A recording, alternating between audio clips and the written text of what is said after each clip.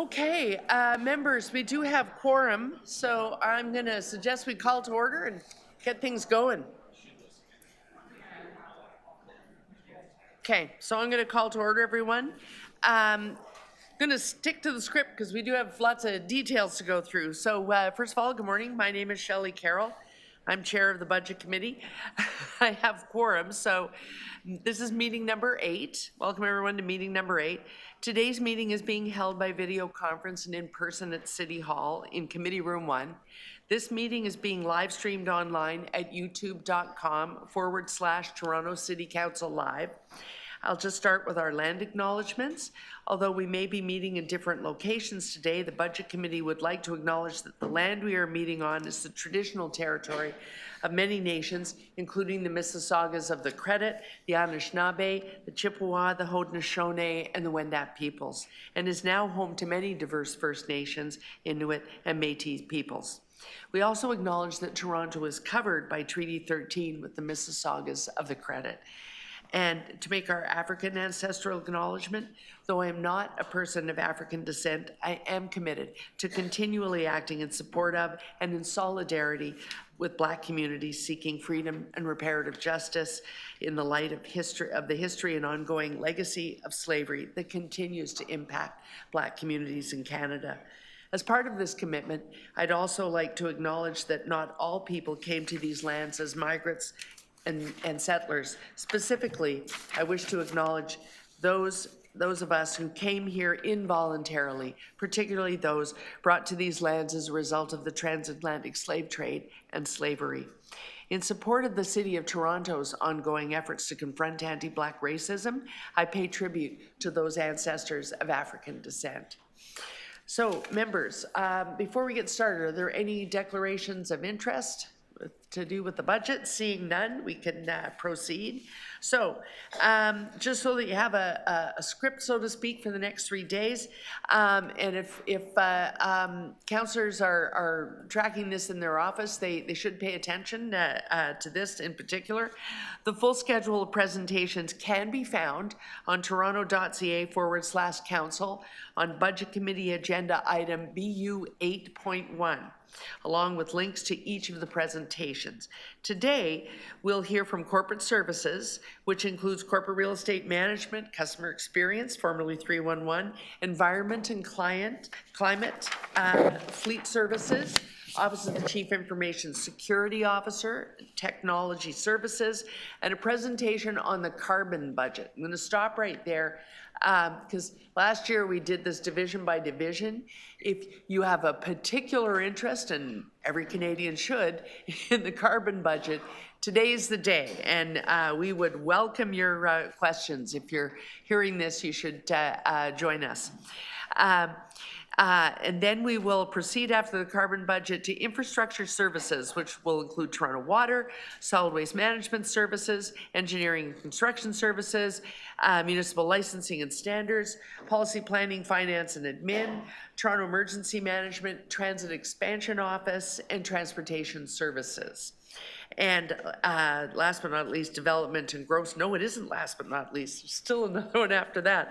We then move to development and growth services, which includes city planning, development review, housing secretariat, Toronto building, waterfront revitalization. I'll tell you what is last but not least is TCHC and the Toronto Seniors Housing Corporation. We'll give presentations, and then that's a board-governed corporation, but we have our chance to ask questions here.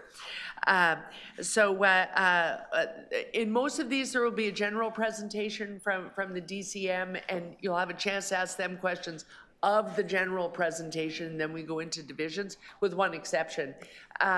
Will Johnson is not here today. I look forward to hearing the story of how he broke his arm, but he broke his arm. So we'll give him a hard time about that when he's back. But Mr. DiGeronimo is here. He'll be giving that presentation. But in fairness to him, because this is late breaking news, obviously, what we're going to do, yes. What we're going to do is have Mr. DiGeronimo give the general presentation, but I'm going to suggest we just go straight to the divisions after that, rather than have him on the spot on each of the divisions. We'll just move straight into Toronto Water after that, and we can ask our questions divisionally when we get to that one. Okay, and after each presentation, I open the floor to questions of staff on these budgets. Members, if you still need additional information that's not covered in the budget notes that are now available to you, not covered in the presentations or answered by questions of staff today, you can submit a motion requesting specific briefing notes. Please send in your briefing note requests as soon as possible to the clerk at buc@toronto.ca. We've already received some. Some people have been good enough to send things in already. It's important that you send them in, and if possible, give permission for the clerk to share with the divisional staff, because what we hope to do is if two people are really asking for the same information sets, we can combine briefing notes to reduce the workload on staff. Now, are there any questions about that before we begin? So everybody's okay with that? So when do the briefing notes get returned to us? I guess when are they? Well, if you have them, if throughout the course of the day you want to share them with the clerk, he'll be preparing them into, I thought what we do is an omnibus motion at the end of the day, but he'll be preparing them and sharing them. So if you're in the middle of drafting them, he may be able to tell you even right now, oh, somebody's already submitted something similar to that. But we can also make sure that it's something that is in fact obtainable, and a briefing note that's a reasonable question. Okay. Okay, if there are no other questions, then we're going to proceed to the first presentation. Mr. Jollimore, if you want to start us down the road with corporate services. And as while you guys are getting settled, I am going to be fairly rigid about time today because this is a pretty full agenda, and these are the somewhat mystifying divisions, so we're going to have questions.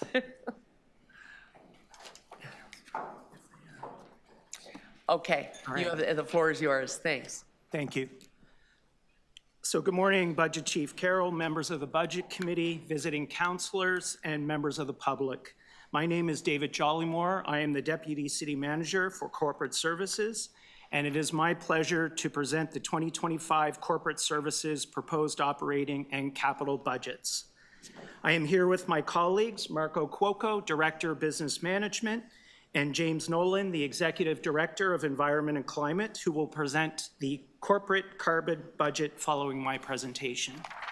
In the room, I am also joined by the Corporate Services Division Heads, and I'm very privileged to work with a team of talented leaders and staff who are highly committed to providing excellent service and value for money. A lot of work goes into the development of the budget, and I want to thank the corporate services staff, particularly the finance teams and our partners in finance and treasury for their work and collaboration to get us to this point. I would also like to thank members of the public who participated in the budget consultations that occurred in the fall that provided valuable input into this process. Before jumping in, I want to provide some context for the presentation and outline the key principles used in the preparation of this budget. Number one is this budget maintains core services and service levels. Number two is, as we always do in preparing this budget, our team looked for ways to reduce costs without impacting service. Thirdly, this budget prioritizes our focus on the city's key priorities. And finally, this budget includes new and enhanced items, many of which support climate action and were prioritized through the corporate carbon budget. Here's the Corporate Services Vision Statement. Corporate Services is a service organization and supports the city's programs, divisions, and agencies' ability to provide their services and programs to the public and enables the corporation and the municipal government to operate. We provide enterprise-wide leadership in the delivery of responsive service experiences, climate action, information security and cyber, and asset management. I'll now speak to the accountabilities and scope of corporate services and how we support and align with the corporate strategic action plan and the city's top priorities. Much of the city's work hinges on the corporate services team's ability to deliver on a daily basis, providing safe and clean buildings and spaces, protecting critical technology infrastructure and data, enabling our ability to communicate with each other and the public, or keeping vehicles on the road to pick up garbage or clear snow. We also hold many of the levers to drive action on the climate. What we do is foundational to the success of the city. In terms of the divisions that make up corporate services, we have the Customer Experience Division led by Rupi Chihina. The corporate service, or the Customer Experience Division, is striving to be the single point of access for the customer or public experience, whether that is online, in person, or over the phone, and we are striving to reduce barriers to access. We have corporate real estate management led by Pat Matozo, fleet services led by Abby Thomas, and technology services led by Sonia Brar. They are the city's corporate asset managers and stewards of billions of dollars of assets which enable critical public services. The Office of the Chief Information Security Officer, led by Manish Agnihotri, with technology services, are enabling the secure implementation of innovative technology solutions and work together to secure the city's infrastructure and data. Environment and Climate, led by James Nolan, are the city's leaders in driving action on the climate, both in the city as a corporation and in the broader community. In terms of scope and scale, Corporate Services is the city's largest asset manager and plays a citywide leadership and oversight role, working with key partners across the city, including the divisions, agencies, and corporations. This includes the assets, driving climate action, and modernizing and protecting the city's technology infrastructure and data. There are lots of stats on these slides, but I wanted to highlight some key ones. Corporate real estate management manages $6.6 billion in real estate assets, running and maintaining over 450 buildings, including the key corporate assets, and provides various other real estate and property management services to over 1,000 facilities across the city's portfolio. Fleet Services manages the country's largest municipal fleet, with approximately $692 million of assets, including more than 8,000 vehicles and equipment, designing, procuring, maintaining the city's massive fleet that is made up of over 500 different types of vehicles and equipment. Technology Services manages and secures over $145 million of technology hardware assets, 1,450 public-facing and enterprise solutions across 800 networked facilities across the city of Toronto. The Customer Experience Division managed 1.3 million interactions with members of the public in 2024 and issued almost 500,000 service requests on the public's behalf to operating divisions. We support all of the key priorities of the city. Some of the linkages to the corporate strategic plans are obvious, those items on the right-hand side of the slide, and some are not. I want to quickly comment on a couple of the not-so-obvious connections. Housing. We work in close partnership with the Housing Secretariat, Toronto Shelter Support Services, colleagues in the Development and Growth Service area, and CreateTO, that is responsible for the city's real estate portfolio planning and strategy, to deliver on the city's ambitious housing action plan and enabling shelter expansion to serve those most in need. Through the city's real estate, we will enable mobility, transit expansion, and support people in neighborhoods. We are also striving to improve equity and remove barriers to accessing city services through our Digital Equity ConnectTO program and 311. So to the numbers. The 2025 operating budget gross expenses total $597 million and net expenses of $365 million. The proposed 2025 net operating budget is $16 million or 4.6% higher than the 2024 budget. From a gross expenditure perspective, our opening pressure was $55.8 million. $27.8 million, or half of the opening pressure, was tied to salaries and benefits, which includes merit and step increases, filling existing vacancies to meet service levels, and annualization of positions. $13.6 million, or 24% of the opening pressure, is driven by inflation, impacting utilities, contracted services, technology contracts, fleet parts, and fuel. $5 million, or 9%, are tied to the operating impacts from capital. $4.9 million, or 9%, is tied to new and enhanced related to increases in cyber services and carbon budget initiatives. And the balance of $4.5 million is tied to growth in technology licenses, reserve contributions, and other expenses. To reduce the impact of these significant pressures, we were able to identify $11.4 million in reductions in efficiencies, $7.8 million through contract renegotiations and license management, primarily on the technology side, and decommissioning of real estate, technology, and fleet assets. $3 million through alignment of divisional budget items to our actual experience from previous years, and the balance related to other activities. From a revenue perspective, we are expecting a year-over-year increase of about $28.5 million, $14 million of which are recoveries from capital for staff on delivering our capital program, $10.4 million in non-staff related recoveries from divisions and agencies, and $1.4 million in new and enhanced projects from the net zero carbon budget initiatives. In this budget, headcount increases by 91.5 FTEs, a 3.7% increase. 40% of the FTEs added are new and enhanced service requests to drive various climate-related actions, extension of cybersecurity services to the city's agencies and corporations, and enhancing 311 email channel response times. The balance of the increase is primarily due to insourcing, contracted function related to information security, the impact of new capital, the net of which is $0, and the impact of new capital assets added and division and agencies' requests for additional service. The proposed 2025 10-year capital budget is $4.75 billion. 60% of the plan is to support health and safety, legislative, and SOGR requirements to ensure access to safe, clean, and operational facilities, vehicles, and maintenance of the city's digital infrastructure. 40% of the plan is to support service improvement and growth, to support our action on climate and achieve transform TO targets, real estate capital projects in support of city priorities like housing, and technology solutions to modernize, protect the city's infrastructure, and improve service.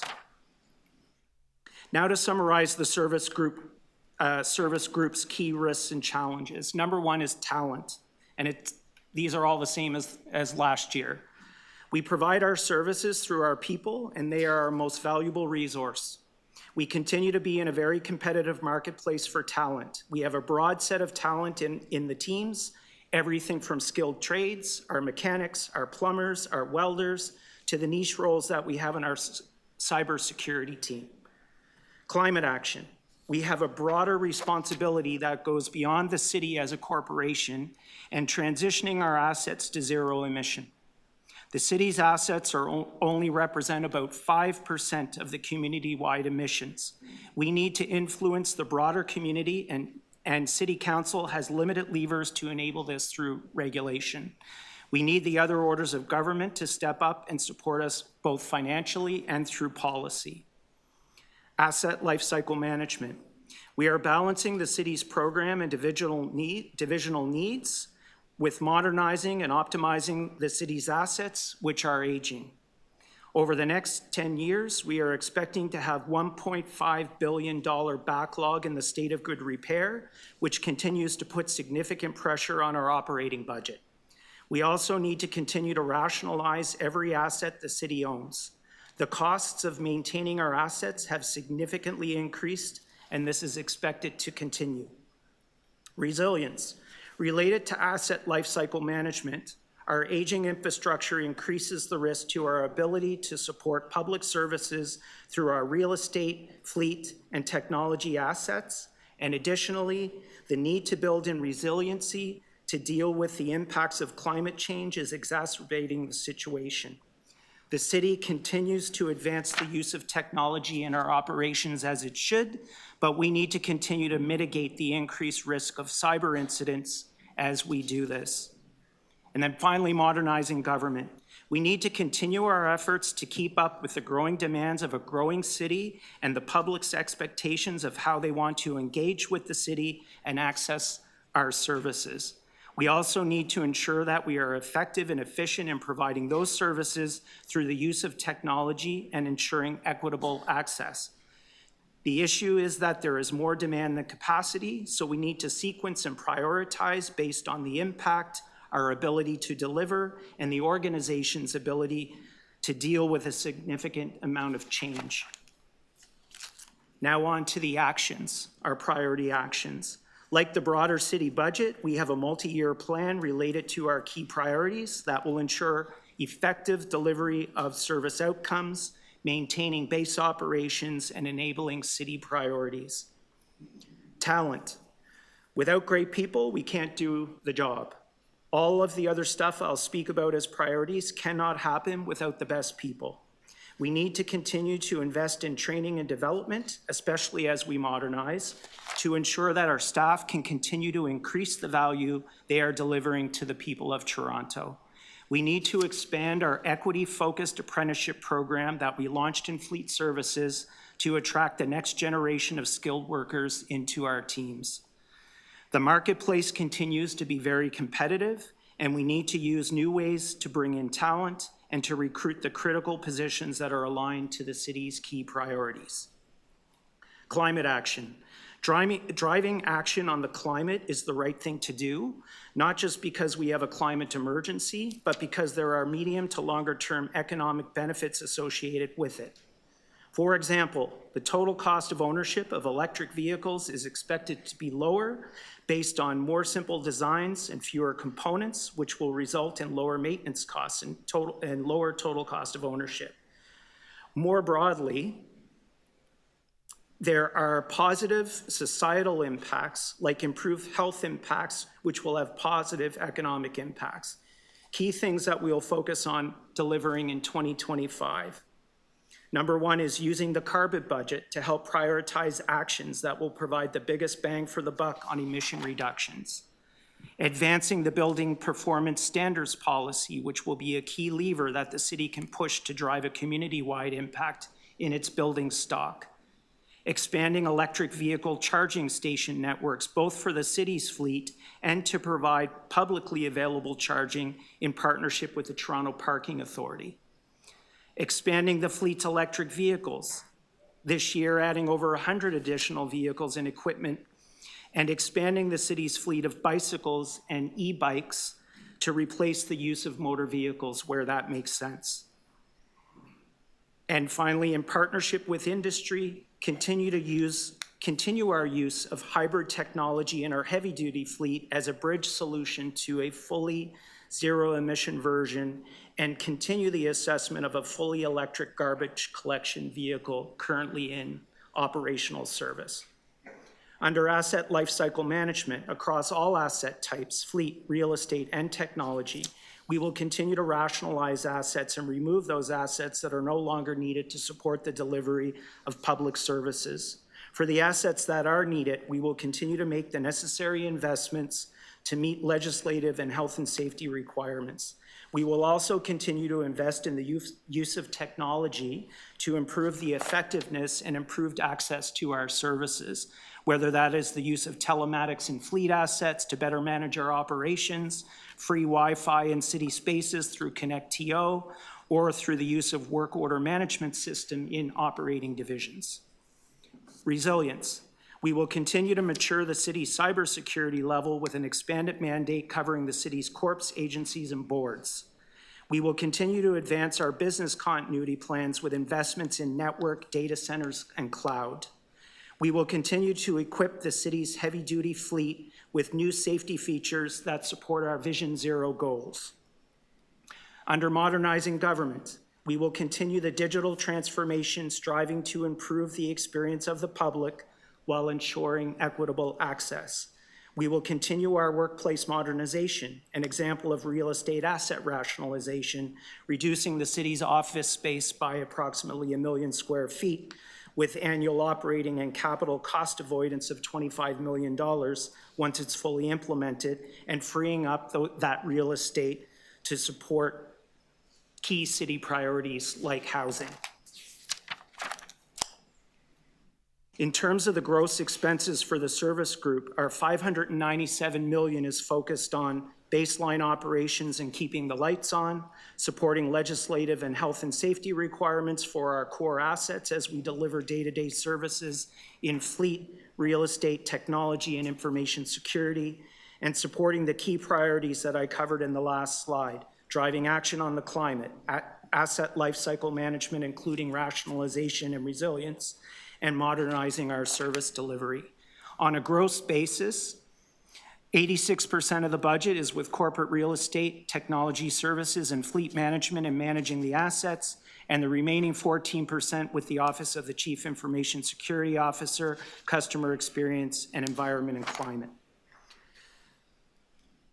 On the next slide, and starting on the left, in terms of how the operating budget is funded, 61% comes from property taxes, 17% from other revenues, which are mainly recoveries from the rate-based programs and the agencies, and 8% from user fees, which is primarily lease revenue and the balance from other sources.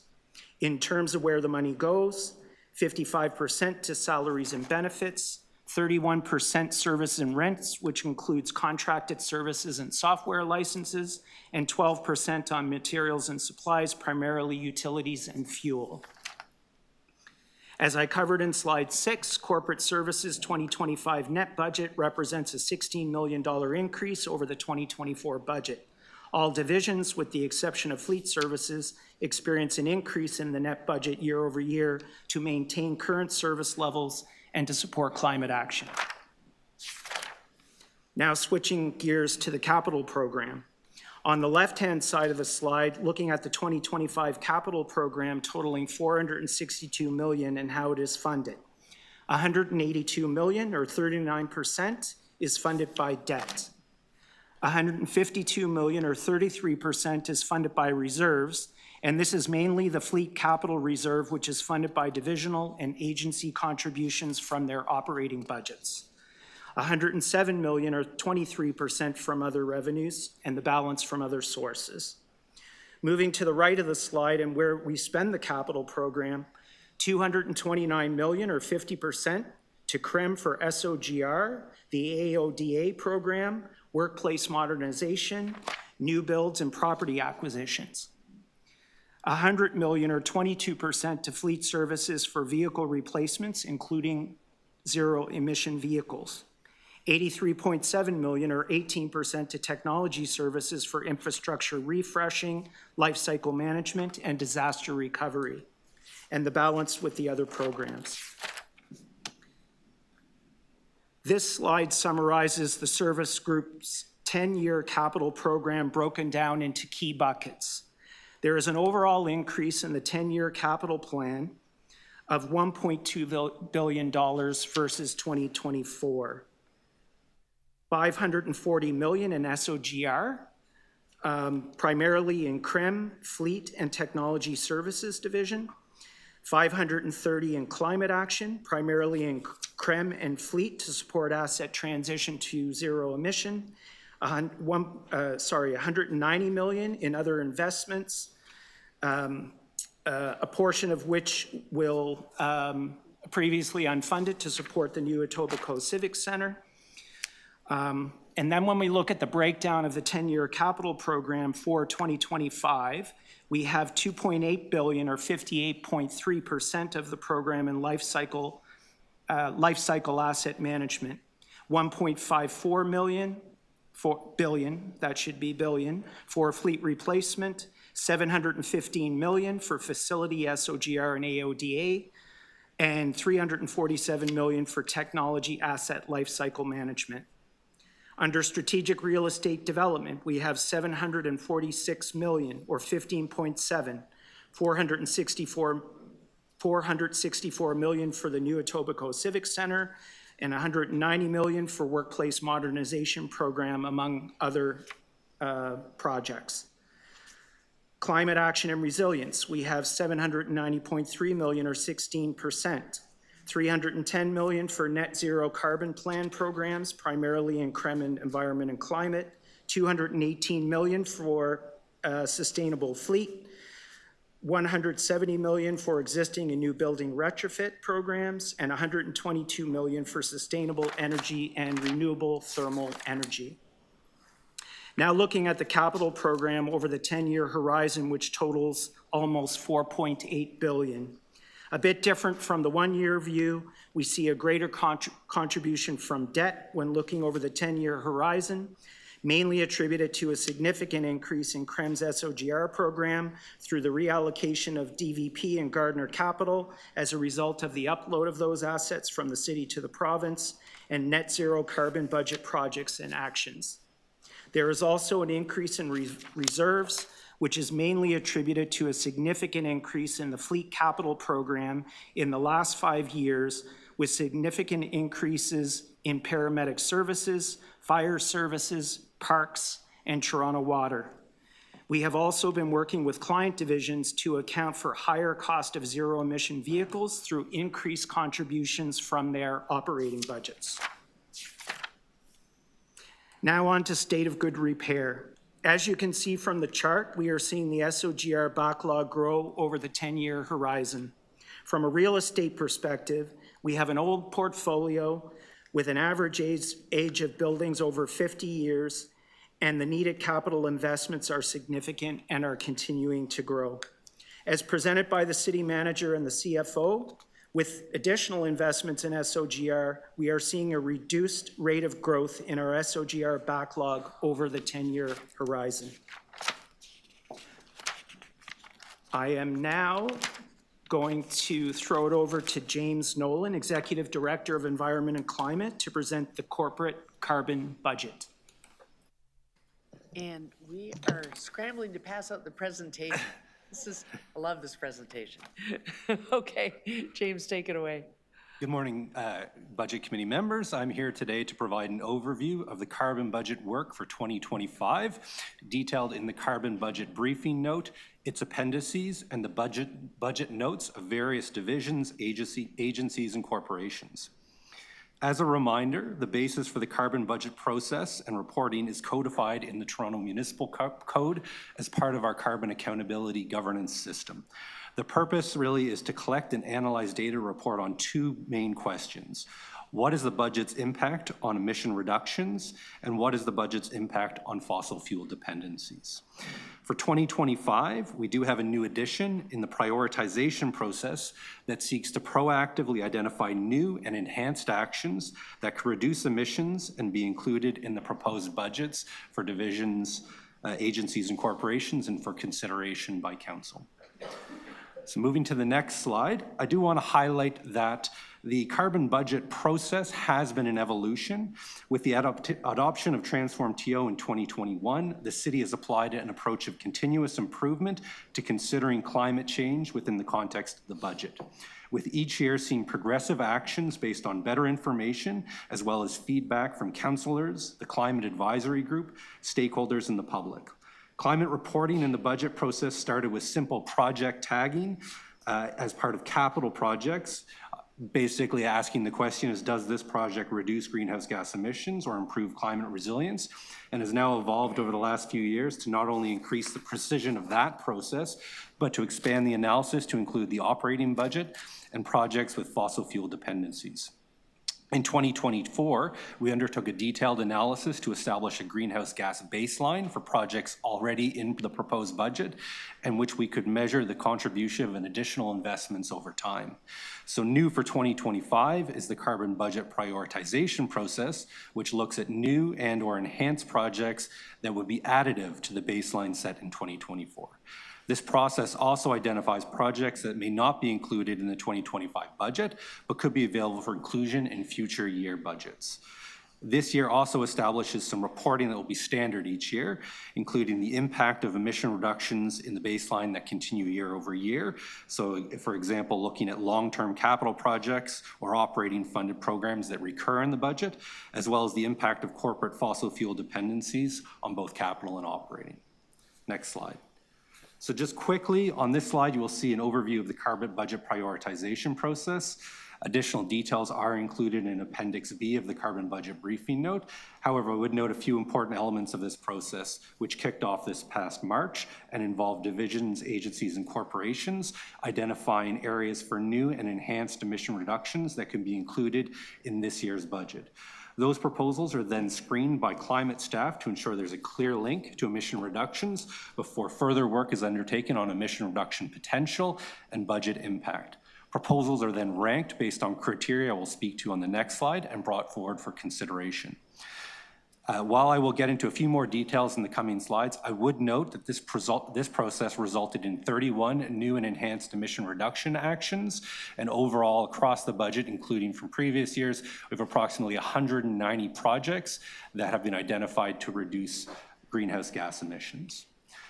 So on the next slide, very quickly as it relates to the prioritization, the proposals were considered based on how it supports implementation of the net zero strategy, as outlined on this slide, through three main criteria: direct emission reductions, such as the purchase of new assets, how the proposal could enable reductions on a larger scale, such as a policy, or how it supports equitable implementation of climate action, which is a key principle of Transform TO.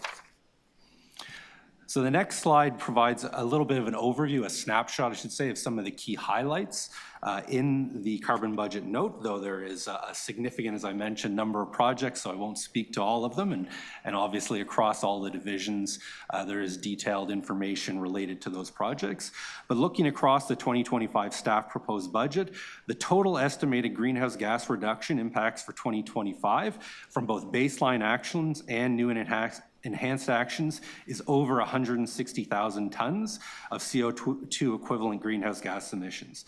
This includes both projects that were approved in previous budgets and continue into 2025 and beyond. And they are anticipated to achieve reductions of nearly 95,000 tons, as well as new and enhanced projects that are anticipated to achieve reductions of over 65,000 tons. So that's around a 69% increase year over year in projects that will reduce emissions. Once all these projects are completed, we anticipate an annual reduction of over 245,000 tons, or the equivalent of taking almost 75,000 cars off the road. While these increases are significant, I would note they are primarily focused on reducing emissions where the city has direct control, such as in our buildings and fleet. The projects contained in the 2025 budget would result in a 15% reduction in overall corporate emissions and supports the potential for achieving both our 2030 corporate target of reducing emissions by 65% by 2030 and being net zero by 2040, though continued investments will be required in coming years to keep pace. In this budget, the largest reductions come from the expanded use of e-buses in the TTC fleet, as well as waste management programs. For example, the e-bus programs on average is equal to a 15% annual reduction in the corporate emissions over the 10-year period of the budget. As it relates to community-wide emissions, the investments made for this budget continue to support residents and businesses in making reductions. However, the scope and scale of decarbonizing the broader community will require leadership and action from all levels of government in partnership with the private sector and the public. And I will speak a little bit in upcoming slides to some of the areas where we require support to see wide-scale climate action and emission reductions. I will now touch on a few highlights of the projects that will be undertaken as part of this budget. In buildings, Toronto's largest source of emissions, given our reliance on fossil fuel natural gas for heating, Budget 2025 contains a number of new investments that will directly reduce emissions in city buildings through retrofits and support for residents in doing the same. For the city, this includes sustainable energy and building retrofits and corporate real estate management, the Toronto Zoo, the TTC, as well as deep retrofits at 2 housing complexes managed by the Toronto Communities Housing Corporation, in addition to actions and investments in previous budgets. Given the scope and complexity of city buildings, additional work is underway to establish cross-corporate approach to planning and implementing an integrated approach to reducing emissions and assets, including the integration of building and fleet considerations and consideration of net zero actions within the context of broader state of good repair, our overall prioritization of actions and retrofits, and considers also challenge such as market readiness. For residential buildings, the budget includes 2 new streams of the existing home energy loan program, one that will focus on low and modest income owners, and one that will focus on the uptake of heat pumps. For transportation, the key new investment, as I mentioned earlier, is the investments in corporate emissions from the TTC's e-bus program. And in addition, as per council direction last year, there's also significant work underway to plan for and expand the city's public charging network, led by my division, with implementation through the Toronto Parking Authority. And in 2025, there is a plan for 60 off-street level 2 chargers, 15 off-street level 3 chargers, and at least 10 on-street chargers across the city. As it relates to water and waste, I would like to highlight enhancements to the Dufferin Organics Processing Facility, which aim to divert more organic waste from landfills and increase the production of renewable natural gas. And lastly, before leaving this slide, I do want to touch on a question that we've received the last few budget cycles related to how much of these investments are directly reducing emissions versus being part of an overall cost of a project. And based on a review of the new and enhanced projects, which are approximately $700 million in capital, we've identified that around 83% of the investments are directly contributing to emission reductions.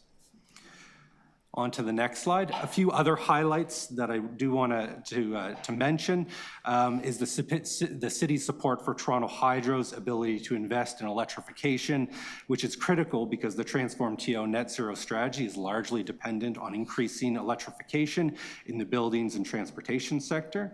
And last summer, City Council adopted a number of measures that will support Toronto Hydro in making the necessary investments for electrification and growth. And while these are not included in the budget, I want to acknowledge these measures. They're important to meeting many city goals. And next, I did also want to highlight the city is already making major investments in projects that increase climate resilience, and future reporting will lay groundwork to understand the cost of climate impacts to infrastructure and property in Toronto. On the next slide, I'll speak to our corporate fossil fuel dependencies. So again, this is work that has evolved over time. Tracking corporate fossil fuel dependencies is another way of evaluating progress toward council set GHG reduction goals. And achieving council set reduction goals really means transitioning away from using fossil fuel energy for low carbon energy, primarily from clean electricity. So this is important because long-lived fossil fuel assets will either become impediments to net zero or stranded assets.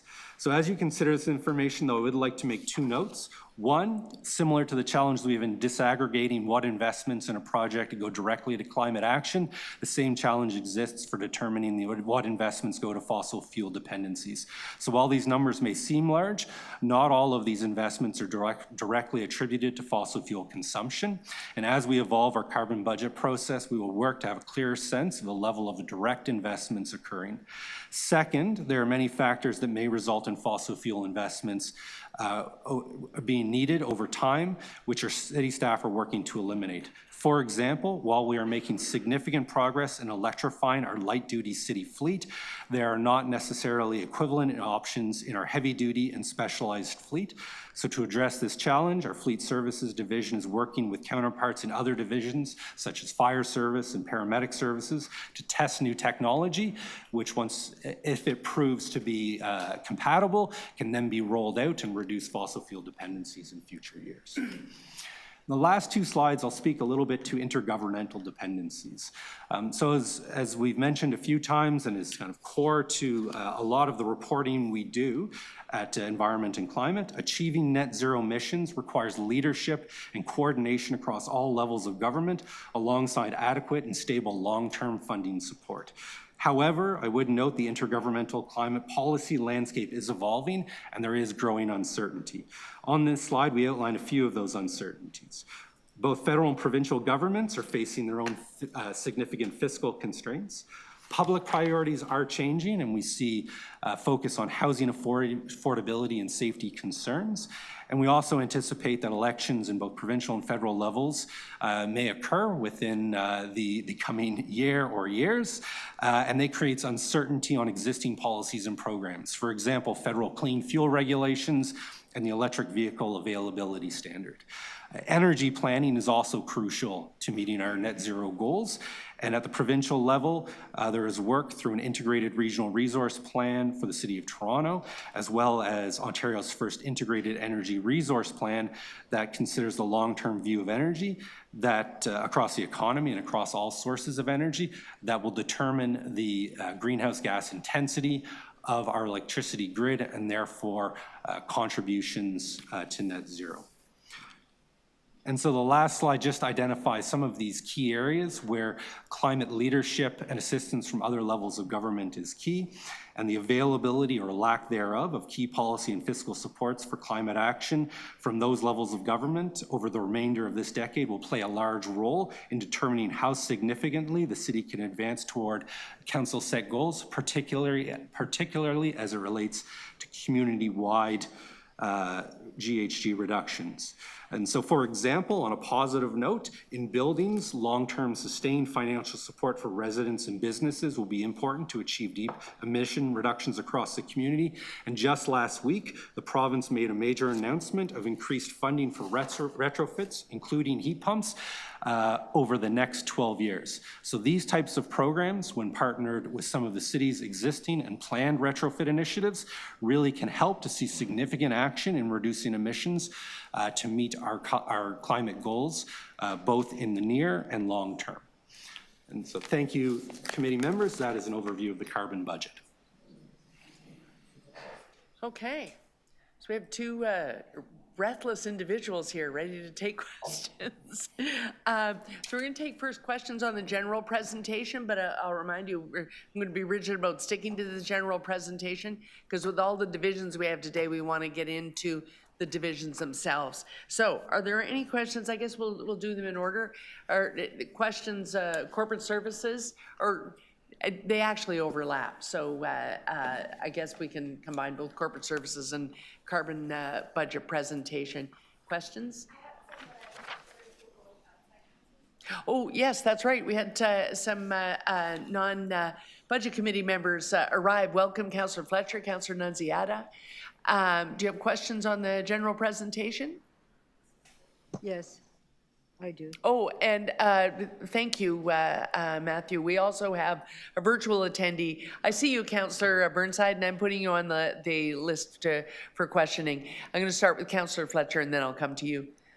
Thank you. I'm just interested in what FCI that the city uses, if you could tell me. Do we have a standard FCI that's our guide? Through you, Chair, are you looking for a definition of the No, I'm looking for FCI? the number. Is it 10%? Is it, facilities condition index? At what point do we say?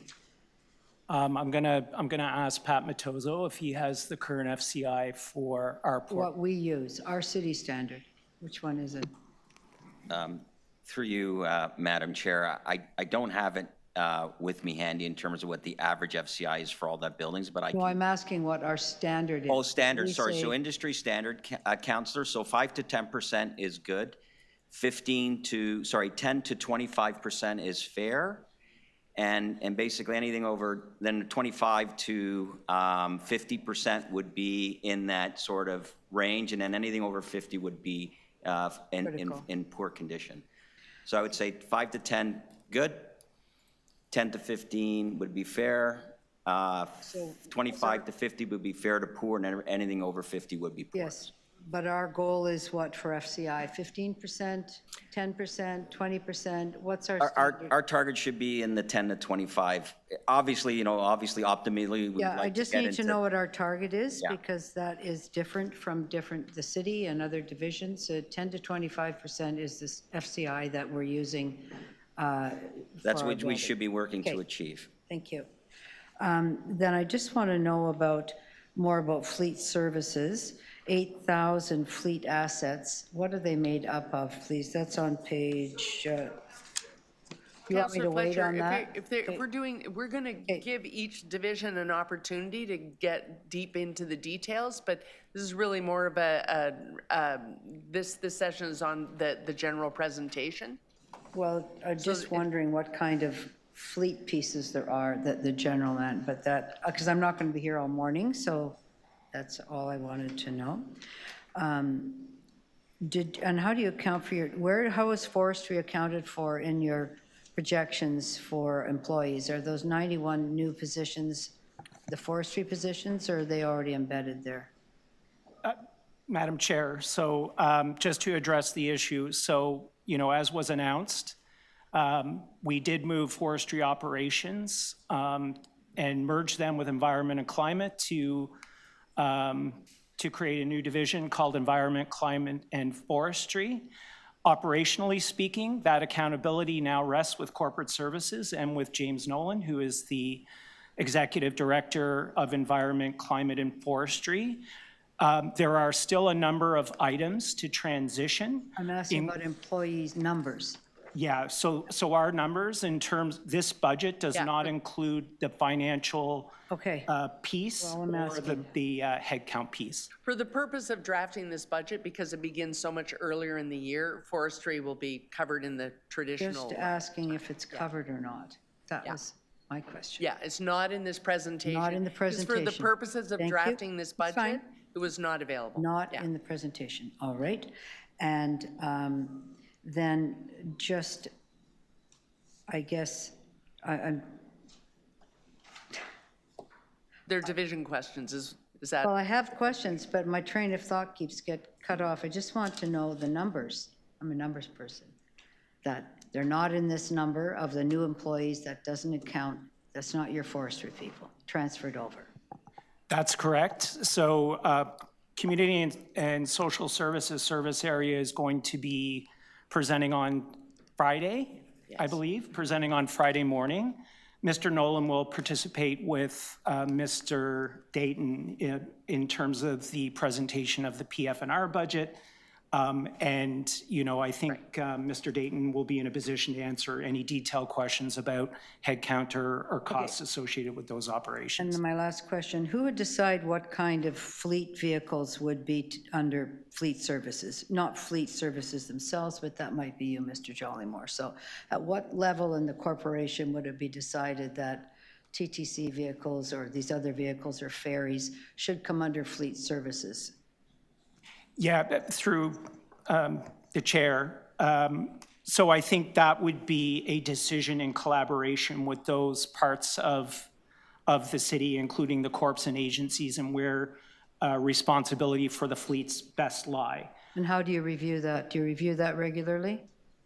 So we do have a steering committee comprised of all of the city fleets, including the city itself, like Fleet Services Division as part of corporate services, Toronto Police Services, TTC, and others.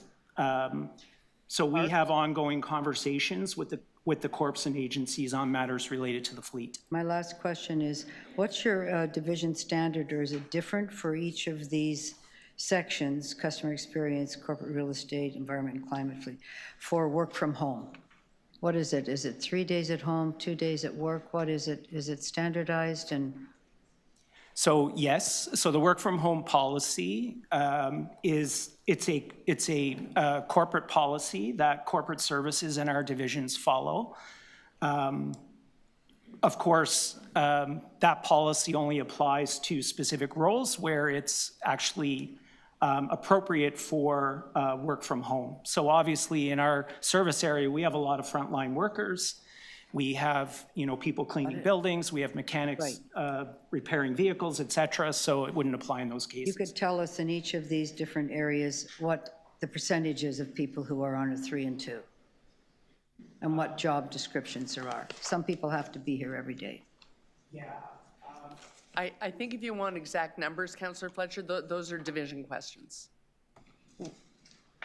I'm asking how the policies apply, but that's fine. I'm not going to be here to ask every division, but So I'm the asking citywide this. policy, because we have discussed this at executive, is it's role by role because of the degree of frontline services. But if you're asking the exact percentages of Yeah. who is on Got it. the 3 Thank you. days in the office policy, I think the division heads would be able to answer that question. Thank you. Yeah. Okay, Councillor, I have Councillor Burnside, who is virtual with us.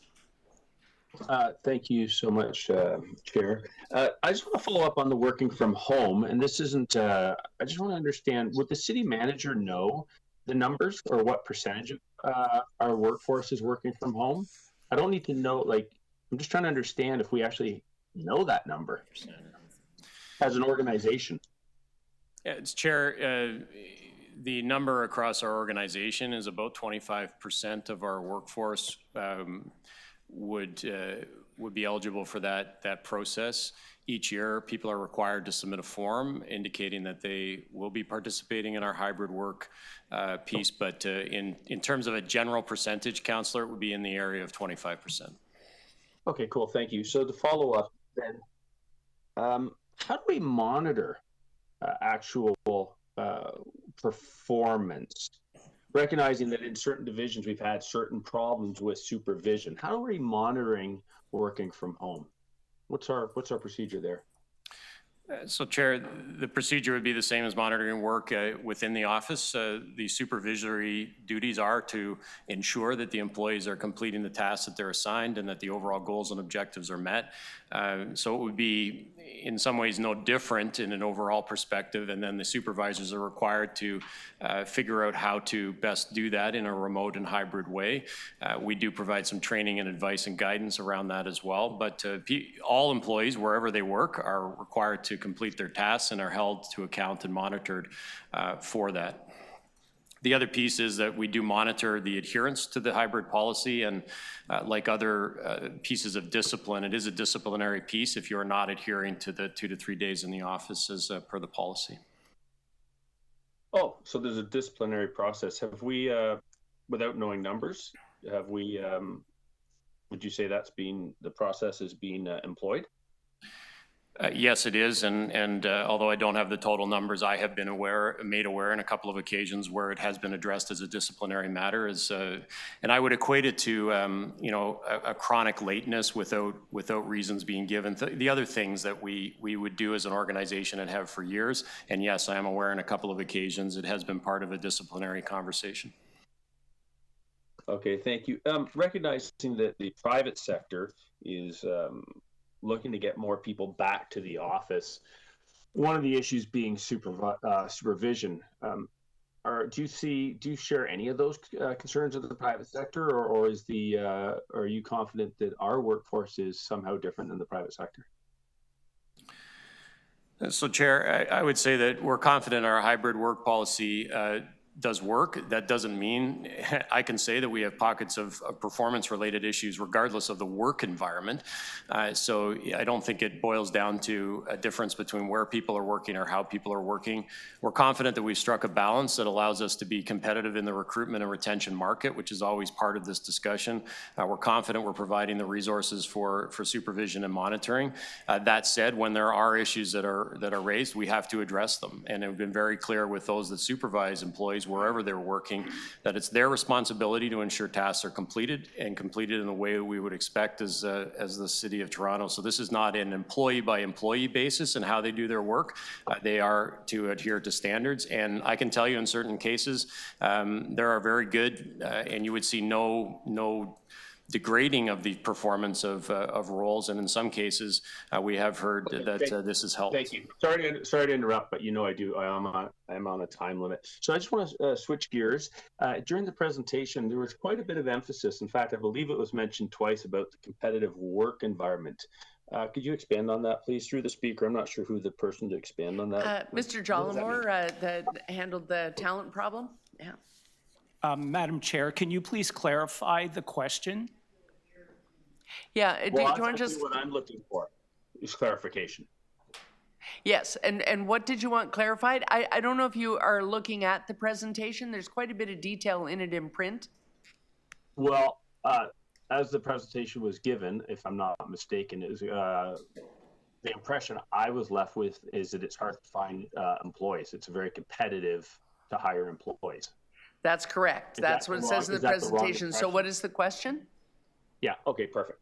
So I'm just trying to understand how that's the case when Toronto has an 8.4% unemployment versus the rest of the country at 6.7. I'm just trying to understand like where the difficulty lies. It seems that there, 8.5% unemployment is actually not a good thing, and I would have thought there were lots of people wanting jobs. Why are we having a problem? That's what I'm trying to understand. Okay, and that was your last question? Mr. Madam Jellicoe? Chair, so as I said in the presentation, in corporate services, we have a broad set of requirements for people and skills. It's, we have skilled trades. As an example, we know that there's a provincial and it's a broader challenge in the skilled trades. We have lack of skilled trades. So we have, we've been looking for innovative ways through an apprenticeship program, as an example, in fleet services, to bring in mechanics, as an example. On the other end of the spectrum, cybersecurity and the Office of the Chief Information Security Officer. Again, these are niche roles, highly competitive in the marketplace, and these are the kind of roles where we have difficulty filling our vacancies. I think for, again, every role is important. If it's niche roles, that's fine. I was just trying to So that was your last question, Mr. Burnside? Overall problem. Yeah. Councillor Burnside, I need to let him answer the question. That was your last question. I've given a lot of leeway here. Yeah. Did you want to finish? Oops. Yeah, so again, I think in terms of filling vacancies, it's certainly a day in, day out focus of ours. As I mentioned in the presentation, we can't do the job without people. I think where we see the most challenges and where our vacancy rates are higher are in those groups that I mentioned. I think the good news story is that fleet services, which has historically had a very high vacancy rate for years and years and years, we're seeing that vacancy rate well under control now with the implementation of our apprenticeship program a couple of years ago. Thank you. Thank you. Okay, before I go on, for virtual attendees, I should point out the presentations, if you're not in this room, in this room you get a paper copy, but if not, if you go to the meeting schedule, the budget committee within the agenda online are all the presentations that we're receiving here today. We're still on questions of the presentation. Councillor Nunziata, did you have questions? Yeah, just actually a follow-up with Councillor Burnside and Councillor Fletcher. So if I can ask the city manager, when was the decision made by Council 3 and 2? The decision made by council, Chair, to 3, 2 days in the office, 3 days at home. So the decisions are, there's been a return to the office strategy that rolled out as the pandemic released itself. And so this policy has been in place, I'm going to say for two and a half years. We've certainly reported on it. It's not a council-directed policy. It's an administrative policy that's put in place, but we've certainly been reporting through in terms of what our hybrid work approach has been. You'll also note that I have indicated to council, where I have indicated to council by memo, is also what our guidelines is beyond that in terms of in-person public meetings and in-person meetings with members of council, which is different.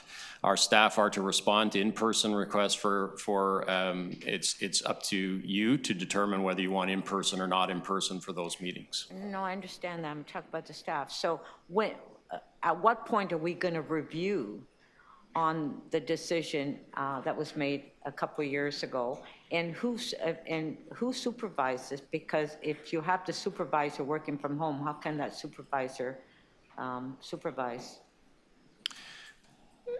So the supervision is down to the individual supervisors. So in my case, I have people that I supervise. So, we define ways of ensuring the tasks get completed, no different than if we were doing that in person. In terms of a formal review, there is no planned time frame for a review of our policy at the moment internally. So that's not something that's on a particular time clock. Okay, so if we can ask for a formal review, you'll bring forward a formal review? Yes, absolutely. We'd be happy to bring forward the data that, that we're looking at, and if that's a request from council for some information back, or to do that review, happy to accommodate. And to get the stats. Now, just to the chair, so can I ask a question on the 10-year capital program? Just one question? Yes, as long as it's on the general presentation. If it's drilling down into divisions, they're waiting to come forward. Okay, Yes. just that one question that I noticed, and so under the 10-year capital program on page 15, real estate development, so you've got Old City Hall as part of the list. So what, can you give me a little more information, Old City Hall? What is happening with Old City Hall? So, We've been talking about that for years. yes, Okay. Madam Chair, so we are about to bring a report on Old City Hall and its future. It's a key city asset, and given the fact that we own that key city asset, we have to keep it in a state of good repair based on its current use. So more to come on Old City Hall. As I said, we will be bringing a report to the next executive committee. Okay, because at one point, a few years ago, I can't remember when, we talked about possibly getting community organizations, form a group, maybe having a museum, or, so that never happened. I think this was about 10 years ago. Yeah, so, Yeah, Madam Chair, so we brought a report, I think it was in 2018 or 2019. yeah. 18. We brought a report in 2018, and we went out to market. So there's been a lot of work done since that time. We haven't been sitting on our hands, but that's all coming in the report in the next couple of weeks. Okay, thank you. Thank you. Questions? Okay, that brings us into committee. Questions in the committee on the presentations? Any questions on the general presentations, or do people want to move on to divisions? Okay, people want to get specific? Councillor McKelvey, do you guys have questions? No, okay. Well then, thank you, gentlemen. We're going to move into the divisions themselves. Nothing on the carbon budget? This is the carbon budget opportunity as well. For environment and climate? Partly, but the carbon budget tells you everything Okay, across. fine, But we'll do it now. I was gonna do it with Yeah. environment and climate, so I thought it could fit there. So is it now integrated across all divisions? So last year, I think we didn't have TTC or Toronto Water on board yet. Chair, yes, it is integrated across all divisions this year. Okay, and so sorry, I have to divide them into, that one's an EC question, I'll push that. That's an EC question, I'll push that.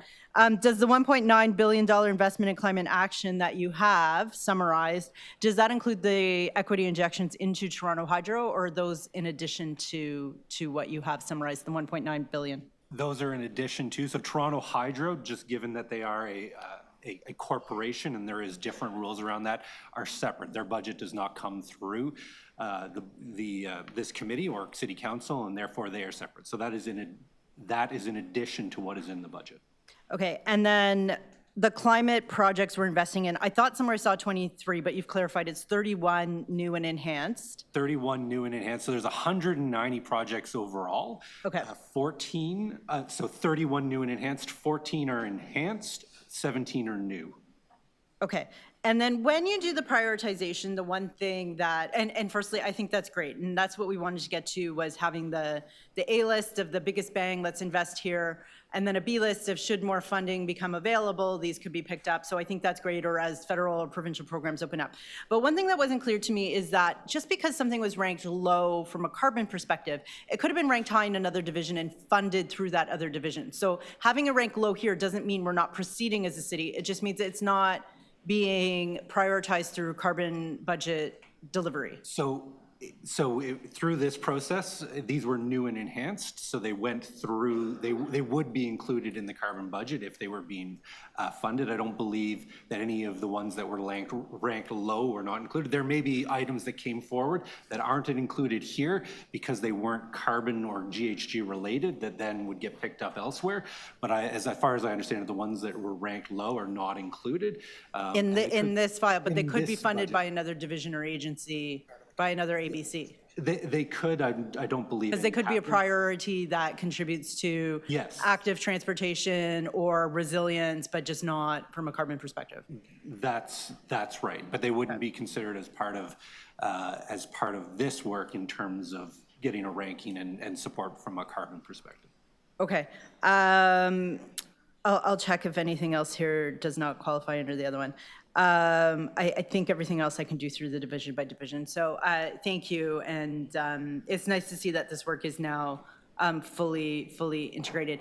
Sorry, there is one more that is more carbon budget, and that is resilience. So you've identified 4 big projects contributing to resilience, contributing to flooding.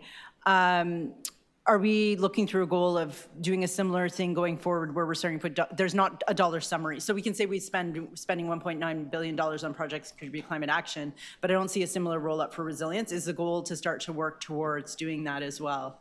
The goal is to, and this year we are doing a citywide risk and vulnerability assessment, which will really, and as well as reporting back on governance, which will really kind of feed into, a more robust process, prioritization, and feeding again into budget discussions and decisions related to resilience. But at this stage, we're doing the work to kind of figure out where our greatest risks are, what are the probability of those risks, and then we can start to apply that across all of it. So right now, it really is a lot of the projects that are currently underway, known risks, and work that has been built into existing budgets. For example, Toronto Water, obviously some risks in that area and making significant investments, but we will, over time, enhance the resilience elements guided by a citywide risk and vulnerability assessment. Okay, thank you. Okay, Councillor Chang? Yes, just a quick question. So as the city is building up through a lot of development, mostly developers are choosing Tier 1 of the Toronto Green Standard, and that is going to impact our city's future in terms of GHG. So I'm just wondering, in this carbon budget and in general, how are we investing to create more pressure or opportunities for developers to build to a higher green standard, which would help us towards our own Transform TO goals? So from a broad perspective, we do have a schedule for the Toronto Green Standard to increase the stringency over time, and there is the next step, and reporting back on the next step is coming, and that will be a decision for council in terms of moving to that next step. I would say, however, though, we are seeing, even with the current version in Tier 1, we are seeing probably, I believe, and I don't have the number specifically, about half developers actually going further because they're finding to meet that Tier 1 requirement for greenhouse gases, at least, that it makes sense to decarbonize fully, and there's a marketplace that supports that through energy companies, et cetera. The areas that we're seeing maybe not quite as much movement are related to kind of the energy efficiency side or the embedded carbon in the material. But we are also, as part of our work and embedded in this budget, we're doing outreach, engagement, training, for the development industry to help them understand not just what is available, the technologies.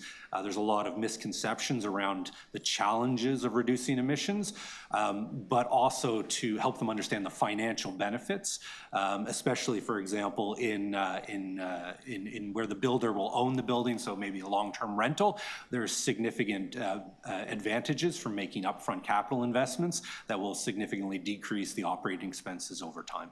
So there's resources in this budget that our council offices could connect developers with to be able to better understand how they might aim for a Tier 2 to Tier 4. Through our division, we do have teams that work on that. We are working on additional resources, both that could be kind of distributed to developers, but we also work, again, with developers directly as they go through their application process with city planning to help them understand the potential opportunities. We do work also at the community level, and should I say neighborhood level, for example, in the Portlands and in Downsview that also looks at opportunities, and then we provide that information to other developers to say, you know, it can be done here, it can also be done there, business case, et cetera. So that is all part of our regular work, and we are building on it this year, including from recent direction from council that we got in December to increase information that can support developers. So that will come in this year, additional resources for councillors' offices and for developers. Thank you. Those are my questions. Okay, thank you. So we're going to drill down now. I'm going to move to corporate real estate management. I don't, do you have a microphone back there? I think Mr. Matozo probably needs to move up. Yeah. And people know where their analyst notes are. If they are, I see some of you are working from paper. They are also online on the 2025 city budget page. If people want to ask questions about something that's specific in the analyst notes of division. Welcome, Mr. Matozo. Okay. There's just Councillor Nunziata, but I'll ask her. Why don't we, you have Krem? Okay. Councillor Moyes and then Councillor McKelvey. Thank you, and through you, Madam Chair. So my first question, I see that there is a removal of one-time funding for security support services at city parks included in your budget submission. What does this mean for the city's encampment strategy going forward? Does this mean that corporate security will no longer be involved in the city's encampment response? Through you, Madam Chair, that is correct. So, Yeah, sorry, yes, sir. Sorry, yes, okay. I couldn't hear the question. You heard the question, right? Okay. So does your budget submission include any enhanced measures to mitigate the impacts of the closures of safe consumption sites to city facilities and staff? For example, installing overdose sensors in our public washrooms, perhaps? Through you, Madam Chair, thank you for the question. We'd have to discuss that with Toronto Public Health, and that might be a question with Toronto Public Health. As their decline, if that's something that they perceive that they would require, then they would come to us as a service provider to fulfill that service if that's what they felt was required. It wouldn't be something that corporate real estate would initiate. It would be the Toronto Public Health that would request that if that's something that was required. Okay, I'll have to follow up with them about that then. And your capital budget capacity to spend averages to 190 million per year, but your 2025 budget is at $230 million. How confident are you you'll be able to meet that target, and what factors have impacted your from previously achieving the budget? Thank you for the question, and through you, Madam Chair. You know, over the last 3 to 4 years, our capital spend obviously has been impacted by rising costs, having to delay projects, supply chain issues. Now that we're over that hump, we're very confident in our ability to meet that in 2025 and get back to the pre-COVID levels when we were at 80%. There's a lot of already committed funds in the included in that 230 million. So we're very confident that we can hit the 80% just based on the planning that we've done leading up to 2025. So there are already projects that are in flight that already have committed funds. Almost 50% already, that 229 is committed. So I would say like we're 50% of the way there. It's now just getting that last 30%. Okay, thank you. Those are my questions. Hey, thank you, Councillor Moyes. Questions of Graham. Councillor Chang. Good morning, Mr. Matozo. Thank you for taking my phone call at 9 p.m. last night. I appreciate it. Just a question about Old City Hall. We're now kind of treating it in a holding pattern without a clear plan for the future. How much does that cost us to just hold it there as a vacant property? Through you, Madam Chair, to Councillor Chang. So again, knowing that eventually will be vacated and we're bringing a report on interim and future uses, we've already put into our budget last year and this year the cost of maintaining that. It's approximately about $1 million a year. And with the newly vacated properties at 2 Civic Center and 175 Memorial Park Avenue, will those also be put in a holding pattern and have a cost associated to it? Or will they be divested? How quickly will we have a plan for those 2 properties? I'll deal with them separately. Sure. So two Civic Center, in about 3 years, we'll be moving over to the new ECC. And based on utilization rates, and there's some state of good repair that's required. So instead of making an investment in an old property for the next 3 years, we're going to relocate those folks into the main building at 399 West Mall. With respect to 175, same thing, we're doing some work there. There's a low utilization rate of 175, so we're gonna move those folks into the main building. And we'll work with divisions to see if 175 has a program use. How many similar properties are in your portfolio that are not being utilized to their fullest capacity and maybe are costing more to just hold on to them without clarity of the next use for them?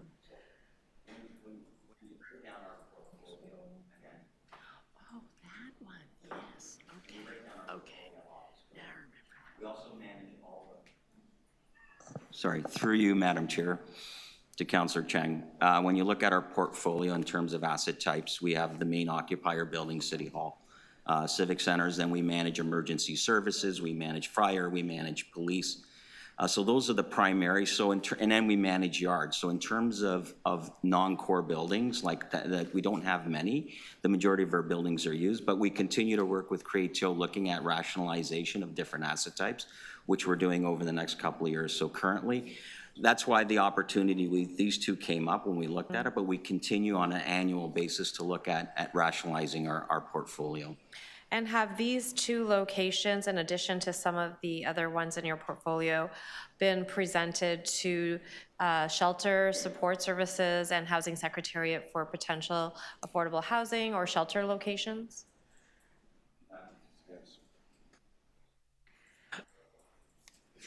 There we go. Through you, Madam Chair, we always work with all of our divisions to give opportunities. We actually have a process for that when properties come up that are non-core or surplus, that it goes through a process. I just want to jump to Union Station and St. Lawrence Market North. Are those, are we charging market rate rents to the businesses that occupy those leases? Through you, Madam Chair, to Councillor Cheng. So Union Station is, we have a partner, an asset manager that actually manages Union Station. We have no programming, and it's managed at commercial rates. So it's a revenue center for the city. Having said that of course, you know, because of COVID, we're just now catching up. So in the future, 2025 will show a positive profit. But understand that we have to put money into the reserve because it is a key asset, as well as we have recoverable debt we have to pay over the next number of years. So it is a profit center. St. Lawrence Market North, you're referring to North? Yes. So starting in Q2, we will start starting in Q2. So just for the benefit of Councillor Carroll is smiling. The administrative offices of court services are moved in November, so they're actually there working. The provincial courts that are currently at Old City Hall are currently working through their transition right now, and their go-live date at St. Lawrence Market North will start mid-March. With those 2 complements, then we'll start on the commercial operation starting in Q2. So it's the commercial and event space on the first floor is meant to be a revenue generating operation. Thank you. Those are all my questions. Great question. I can't wait. I can't wait. With the and many thanks for putting the North Courthouse on the front page of the general presentation. Any more questions for corporate real estate? Seeing none? What? Oh, sorry. Okay, so you know I have a little bee in my bonnet about the civic centers and the Nathan Phil Square, and while I get that, you know, a big overhaul isn't in the works or unfunded, what are we doing in the interim to just make them look like we care? That is a great question, and thanks for the question. Through Madam Chair, we've allocated funds over the next few years with respect to all of the civic squares. So Mel Lastman Square, Albert Campbell Square, David Pico Square, as well as Nathan Phil Square. So we've put money in our budget to address immediate state of good repairs. So in 2025, we'll do some planning. 26, 27, we'll address a lot of the weathered elements of the squares.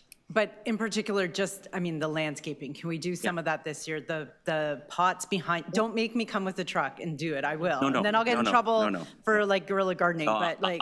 I'll reach out and we can do a walkthrough, and then we could, same with Because it's a Councillor small Chang. amount of money with a big impact that just, you know, shows people coming to our Yeah, city hall that understood. we care. Even yeah, I know it's weathered. Which one? Okay. How did you reallocate, so I think through the Gardner upload, you were assigned $200 million towards state of good repair. So what was your thought process or prioritization towards that reallocation?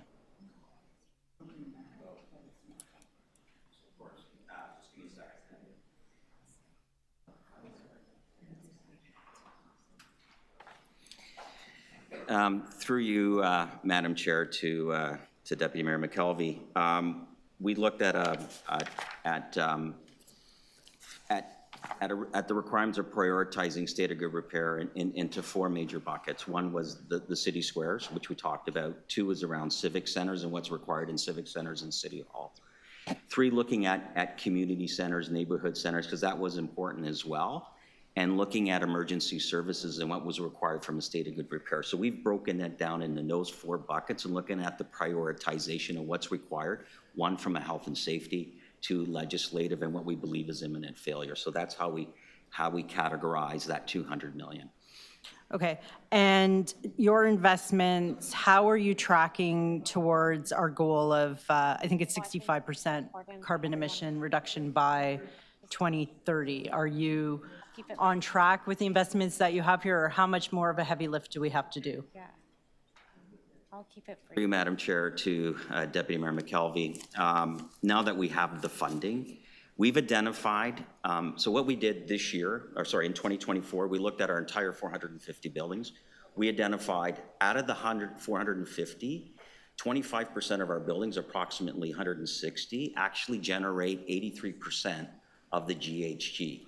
With that, of that 83%, 45% of it is just generated by our big buildings. So a lot of them are included in as part of the modern TO program. So now we're gonna line our net zero funding that now is above the line with our modern TO program. So address those over the next 3 years. And then on an annualized basis, we're gonna do 15 to 30 feasibility. So the idea of feasibility year 1, design year 2, implement year 3. So we do have a plan on paper and how we're going to get there, and now is the implementation being able to track that. So, you know, fairly confident we can get that number just based on, you know, the working, you know, just if we do the, you know, 45% of our overall 100% is just in the big buildings, then we're confident we could achieve that by 2030. Okay, thank you. Okay, just going to do a check because people are coming and going. Councillor Nunziata, did you have CREM questions? See, I'm sorry I asked now. Okay, but let me just finish level set. Councillor Fletcher, any CREM questions? Councillor Crisanti has joined us. Councillor Crisanti, do you have any questions of corporate real estate management?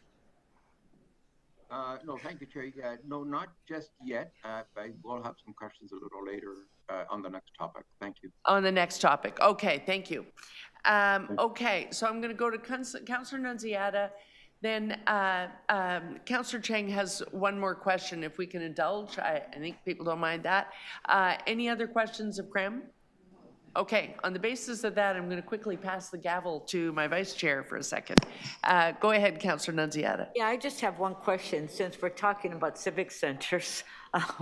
So the York Civic Center, we do have a counter there, and people can go in and pay their taxes, so what? But then we have court services. So what is the long-term plan for the York Civic Center? Are we going to continue having court services in that building? Because I know that there's been discussions going on in the last couple of years. Through the chair to you, Councilor Nziata, we haven't had any discussions with court services, so it wouldn't be real estate that would determine whether or not that service would stay there. Be real, no? Who is it? Who would it be? So I would follow up with the Director of Court Services, Diane. Okay, sorry, thanks. No worries. Councillor Cheng? Thank you. You're one of my favorite people, Pat. I have many questions for you. So as you know, the operational model of our civic centers changed a couple of budgets ago. And because of that, community groups that want to use community space on evenings and weekends are now charged a much higher rate when they could have done it for free in previous years. So has there been a noticeable change in those bookings since now it costs much more money? And knowing that there is a growing population and not a growing amount of community accessible and affordable space, are there any plans in this budget or future budget to make community space in our civic centers more accessible to community groups? So I'll answer the question in two parts. So the first part is, so on weekends that we don't have more or less skeleton staff in the facilities, we work on a cost recoverable basis if the community centers want to use some of the committee rooms.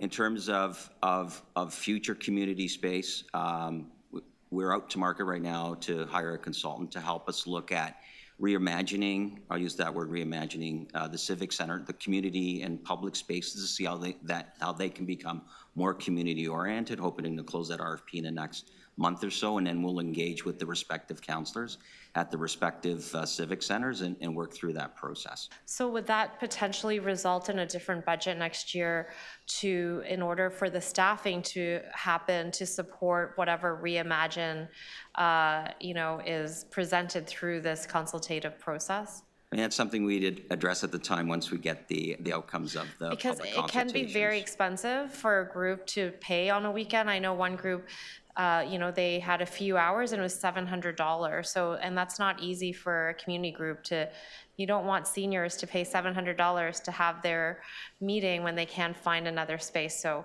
I hope that we have a serious reconsideration of how that space can be opened up at a much more affordable rate. Thank you. Mr. Chair, if I could just qualify the question from Councillor Moyes, because I didn't hear the question. So the funding for the encampments is one-time funding that we've received to cover that cost, but on an annualized basis, we've covered the cost through CREM and continue to do that to support the encampment file. Okay. Is that clarification helpful? I do recognize there's a one-time funding, but we know that encampments continue across the city, and staff may need support around security services. So I'm just surprised that we would not continue to support them when the need is still with us. Through the chair, Councillor Moyes, we haven't made any changes to the security program. What has changed is where the funding source is coming from. In the 2024 budget, the funding source came from the CREM budget. In the 2025 budget, the funding source comes from shelters. So there hasn't been any changes, reductions in Okay, so it's, okay, so the budget remains, it's just put in a different pocket. Okay, thanks for the clarification, that's important. Okay, Councillor Cheng, you got a chance to ask your question? Okay. So I'm going to move on to, I think we're done. We're going to move on to 311. Thank you, gentlemen.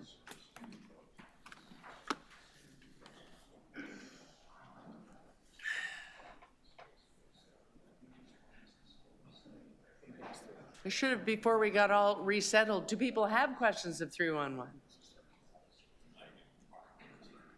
This side of the table, 311? They'll catch on. We'll start with Councillor Moyes. Okay. Oh, that is true. Before we move inside, Councillor Crisanti, you said it was the next topic. By that, did you mean 311? You have questions on customer experience? He appears not to be with us anymore. So Councillor Moyes, we'll start with you on customer experience, formerly 311. Thanks. Thank you, and through Madam Chair. So previously, you discontinued the email channel for members of the public to submit services requests to 311.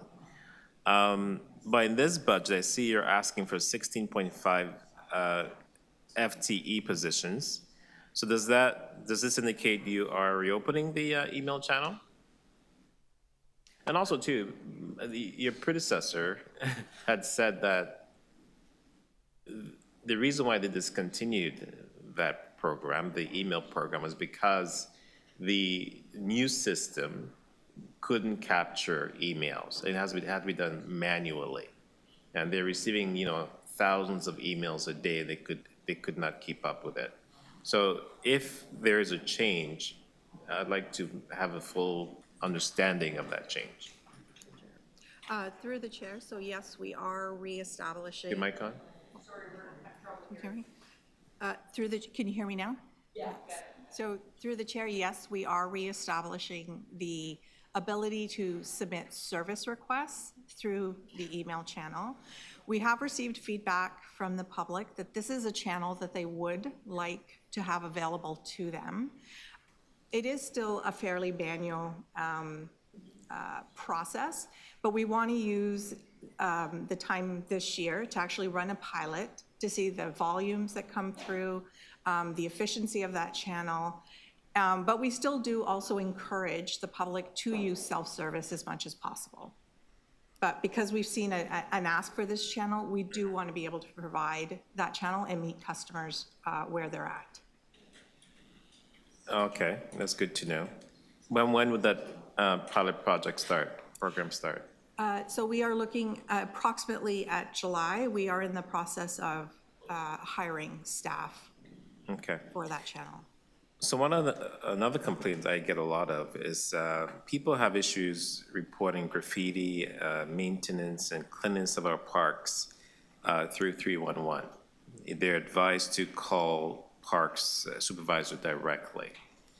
And so, again, 311, in my view, should be a one-stop shop for all residents of Toronto. Will P and R be integrated anytime soon? Yes, absolutely. So we are actively working on that now with our colleagues in parks as well as technology to have their service requests integrated with 311. So we are targeting late Q2, early Q3 to have that implemented. Okay, that's excellent. Again, one of the complaints I hear, and I experience this myself when I call 311, is that every time I call, I have to submit my personal information time and time again for every call, every complaint. Are we looking at perhaps having a user identifier in that, someone could actually say, I'm a registered user of 311, and I could make multiple service requests through the system over time, rather than always having to submit the same information over and over again? So through the chair, yes, that is also something that we are looking at with our technology partners in terms of, a login ability, for example, where you would be able to create that profile with that information stored. When we have repeat callers as well, we do reiterate or validate their information with them. Because in some cases, we do need that information. Other cases, such as a pothole or graffiti, it could also be in an anonymous service request. So depending on the nature of the service request, we do need to validate that information. Okay. And my final question is closing the loop with residents.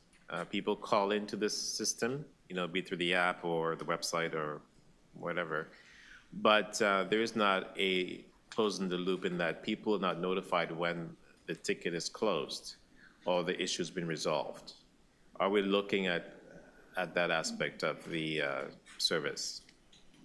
Yes, so this year, that is another active initiative that we have. We are working with our divisional partners to make sure that notes coming back to 311 are relevant and are present, so that customers have a line of sight on the status of the service request. Okay, excellent. Those are my questions. Thank you. Okay, thank you. Right on time. I have Councillor Morley next. Councillor Jane, okay. Thank you. Hi, good morning.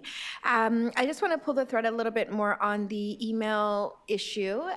What happens now if someone sends an email to 311@toronto.ca?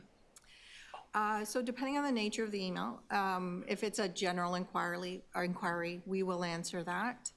There is an automated response that goes back to say that we have received your email. Someone will get back to you in responding to that. If it happens to be a service request, we do encourage the submitter of the email to go back and use the self-service portal. And when you say self-service portal, is that strictly an app? Is it an online? Can you talk to us a little bit more about what the self-service portal looks like and what residents should be utilizing? It's actually both. So we do have self-service through our online portal and toronto.ca, but we do have a mobile app as well. Okay. And last check, it was significantly more effective, cost-effective for us as a city to manage the self-service portal. I think it was like 11 cents per service request versus $11 per call. Can you update me if that's still sort of an accurate reflection of the resources required to manage the service requests through the different channels? I believe it is. And so that is one of the reasons this year that we're really encouraging adoption of the self-service, whether it's mobile or whether it's online. Okay. And you mentioned that the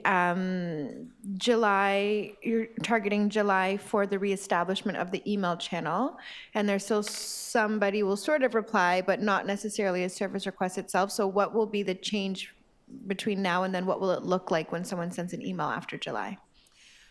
So when the email is sent, we will actually manually be triaging those emails. So if somebody's calling because there's a dead raccoon that requires pickup, an agent will pick up that email and actually open the service, provided that there's enough information in the email, we will actually open up the service request on behalf of the customer. Okay, that's great.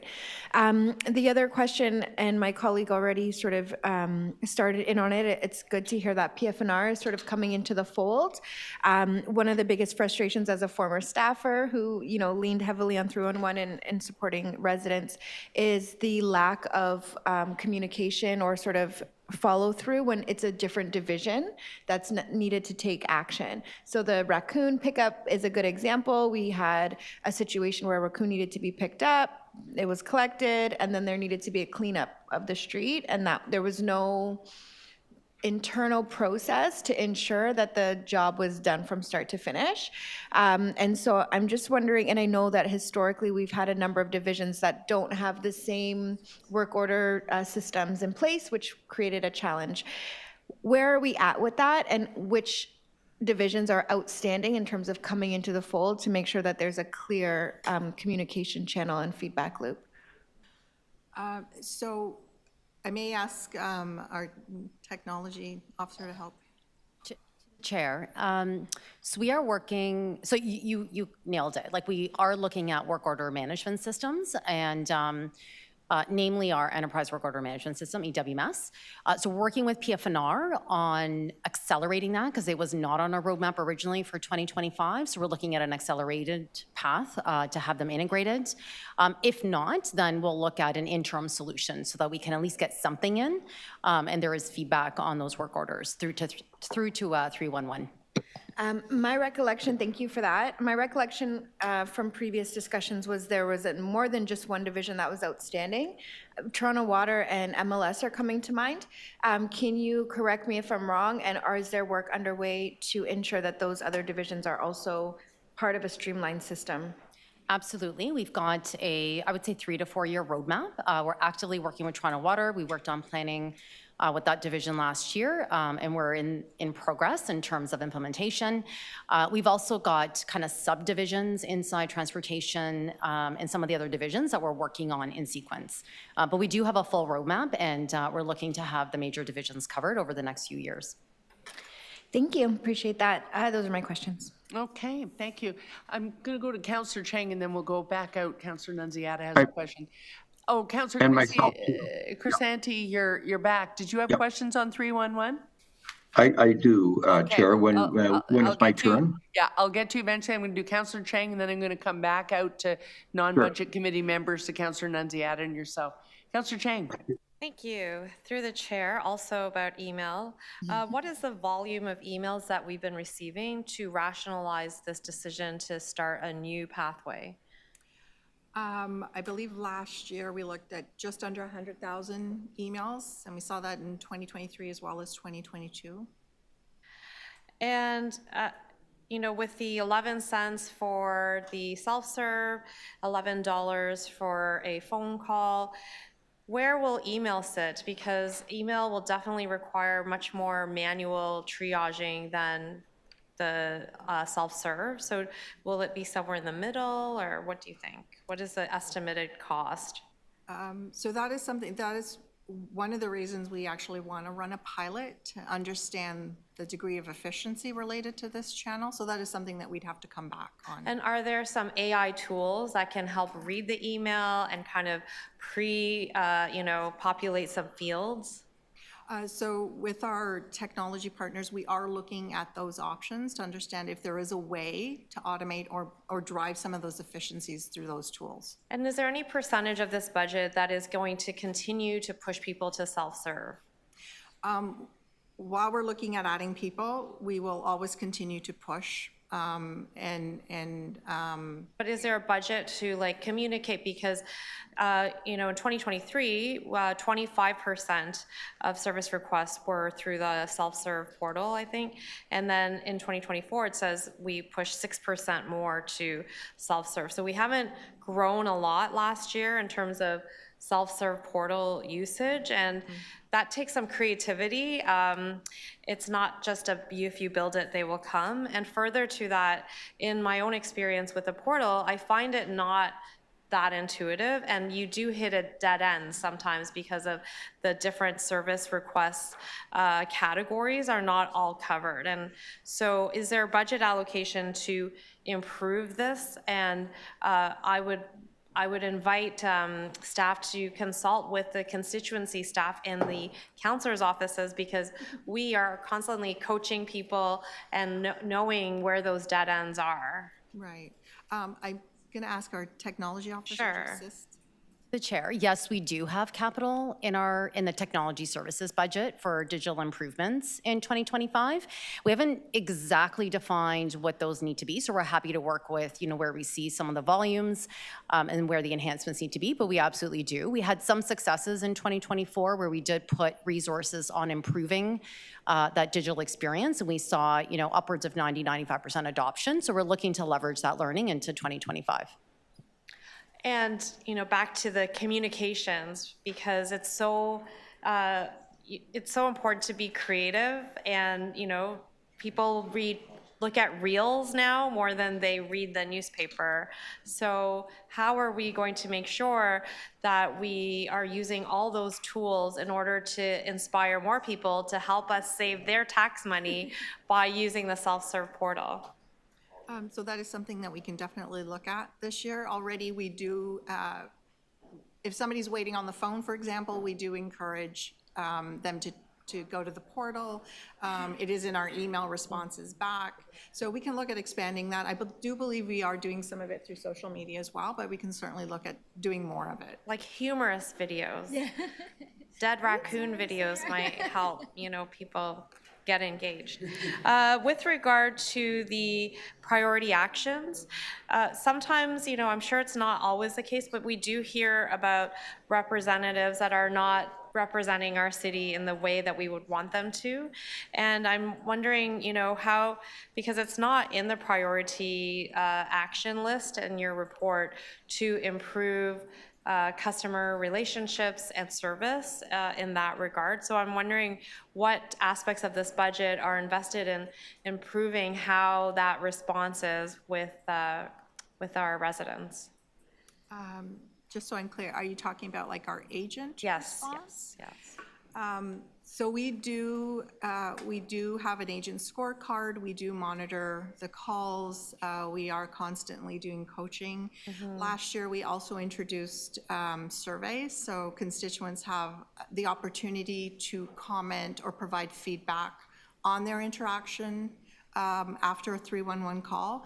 So we monitor those, and then we use those as opportunities for coaching. So it's a constant improvement process with our agents. Great, thank you. Okay, thank you. Councillor Nunziata. Yes, I've always had a problem with 311. You've heard me over the years. So the issue is, so can we get from constituents? First of all, when it calls 311, they're put on hold, they're waiting for a long time. And then another, see, when residents contact 311, they think they're contacting the counselor's office. So when we don't respond to the issue and we haven't closed the file, whatever the issue is, then we get calls from constituents angry at us because they haven't heard back. Nothing's been resolved, nothing's been done. So at one point, and I remember over the years, because every year I bring up the same issue with 311, like, we don't know when the calls come into to 311, the counselor's office is not aware that these constituents have contacted. So then we get the call yelling at us, why didn't you do anything? Well, we didn't get the call, 311. So I encourage my residents to call our office and we contact 311 so we can ensure that the issue's been resolved. So how can you notify the counselor so we're aware you know, that there's calls coming in, because we have no way of tracking any of the complaints.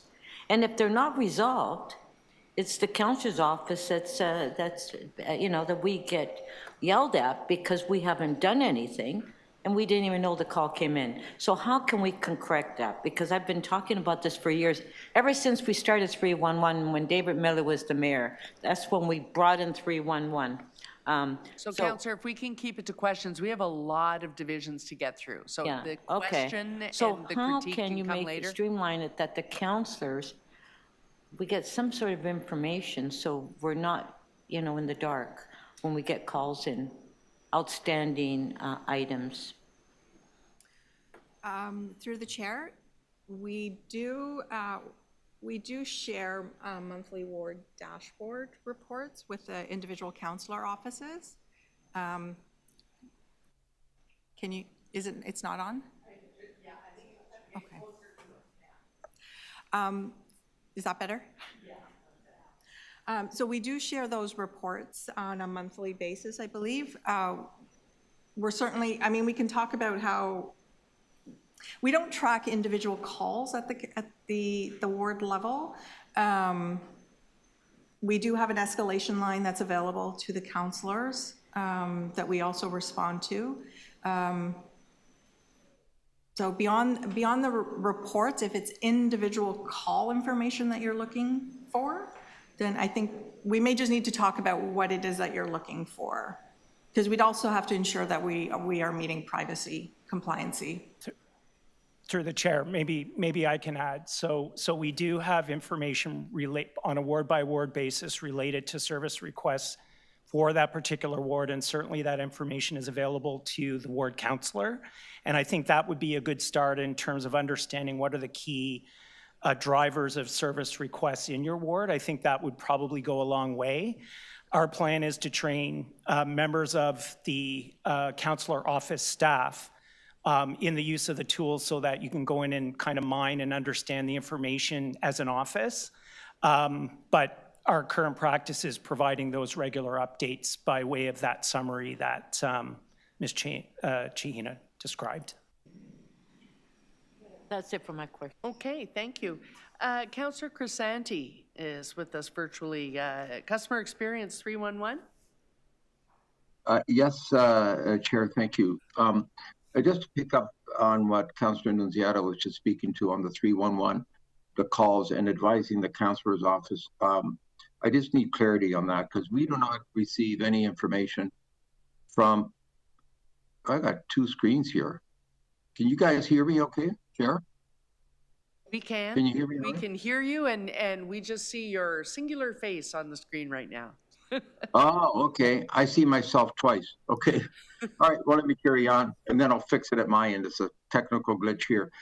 So, just to confirm, we do not receive any list of any calls from our constituents on a regular basis. We receive a snapshot of maybe how many 311 calls were made, but not individual calls from constituents. Can you confirm what you were just saying earlier to, and your response to Councillor Nunziata on that?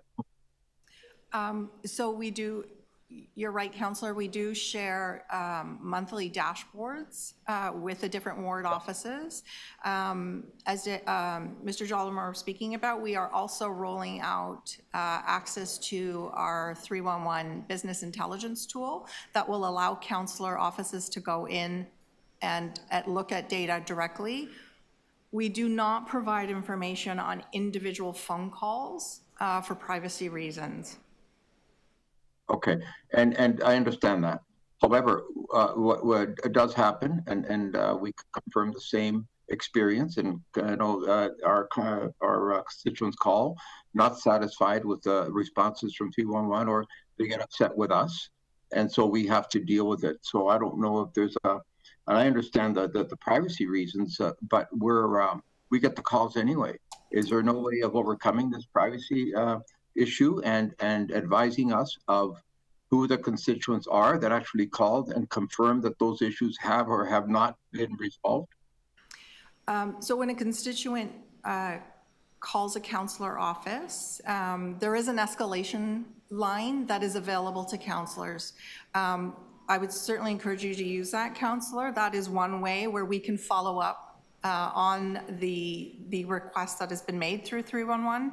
We are also working very actively with our divisional partners to make sure that information coming back through what we're calling closing the loop is relevant and timely for constituents. Okay. How many 311 operators do we have? Where is it in comparison to, say, a year or two ago? The number's going up, stable, or down? I believe it is stable, councillor. Okay. And are we able to manage the capacity with the number of operators we currently have? Sorry, can you repeat the question? No, I'm just curious if we're able to manage the capacity, and let me just clarify that in terms of my own question there. When we have special events that happen, whether they're weather events or I remember during the time of the vacant home tax issue, and so we were just inundated with so many calls, and I know that 311 at the time was inundated and were unable to handle the volume of calls. Do we have a backup plan when there's a weather event or any kind of event to ensure that the calls are answered in a timely manner and that we have a proper and better response time when there's a reason to have that? So we do our best to handle those peak volumes. So in the case of VHT, for example, we did augment our staff complement to handle the anticipated added volume. We do also use part-time staff to help us through those peaks and valleys as well. All right. And just one last question. So what happens from time to time, we've heard from our constituents where people call in, they're transferred to a department, whatever the issue is, and then there's no one at the other end, there's no response, and then they have to start all over again from the start and call back in. Is there a way of fixing that problem where the 311 operator, if they're going to transfer someone to another individual, they stay on the line on that transfer to ensure that they have been connected to take the level of service, you know, a little higher up and ensure that and if there's no response, then the operator continues to communicate with them on the next steps. So through the chair, there are some cases where we do need to transfer a call if it's something that we cannot address. We will do what we call a warm transfer, and we try our best to stay on the call with the caller while we're transitioning. If someone is not available and we are not integrated with a division, then unfortunately, yes, we do have to ask them to call back. Okay, that was your Okay. last question, Ms. That's fine. Councilor Thank you, Chair. Grisanti. You bet. If there are no other questions on 311, then thank you very much.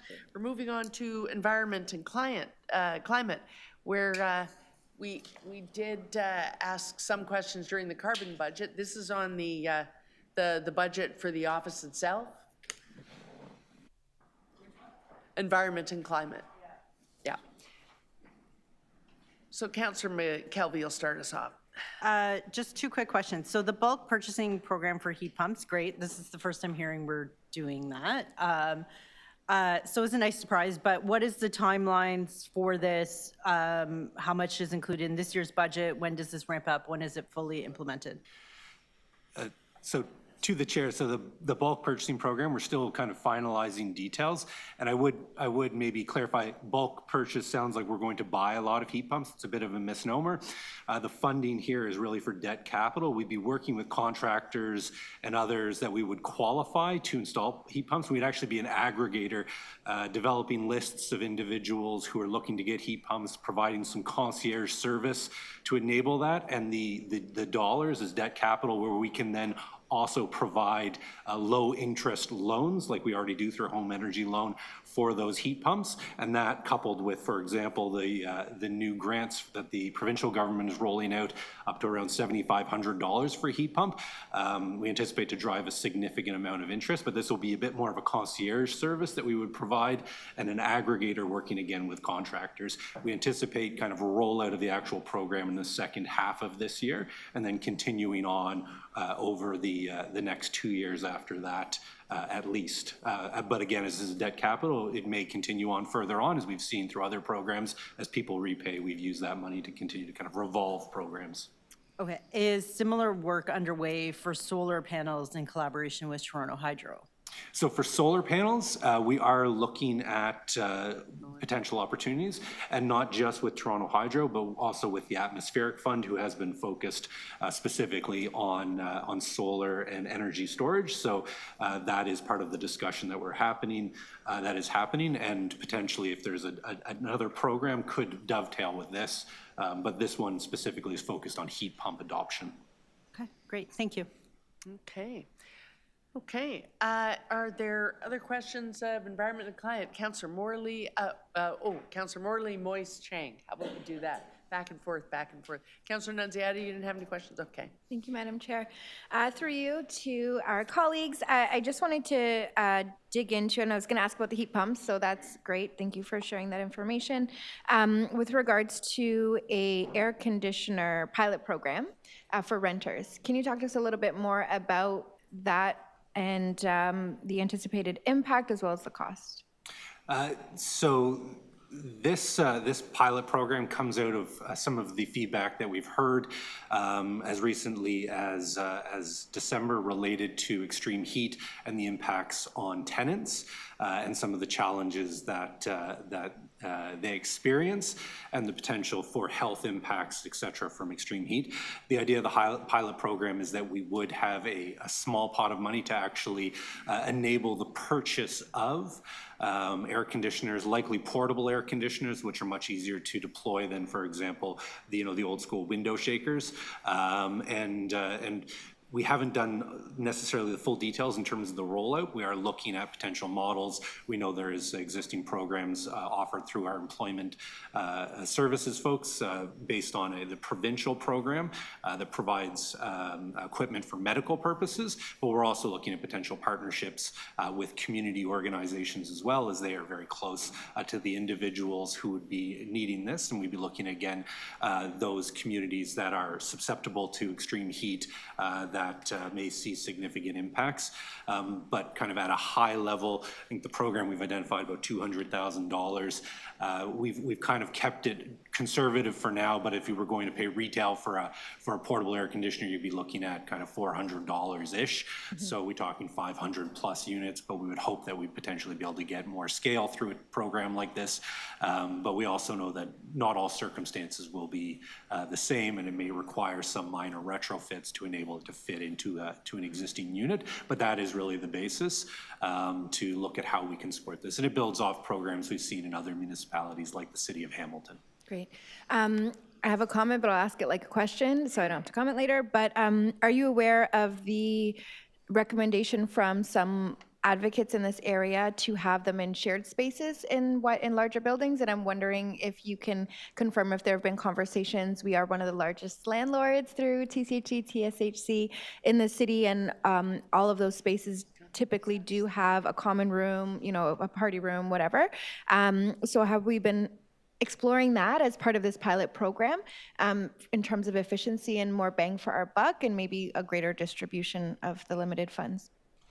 So that is something we can look at. I think we will look at as part of this. Again, this is really coming out of some of the more recent discussions and what we've heard from stakeholders, and we'll continue those discussions. I would note that while there is a kind of a benefit to a degree in cool rooms, and we talk about that, there are some limitations when we talked about that in December. For example, some of the impacts of heat happen overnight where apartments aren't able to cool down, and that typically isn't conducive to having a cool room where people go into and spending all night.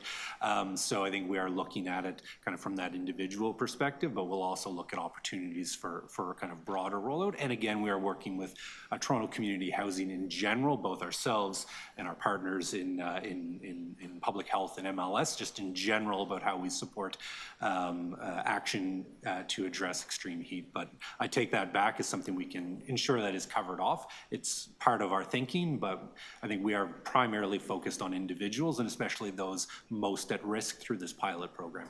Got it. Thank you so much. Those are my questions. Okay, Councillor Moyes. Thank you, and through you, Madam Chair. A few questions. What accounted for the overages in materials and supplies and equipment in 2024? Are you expecting to remain on budget this year?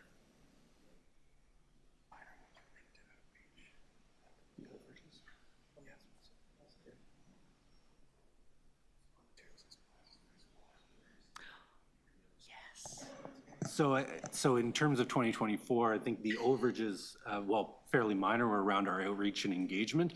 So we undertook and we had more opportunities for community engagement. So we increased the number of sessions that we had and engagement in the community. And so that required additional kind of supplies, material for that activities. Okay. In regards to the air conditioning, how will these air conditioning units align with the transformed TO strategy? So recognizing that air conditioning in and of itself doesn't reduce greenhouse gas emissions, it is only for cooling. Our emissions come from the burning of fossil fuels. They align related to resiliency. So this really is looking at opportunities to increase resiliency by addressing extreme heat. So while it doesn't necessarily connect with the GHG reductions, it does relate to resiliency.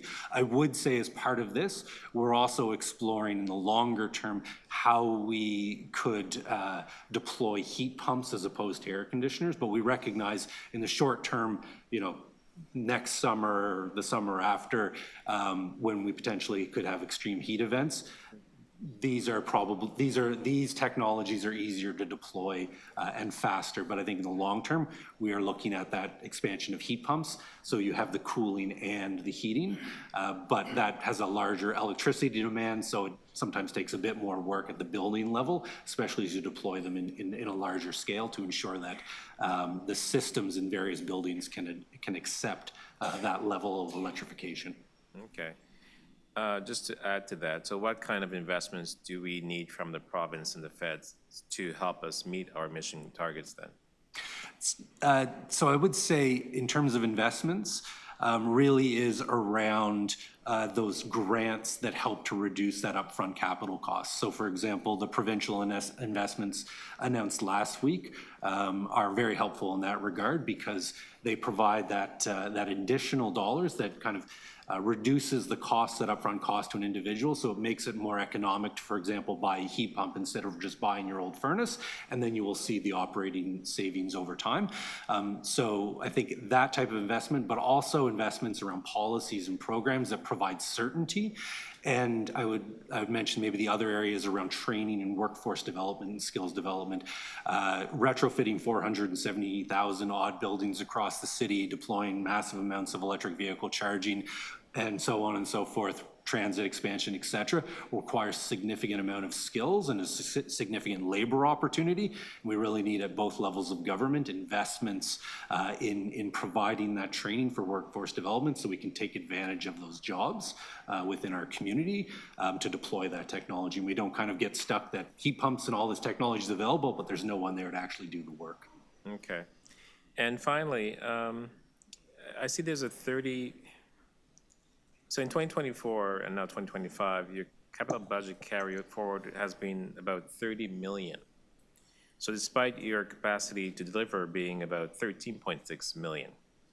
So what are the primary drivers creating this gap, and when do you anticipate the carry forward would be reduced? And is this related to our capital spending? Yeah, so the challenge we have on capital spending, a bit different than other divisions, is ours is debt capital. So it is loans that we provide to organizations in the community. Some of it is internal loans, but what we have ran into over the last few years is the environment for financing has been a challenge because of interest rates. Even though we offer low interest rates, they are much higher than they were a few years ago, and therefore we've seen building owners, et cetera, kind of step back from making large investments in energy efficiency because they would be basically signing up for a loan with us for a long period of time to finance those activities. We are seeing now, because as interest rates come down, we are now seeing some of the groups that we were working with in the past who put their projects on hold start to come back in for discussions. So we anticipate that our ability to move that debt capital will increase over time, but it is related to the overall marketplace and where interest rates are, and that kind of ebbs and flows in terms of interest in taking loans from the city. Okay, thank you. That's my questions. Hey, thank you. Councillor Cheng. Thank you. I just want to piggyback on what Councillor Moise was asking about higher levels of government investment and their importance to achieving our goal of this budget in terms of operations and capital. What is the amount that we have received or are receiving from the provincial and federal government? I don't know if I have that specific number, but we could potentially bring something Well, I did back. see in the capital, it says 0 from the province. So. That is correct as it relates to this. Now, I should say that there is connections between investments. So for example, on the transit side, there is funds being provided for transit projects, but as it relates to the new and enhanced items, it would be 0. So your goal or your task is to get our city to achieve our climate goals. And that, I see two paths that you are focused on. One is infrastructure, things that we have to build and build resilience and make more climate friendly, like electric vehicles. But the other piece is behavior change.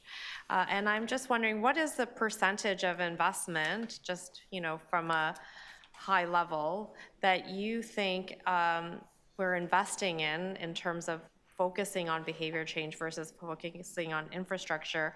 And what is the percentage of their impact in terms of being able to achieve the goal? So what role do citizens play in our behaviors?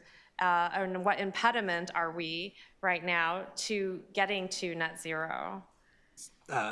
So community emissions are about 95%, so it is significant. And that's across residents and businesses, and I can go deep into numbers, but there is a lot of both behavioral change but also adoption of new technologies. Heat pumps a good example of that, a common technology around the world, widely available, but people are used to how they've always heated their home and cooled their home and often go for like replacement. So part of his education on what is new technology to them around what exists, and part of it then is again around real behavior change, not driving, taking transit, active transportation.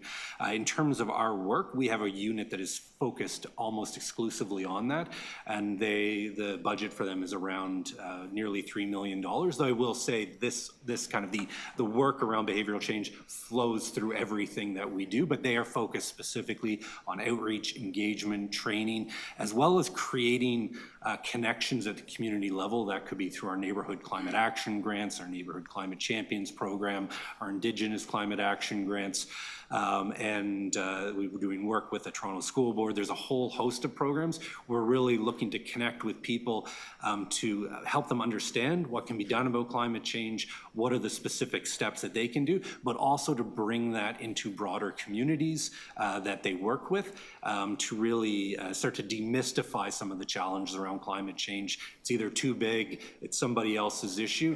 It is all the little things that can be done, but also that it doesn't necessarily mean that everything changes. A lot of what has to be done is available right now. It's just the adoption of that different technology. And how can we measure the impact of our investment in this area to ensure that we are seeing the changes that need to get us to achieving our net zero goals? It is a challenge, I will say, to measure that. We typically measure that based on the number of interactions. We base that on the type of feedback we get, a lot of qualitative. We are doing a program review this year, though, of our community-based grants and outreach to look at opportunities to find how we can measure that in a more concrete way. But it is not necessarily something that one can measure in terms of, a heat pump uptake, for example. It really is about seeing that happen in trends across the community over time. For example, on cycling, we see that trend go up year over year in terms of both the work we do, but especially the work that happens through transportation services. That really, again, is about behavioral change. So on that note, Last question. In the inner burbs, we're getting bike lanes, and they are a lot emptier than what we see downtown. And there are people in cars who are very frustrated when they see the empty bike lanes because of the economic investment and because of sometimes the risk of losing driving space. So just wondering, what is the investment towards fostering that behavior change and adoption that we're hoping to see for net zero? So I'll start, and I'll invite Barbara to join in as well. So part of this will be that community outreach, the work that we do at the community level, engaging different organizations, working with stakeholders. I think this year there is another opportunity in that, specific to something like cycling, active transportation, and transit. We're also moving our Smart Commute program, which set with us, over into, and you'll see this in the budget information, over into transportation services, provide for a more integrated approach to connecting with communities around all of these mode changes, the opportunities, helping them understand how they can access that transportation network. And Barbara. And I'm going to be fairly tough here. I would really like to get to where transportation was presenting their budget to us. So at 5 to 12, I'm going to do a bit of a reality check. Councillor Chang's 5 minutes were elapsed there. We are in danger of not finishing this cluster before lunch. So we're about to, I'm bringing fleet services forward next. And we need to remember that fleet services manages a fleet, but they don't make all the decisions, the divisions that get their fleet from fleet. So I really want people to zero in on the budgets themselves, because we have fleet services left to do. We have the Office of the Chief Information Security Officer and Technology Services still to get through. And I think there are some questions in all three of those areas, but we really got to stick to the budget. We have all year to find out how things work. But we are going to be here very late unless we really start drilling down to the budgets. So thank you, Mr. Noonan. I think that's it for environment and climate. We're going to fleet services, and let's remember what fleet services does. Questions on fleet service? I'm going to ask from outside committee first, Councillor Nunziata, nothing on fleet. Virtual participants, I don't see you, so I'm passing you by and going on to Councillor McKelvey. Welcome. Thank you. Two questions, and if you don't have it, maybe you can follow up with it. Of your 8,000 vehicles, what percentage is electric? And do you have calculated amounts around fuel cost savings that you have through the transition to electric, and what's the ROI? Yes, through the chair. So as of right now, we have roughly 300 vehicles that's electric in our fleet. We're adding about another 100 vehicles to our fleet. The city fleet that we manage is roughly around 8%, but when we look at the city-wide, we're around 12%. In terms of the ROI, our calculations right now is on a 10-year life cycle of a light-duty asset, it's around $6,500 of savings in maintenance. And then I believe it was around another $20,000 of savings in fuel for the life cycle of the asset, which is around 10 years. So do you have a roll-up, and can you say, like, for we're investing 100 vehicles this year, and over the 10 years, that would save us X amount of dollars? Can you get that and send that? Yes, through the speaker, we can definitely do it. And I also want to highlight there's also operational improvements that we've seen, such as the availability of the asset. On average, these assets are performing around 98% availability, even into the 5th year of the life cycle of the asset. Okay, thank you. Those are your questions? Okay. Councillor Moyes, questions of fleet services on this side? That was short. Thank you so much. Okay, so we're moving on to the CISO, the Chief Information Security Officer.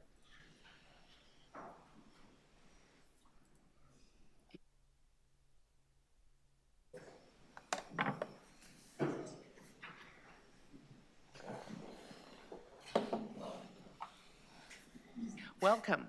Okay. Good morning. Questions on cybersecurity.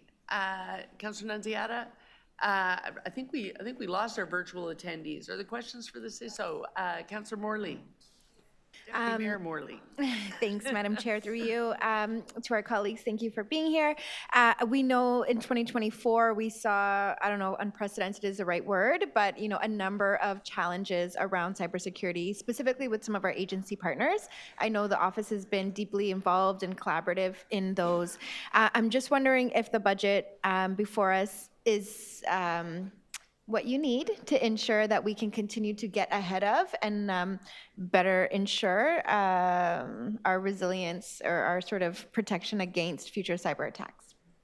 Madam Speaker, our new and enhanced does include bringing on board the agencies and includes the licenses that we'll need to, enhance their monitoring and their maturity. Now, the incidents that happened in 2024, early 2024, we really shared those lessons throughout our divisions, agencies, and corporations. So just with that activity itself, the maturity level has risen. But we feel our budget is enough to continue what we're doing and expand to the agencies and corporations. Wonderful. Just a quick comment as a member of one of those boards, the support from you all was invaluable to getting to resolution and ensuring that we are in a good situation on the go forward. So thank you for your good work, and that's all I have. Questions for the CISO? Councillor Moyes. I apologize if I repeat your question because I wasn't paying attention. I'm being totally honest. So there has been cyber attacks against city agencies over the last few years, and I see that your proposed operating budget reflects council direction to extend services to these agencies, which is great. But how does your office intend to address cyber threats when cyber functions remain decentralized across the city and its agencies? Madam Speaker, through our agreements with the agencies, our MOUs and our PSAs, we've outlined certain 13 cyber controls that the agencies are aligned with in order to be compliant with. And also we've outlined the services that we provide in terms of our monitoring and our advisory services. I think with the agencies, there are some controls already in place based on regulatory requirements for those agencies. So now it's a matter of just enhancing some of the monitoring and the other controls that we can advise and assist on. Okay.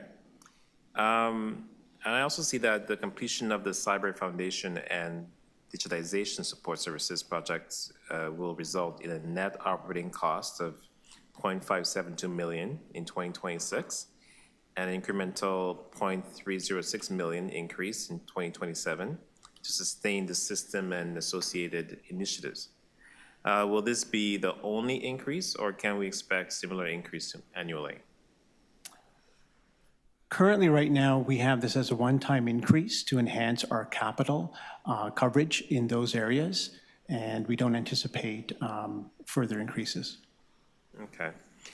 And in regards to capital, I see that you spend an average about $2 million per year, but your 2025 budget is at 9.395 million. So how confident are you you'll be able to meet that target, and what factors have impacted your from previously achieving previous budgets? Want to go ahead? Through Madam Chair, are you saying we spend 10 million a year? Because we have. Well, it says here you spend 2 million per year, but your 2025 budget is set at 9.395 It's million. substantially increased because we're building our cyber command center. Mm-hmm. We're building a floor dedicated to cybersecurity. And which you is have the a $5 staff. million increase. So do you have the staff complement to actually achieve that? Building the cyber command center is through the CREM, corporate real estate, with the modern TO program. Yeah. We do have the staff complement to achieve that. We are converting 12 contractors to full-time equivalents, and that has a net impact financially of zero because we're decreasing our professional services, and they will help us, fill the command center. So just to clarify, so there will be a decrease in your capital next year because this is a one-time increase? Through Madam Chair, last year, the 2024, the capital budget over the 10 years was 28 million. Now we've decreased to 17 million. So we've decreased quite a bit our capital ask. Okay, thank you. Sure. Those are my questions. The CFO has some follow-up on that. Yeah, and to the chair, and just to add to that, if you look at the capital program over the next 4 years, it is $9.4 million next year, in large part because of the Cyber Command Center at $5 million. That project comes off after 2025, and you'll see the ongoing reduces to about $4.5 million in 2026 and another $3 million in 2027. That's helpful. Thank you. Okay. Those are your questions? Okay, thank you. Any other questions for the Chief Information Security Officer? Seeing none, thank you. Thank you so much. Thank you. And then Tech Services. We are going to get this done. Nice going.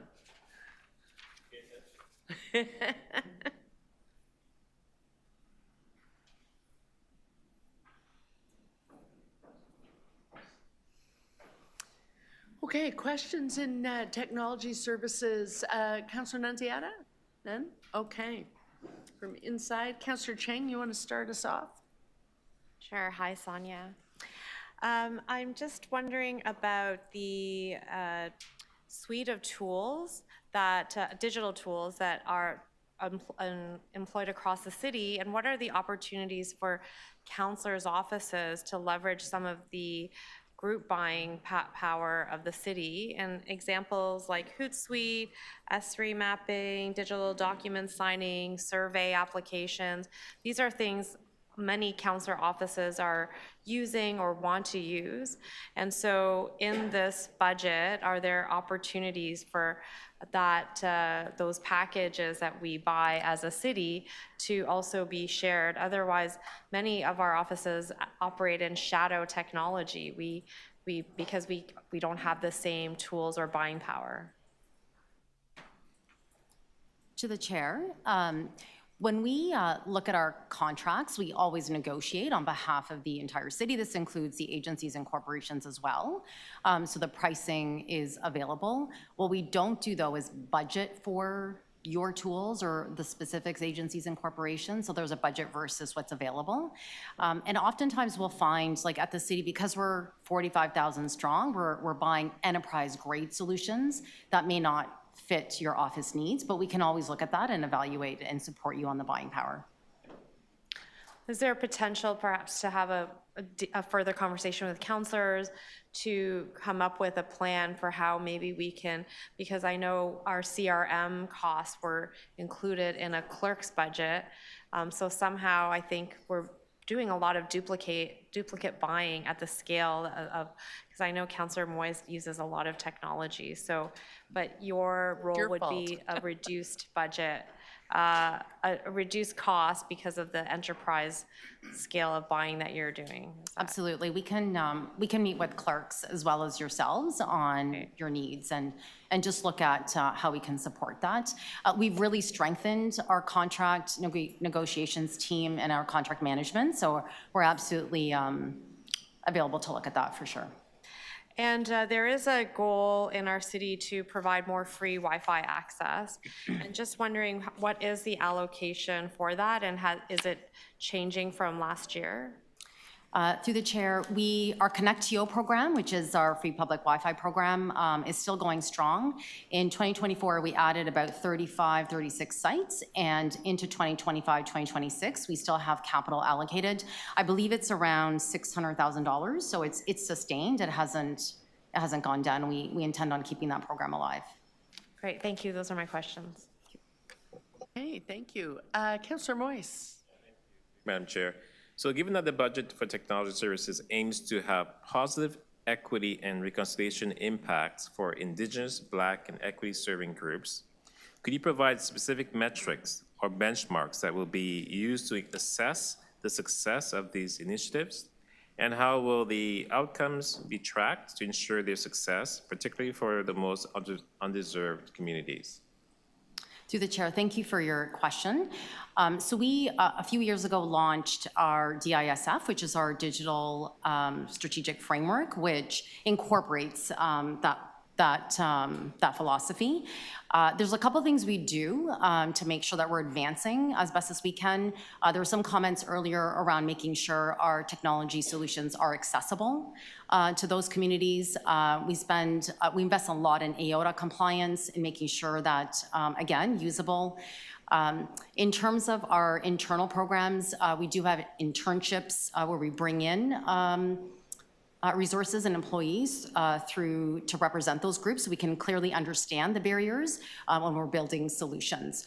So we have a couple of different ways that we're doing that, and hopefully that answers your question. Okay, need to continue to work on that, but yes. So the 2025 budget outlines a reduction in service desk call volume compared to 2024, driven by investments in resources, digitization, and service improvements. Given that the service desk is currently handling 40% more calls in 2024 compared to 2023, could you clarify if there will be an investment in technology training to help user navigate these changes and reduce the reliance on the service desk in order to achieve the 2025 call volume targets? To the chair, absolutely. That is one of so we're not growing our service desk. You'll see in the future years, it was a one-time true up in terms of the resource capacity we have. We do have a training team that is actively working on a program to better train. When we roll out new technology like M365, we invest a lot in training to avoid follow-ups. It's not only because of cost, it's also productivity across the organization. In 2025, we're also investing more in self-serve tools, so quick help tools, FAQs, et cetera, so that we can drive more self-serve to avoid calls. Excellent. And my next question is a capital question, and there's a theme there because I keep asking this to everybody. Your capital budget capacity is spent an average is $46.8 million per year.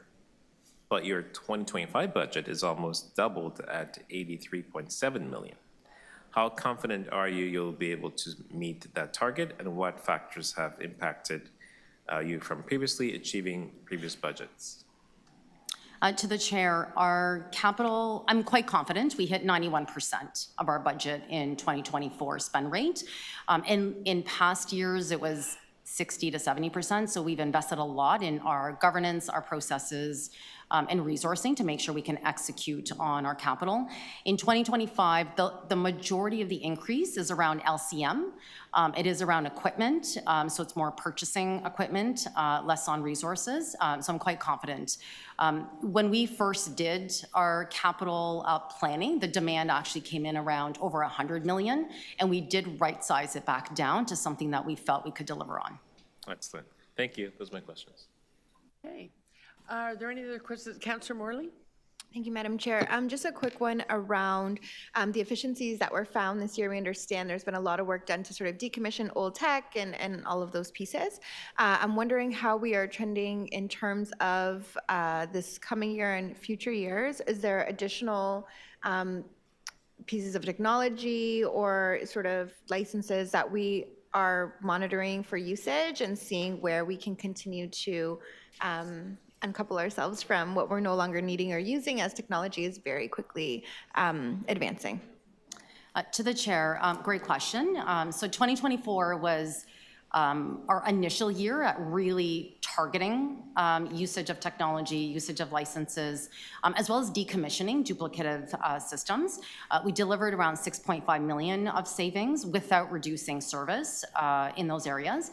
That has a sustained kind of run rate of almost 3.5 million. So that continues to pay back over the next few years. In 2025, we're committing to 6.5 million. Last year we had committed to lower and we overachieved, but we're committing to another 6.5, which again will have a sustained operating impact. We will look at how aggressive we can get here over the next few years to see if we can do better than that. But it is absolutely a focus. We have a lot of assets, and we're just looking at how we can rationalize and really standardize across the city. Great, thank you, good work. Okay, and I think those are the questions. Okay, I'm in your hands, councillors. Remember, we're just doing, for the next cluster, for infrastructure, we're just going to do the presentation and then boom, go straight into the divisions. If we want, and if Mr. DiGeronimo wants to talk really fast, we could do that cluster presentation before breaking for lunch, and then we'd just be straight into Toronto Water when we come back. Okay. Okay, here we go. I think I can hold them even if you go a minute or two over, though, Mr. DiGeronimo. It's my pleasure to be brief. You have a certain amount of goodwill built up. Thank you. Thank you very much, Madam Chair and Budget Committee members. As you know, I'm representing Will today, and so I'll be presenting the infrastructure services budget. While it's being loaded, I will attempt to cut out a lot of the extra words to try to get it done by 12:30 for you. And I'll try to just highlight some of the key numbers in the slide so you understand the work that was done by the division heads, because there's been a large amount of work completed, and you'll see it in the numbers that a lot of the divisions were given 0% targets, and most of them met that. So that's the quick, short, good news, so we can concentrate on that. If we're ready to go with the presentation. Okay, so we do have our division heads here, so just very quickly, Jennifer Graham Harkness is here for Engineering Construction Services. We also have Carlton Grant for Municipal Licensing and Services. Joanna Bevan Desjardins, I think she's in the room, for Emergency Management. Derek Toigo for Transit Expansion. Barbara Gray for Transportation Services. Matt Keller for Solid Waste. And Elisa Mignardi for PPFA, and then I'll take care of the Toronto Water questions. Okay, so if we go to the next slide, we'll just get into the numbers. How's that? So if we get into the key numbers, the total budget for 2025, if you look at the total gross revenues, and this is where you're going to see something a little bit different compared to the previous grouping. Within infrastructure services, we have a lot of other revenue streams, such as rates, user fees, charges. And so there's significant revenue coming from other sources beyond property tax. So this is where you're going to see that big difference between gross expenditures and the net expenditures that's required to be made up by property tax. So when we look at this slide, the total gross revenues is expected to be 2.5 billion for next year, with expenditures of 8 billion. The difference of that is because we have contribution for capital in there, where we're going to pull some money from reserves and other sources. But once you net that out, the net expenditure is 338 million. That's really what is required to be funded from property taxes. So that's the key number that I want you to focus on. If we go to the next slide. So some of the key risks and challenges. I do want to touch on this because these are some of the big issues that I'm going to address in the next slide, what we got coming up in 2025. So infrastructure services, we're a very significant and complex capital delivery program. Managing that construction and coordinating that and to keep Toronto moving has been challenging and requires dedicated support. And I'll speak to that in the next slide. In Solid Waste Management Division, they're experiencing some challenges with respect to increasing demand for organics processing, as well as responding to legislative changes under the Environmental Assessment Act, which is impacting their long-term availability for landfill space. So that's a key concern. Many of our divisions are empowered through different provincial legislation and regulations. And some recent changes by the province are impacting service delivery. So we have to take that into account when we're doing our budgets. As the city continues to grow, managing that growth by keeping pace with servicing demands has been challenging, as there's the need to keep up and renew infrastructure and build more capacity, as well as we grow and densify, there's more human-animal conflict in communities, and that's causing some concerns in MLS. Another challenge that we face in infrastructure services is the fact that we do a lot of procurement. We buy a lot of things, services and supplies, and they support our operating and capital programs. Well, many of those products that we purchase are subject to market volatility and inflation, not only in Canada, but also on the global markets.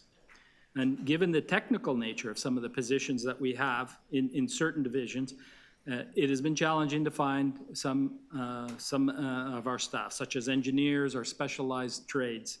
The labor pool can be very competitive right now in this part of Ontario, but also the labor pool can be small for certain job classifications, which makes it challenging. And finally, responding to increased climate-related emergency incidents impact our service delivery, particularly in Toronto Emergency Management as they get ready to respond to more and more emergencies, as well as in transportation services in Toronto Water.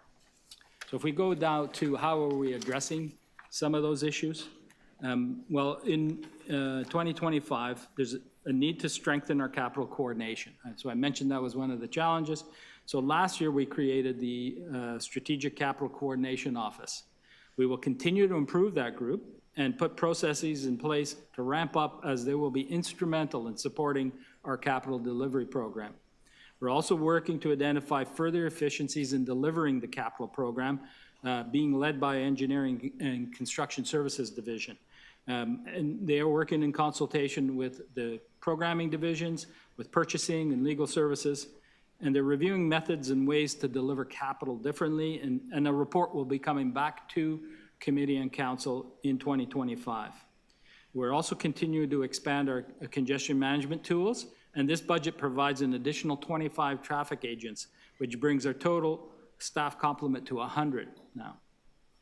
Municipal licensing and standards continues to implement a multi-tenant housing regulatory framework, making changes to the short-term rental bylaw and also looking at community nuisance and noise issues and tenant issues. They always have lots of work to do, and we'll continue to do that in 2025. Each division has several digital-first strategy initiatives underway, and we need to implement that work, not only to be more efficient, but also to improve our ability to communicate and keep residents informed. We need this new technology in place to achieve our overall objective of finding efficiencies while improving customer service and our ability to respond quickly. In 2025, Solid Waste Management will continue to work on operational changes to optimize collection and transfer station services in response to impacts from the transition to the Blue Box Extended Producer Responsibility Program. So that's another big challenge, and Matt and his team are addressing that in 2025. Toronto Emergency Management will start a program to engage and communicate with residents and how to better protect themselves in preparing for emergency responses. So that's going to be kicked off in 2025. So if we get into now some of the specific numbers, again, as we mentioned before, $2.9 billion is the gross budget. When you look at the breakdown, 72% of that is rate supported. That's between Toronto Water and solid waste. So zero reliance on property tax, fully funded from different revenue streams. Of the component that is relying on property tax, the $791 million, or 28% of that total. If we drill down, go to the next slide. When we look at that, here's the breakdown. When we look at the impact to the property tax, it is primarily transportation services that has the largest impact for the need. And you can see that green bar, that's the reliance on property tax. The yellow or orange bar, sorry, is the total gross that they need. So they have other revenue and funding sources as well. So some of the big things that they're working on, we've got on the slide. I'm not going to read the points. You can read them. But they are, what we're trying to do is put money into transportation to address the priorities that council has given them over the last couple of years. So if we go to the next slide, here's the funding sources. Sale of water is the largest one, of course, $1.4 billion. The total revenue for Toronto Water is 1.6, so we collect another couple $100 million from other sources, and that's under the user fee category. Property tax, as you can see, is only 11.9% in this area. So we've done a good job of trying to find other revenue streams, taking advantage of council's policies for user fees, develop robust programs to review those, and annually they're reviewed by the division heads to try to maximize revenue from other sources to minimize the impact on the property tax. Next slide. So when we look at this, so this is the key slide, I would say. So the objective given to the division heads to see if they could come in at zero. And all the divisions were able to accomplish it except for transportation. And that's because they had to take on a lot of new programs that were directed by council. And we needed to make sure that we were properly funding those. So that is in this budget right now. And there's been a lot of adjustments that, if you want to get into the details, Barbara, I'm sure will be happy to explain to you how she's plugged some of the gaps that she had in her budget. We've showed you below, oh, sorry, just before you leave that. We showed you below the line on the rate programs, because there was an interim rate increase of 3.75% that council approved in December for the rate programs. That was primarily driving the capital programs. So if you look at the percentage increase on the capital contributions, solid waste year-over-year increase is 12% for capital. Toronto Water's is 5.4%, even though it was only a 3.75% rate increase. So we were able to move money around and maximize our capital contributions. Next slide. So if we get into the capital program, why do we have such a large capital program? Because we have such a large asset base, $129 billion worth of assets within infrastructure services. Toronto Water alone has over $90 billion worth of assets. Next slide. Transportation services has $37 billion worth of assets. I believe that still includes the Gardner, and that's still to come out? Yes. So that will drop once the upload finally happens. On solid waste management services, it's around $1 billion worth of assets. So where does the money come from? The vast majority of the money is coming from, in Toronto Water, it's cash from the revenue. So in-year capital contribution and a draw from reserve as required. In solid waste, they also have in-year capital contribution, but they also have some recoverable debt funding for their capital programs. All the other divisions have a combination, smaller combination of in-year capital with debt. We also, because we are doing growth-related projects, draw from the development charges. So we take funding from those reserves. In addition, there is some money from the provincial and federal governments, primarily the Disaster Mitigation Assistance Fund, where we have some monies coming to us over the next 10 years. Next slide. So here's a breakdown of some of the asset classes, so underground infrastructure, plant facilities, roads, bridges. I'll let you look at those if you have questions. Next slide. And so here's again, the breakdown by the divisions. Toronto Water by far is the largest in capital needs over 10 years, $17.7 billion program over 10 years, with transportation at $6 billion. Solid waste is growing, but they're back-ended as they are dealing with some capital needs in the longer term. Next slide. So what is the primary focus with our capital programs? Over 50% of our programs is for state of good repair funding. That is a priority, and we continually fund that. But having said that, we do still have some challenges. So this slide here shows transportation state of good repair backlog. And even though we try to put more money in state of good repair for transportation, they are still falling further behind. And that backlog will continue to grow under this present financing model. On the next slide, this is Toronto Water's program, where we've been able to increase the funding for state of good repair over time, and we've been reducing that backlog over time and moving it down to the level that it should be at, about between 1 to 1.2% should be what you've been hitting. That means you're replacing the assets as they age appropriately. Okay, so next slide. That's it. I did as fast as I could. Tried to highlight the important numbers. All right. There you go. That. You can have those 2 minutes back. What are we going to do with these extra minute and a half? Go for lunch. Okay, so let me just, as you're going out the door, so in case you want to look at briefing notes over the lunch, if you're that big a nerd, we're going to go in the order of Toronto Water, then solid waste, then engineering, municipal licensing standards, PPF&A, Toronto Emergency Management, Transit Expansion, Transportation Services as the grand finale of this cluster, just so you know in what order to take a look at things. Okay. Sarah, can you just confirm what time we reconvene? 1:30, yeah, thank you. Okay, see you then.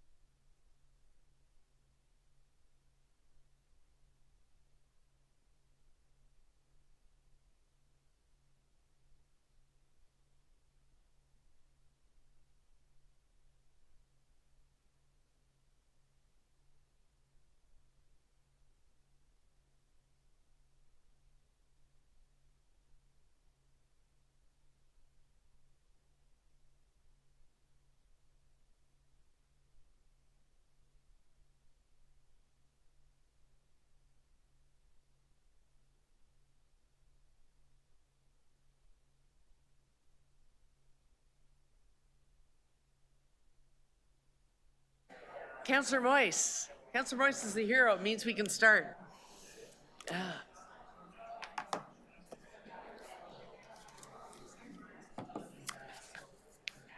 Okay, everyone, we do, and here's Councillor Chang now. So we have more than quorum. I'm going to call our meeting back to order. And as you will recall, we're going to start straight into divisions, and we're going to start with Toronto Water. Any questions from non-members first? Councillor Nunziata, Councillor Johnson. Point of order, point of order. Sorry, 1 second, a point of order. Councillor Moyse, you had a point of order? I did have a question for, sorry, where's my notes? For the acting city manager that was here. Oh, you're still here? Okay. Oh, what, you wanted to ask on the presentation before Yeah, lunch? I did. Is this, where did it go? Here come the trick questions for Mr. DiGeronimo. If he can, otherwise, I'm sure we'll see Mr. Johnson with his cast in a day or What I two. would like clarification on. Sorry, we're the meeting's back to order now, Councillor Chang, so if we could keep it down, thank you. Well, on a point of order, we are going to Toronto Water, but Councillor Moyse has just asked me, I'm repeating it because there was a lot of chatter going on, has asked if he can just ask one question on the presentation, and then we're going to get right into Toronto Water. Yeah. Okay, yeah. Thank you. You bet. Thank you. So, under infrastructure services, I see transit expansion is listed there. And so I also know that TTC has received a 15% increase in their budget this year as well. So why is that not under the TTC? Why is it here under infrastructure services? Derek Toigo, who's in charge of transit expansion, to answer. Through the chair, transit expansion is its own distinct division within the City of Toronto. As it says in the report, our responsibility is to provide the support and the advice to the city and to City Council. We're a separate division. We're not the TTC. So you don't. So do you, for example, put down TTC tracks? No. Okay. Madam Chair, just No. if I can elaborate on the go mandate. ahead, Yeah, the mandate is to help coordinate all the transit projects that are going on within the city, whether it is transit that's being led by Metrolinx or TTC. There's so much work going on in the city. There was a need to have a point within infrastructure services that's solely focused on helping expedite transit projects, and that led to the creation of the Transit Expansion Office. So that's why it's a policy and coordination shop. Okay, thank you. They don't do the state of good repair program is the only thing. Yeah, okay, so we're gonna, okay, so Or rather looks like we're going back to presentation. Multi-divisional, but it'll stop me from asking it over and over again. Okay. So ECS specifically does talk about the transfer of staff to development and growth. So my question is, what other of these service sectors are moving people? Because I didn't see that with transportation. And when will that be reflected in the budget? So through the chair, Councillor, ECS and Transportation Services both had units that transferred to Development and Growth Services, Development Review Division. For reporting purposes, they are in place and reporting through to Valessa as the Executive Director, but the budgets and the complement realigned will come through in year 2025 to realign all of those. So it's already been subtracted from these budgets and added to development? No, it's in Transportation and ECS contain those staff in the budget because it was too late, almost like the parts conversation earlier. So next year, we'll see that Correct. reflected. Correct. And the full staff that's in D&G will be reflected there and those costs there as well? Correct. Okay, thank you. You're welcome. Thank you for that. Okay, so we're starting Toronto Water? Okay. Councillor Nunziata, you want to go first? Yes. Okay, so to Lou, first of all, Rockcliffe, we called it Hurricane Francis, Rick. Remember one year? So what's happening with the project in Rockcliffe? We did receive $150 million from the federal government. So can you give me the status of when we're starting it? Because this has been going on for the last 10, 15 years.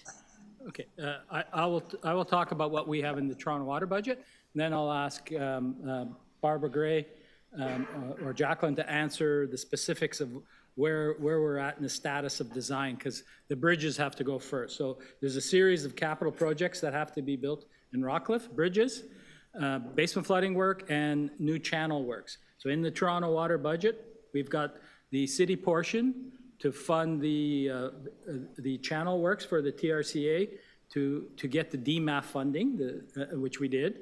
As well, we've got funding for the Toronto Water Works, which follows all the other works. We've got about $330 million allocated in the 10-year program for those two components.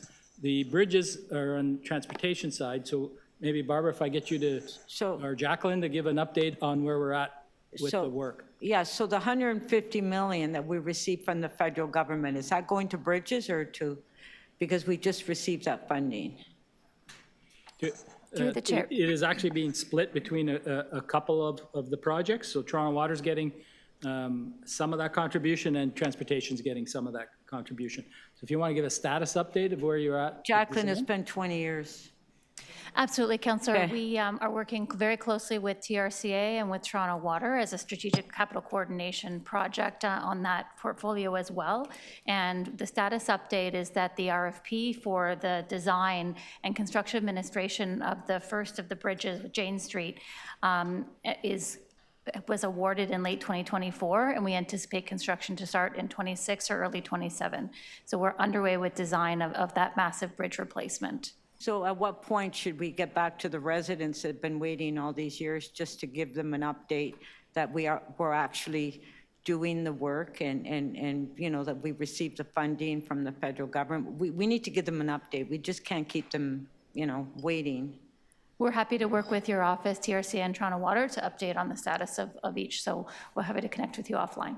Okay, and then I have other questions for transportation. Councillor when we Nunziata, get. if I can just interject, because it is split between two divisions, if you wanted to prepare a briefing note request on it so that you have something on paper, I'd be happy to move it on your behalf. If you could, please, because as you know, Yeah. this has been going on for years, and, you know, like, Yeah. and I worked so hard to get the $150 million from the federal government. And Yeah. so, you know, people are waiting for something to happen. They have that one pager would be great. Yeah. So, It is a complicated Yeah, set I of know, projects, so I know. it'd be easier to explain in a I briefing. know, and Okay. the mayor did talk at one point what we should do with those 200 homes, right? So to Lou, the money for, and I know we sent out all the applications to all those residents that were flooded, the money for the rebate that we're giving them, the $7,500, is that included in your budget? Yes, it's in our capital account for basement flooding protection. So the funding is in place for The that. funding is in place for once all the applications have been submitted into you, right? That's correct. Okay, I just want to make sure of that, because they're all filling out their applications. We don't want to get back to them and say we don't have money. No, Okay. the funding is in place. It's a matter of processing the applications and going through the adjustment process. Okay, thank you. Okay. So actually, I see Councillor Chernos-Lynn on virtual. Councillor Chernos-Lynn, we're doing questions on Toronto Water right now. Did you have any questions of Toronto Water's budget? Okay. Oh, I'm okay, but thank you. I'm in and out in between meetings, so Okay. appreciate it. Do Thanks. I have any other virtual attendees? Okay, not seeing any. Okay, so we're coming inside committee then. Questions on Toronto Water? Councillor Chang? She said just one, but she said it quietly. So.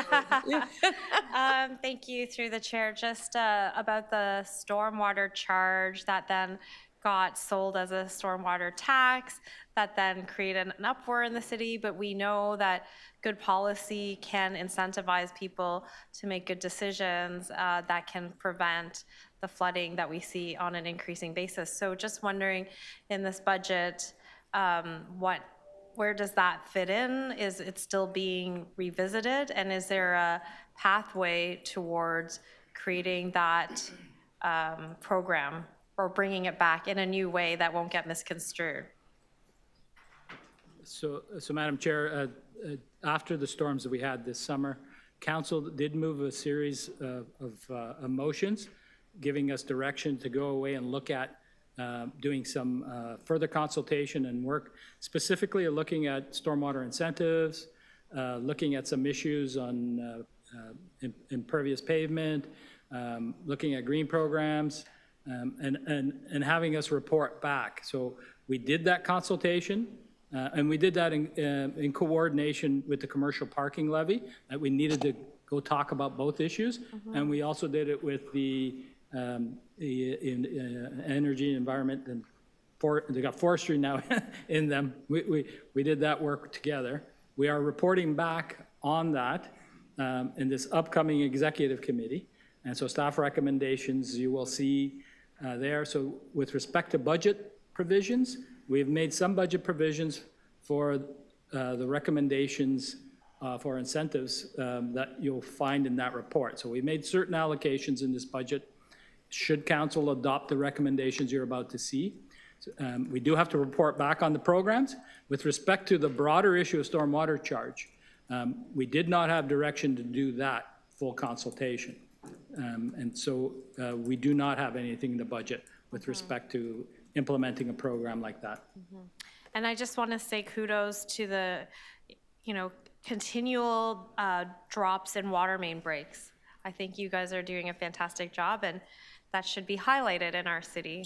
So if I could just, a quick plug there. Yeah, sure. There is the benefit of a long-term sustained state of good repair program.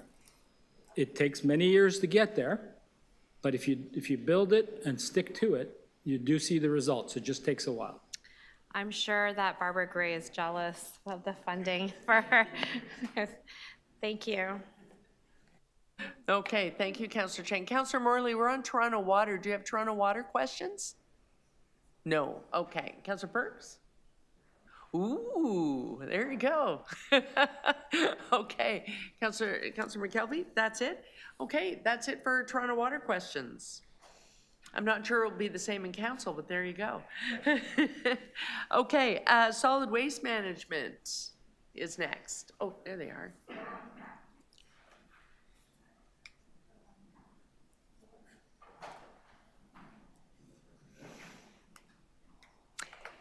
Good afternoon.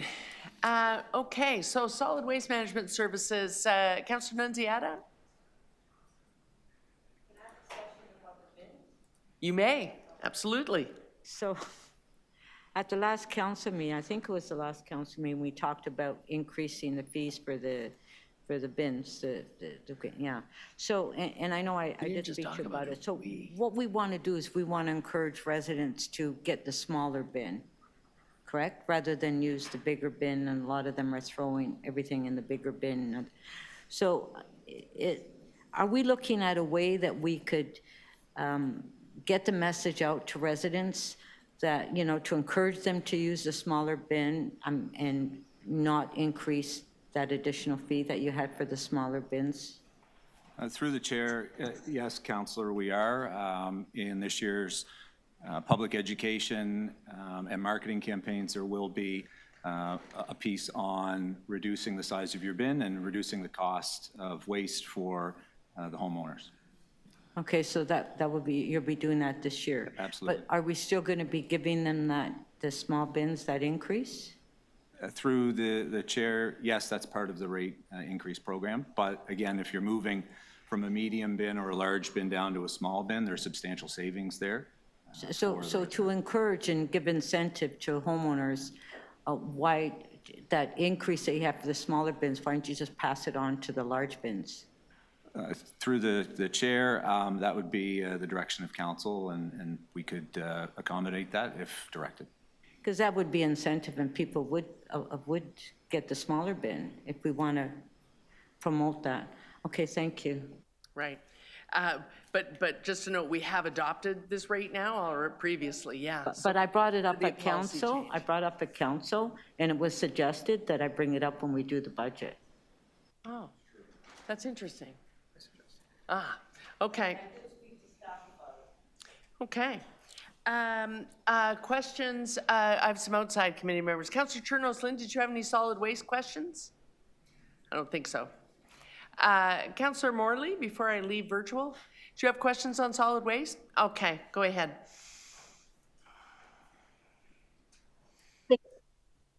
I just wanted to probe a little bit about the extended producer responsibility program that is rolled out from the province. And can you just highlight for us what investments in this budget and what approaches we are looking at to align with that new process?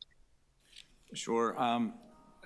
Through the chair, in this budget, it's really status quo. The city will continue to collect all recycling and move that recycling through our transfer station network on behalf of Circular Materials, the producer. We do get full cost recovery from Circular Materials to do that work. And over the next year, we will be planning a number of public education campaigns to inform residents that as of 2026, the city will no longer be responsible for collecting the recycling at the curb. So that's within our public education budget for this year as well. Cost recovery is always good words to hear at budget time. Thank you so much. Those are all my questions. Okay, thank you. Taking it in, Councillor Moyes. Thank you, and through you, Madam Speaker.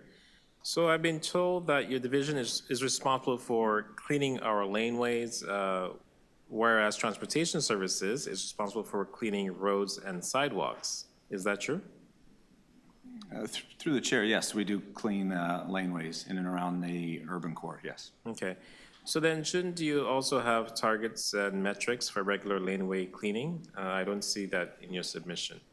Through the chair, yes, we do. We have targets and service standards for laneways with our crews, and we can get you further information through a briefing note if requested. That'd be greatly appreciated. I'll put the request in for that. And also, how does this budget advance the city's goals for a circular economy?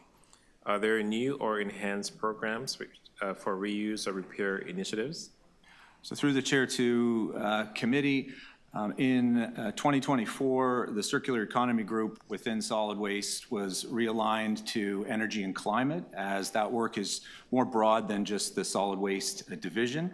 So James can address that, or him and I can discuss that with you offline. But we do support with our existing budget in solid waste a number of community repair hubs, single-use reduction strategies, and then again on the energy and climate front this year, or sorry, in 2024, our Disco Organics facility came online and is producing renewable natural gas. And with both of our organics facilities now producing renewable natural gas, the city is able to decarbonize the natural gas that's used around 10%. So again, looking at that circularity on a grander piece from a major infrastructure, and then using that within all city buildings and fleet that use natural gas. Great, thank you.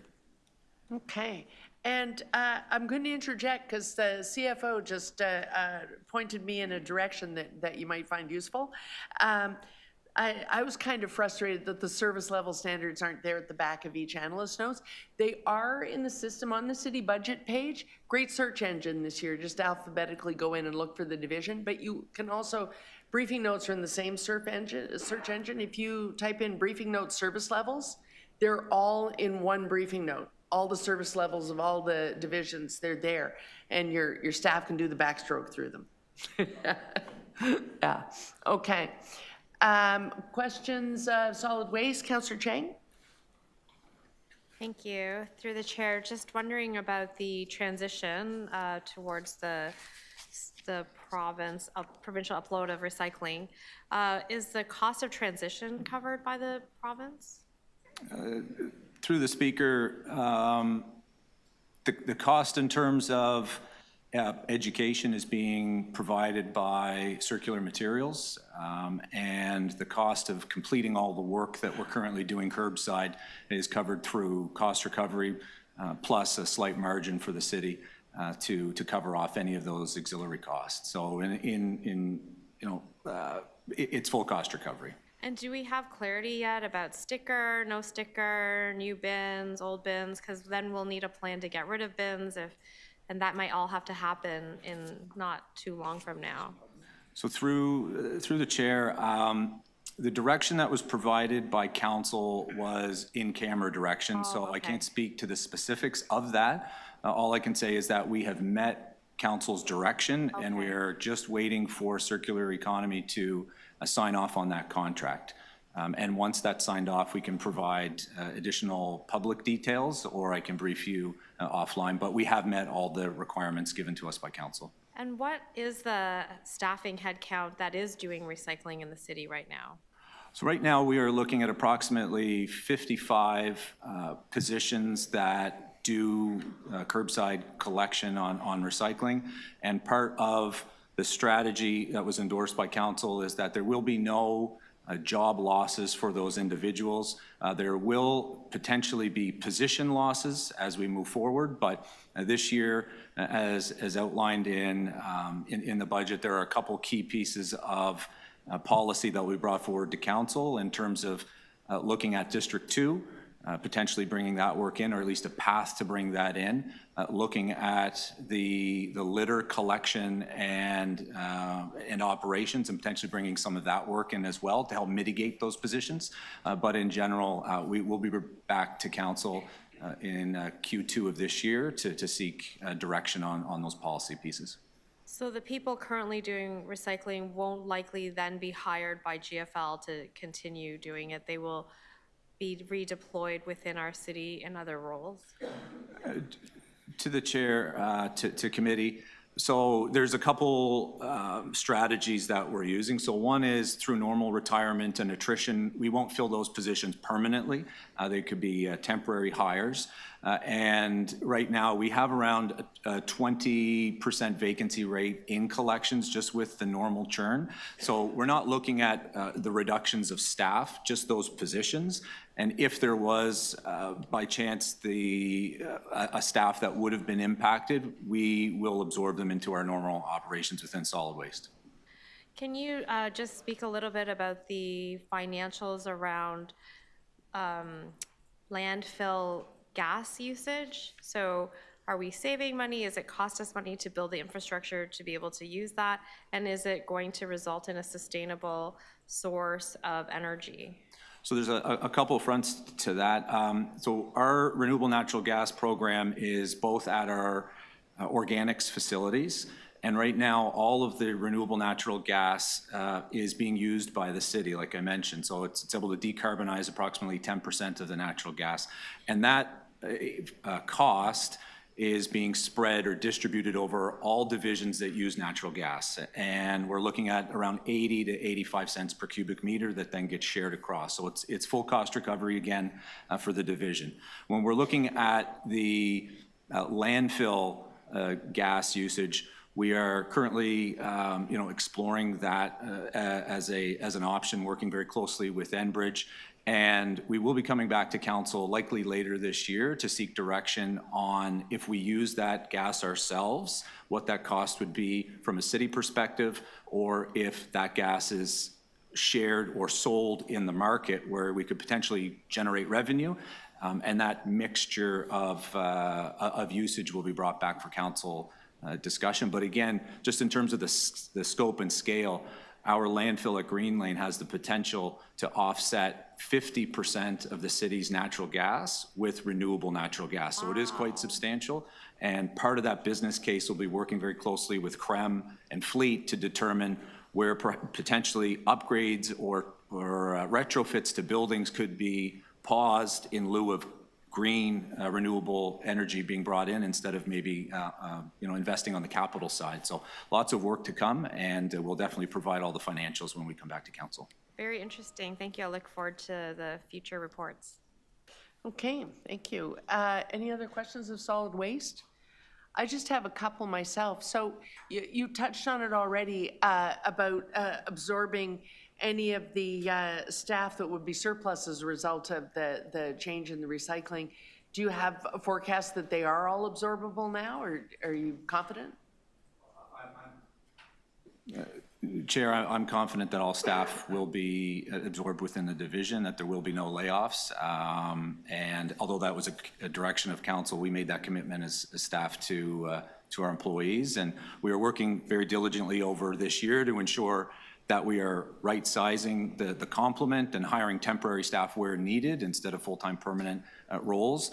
Again, there will be some policy pieces brought forward to council on different work that has the potential of being brought in, again, to mitigate some of those potential position losses, not job losses, and we'll be bringing those forward in approximately Q2 of this year.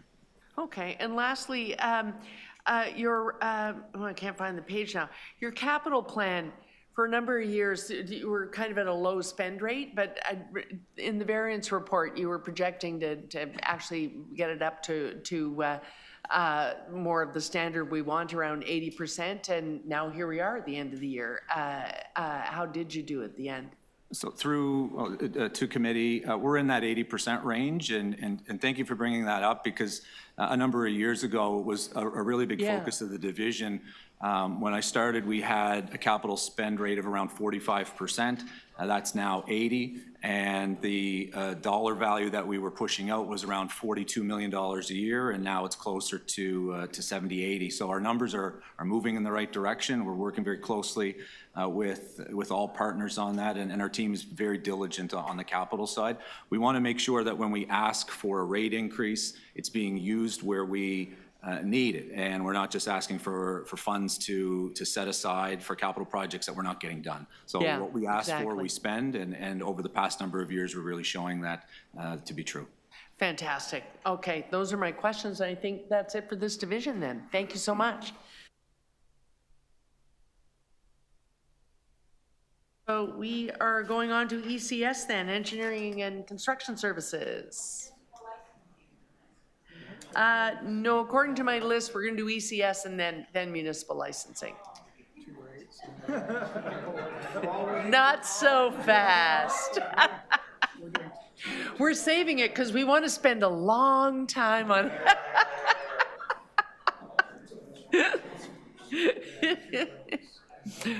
Not that we don't all care deeply about engineering and construction services. Councillor McKelvey, you want to start us off? Oh, Francis doesn't have a question. Go ahead. Yeah. Thank you. What is the, sorry, I'm out of order now too. Here we go. What resources are included for the Strategic Capital Coordination Office, and when will it be fully staffed up? So through the chair, the Strategic Capital Coordination Office is a separate section within Infrastructure Services. So Judy C. can respond to that. Hi, through the chair, the Strategic Capital Coordination Office was established back in the end of April of last year. And through the budget process, we had 7 temporary positions. And since then, we're fully staffed based on that complement for 2024. And through this budget process, we're looking for additional 7, which we will be gearing up as work comes on board and as once the budget has been approved. So it's a 14 FTE group? No, because we started with the transferring of the Infrastructure Coordination Unit from ECS into our office. That's the 7? That, and then no, that was the original number, and then with the 7, pardon me, actually correction, it was 8. With the 8 additional, we ended up with 20 by the end of this year. So sorry, this year being 2024, by the end of 2024, and we're adding an additional 7, so we will have a complement of 27. Okay, and where then does this lie as budget line items? So Councillor, through the chair, SCCO is nested within the DCM's office, and you find it within my budget and policy, planning, finance, and admin.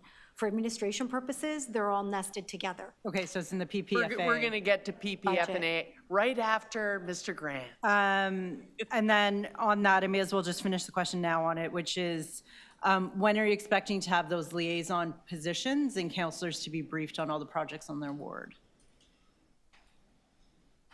Through the chair, what we have established is that we have sent out the 2025 Capital Works program to all the ward councillors, and we have done an outreach to your offices to establish any follow-up meetings or briefings. So we actually have received a couple of requests from a couple of counselors already.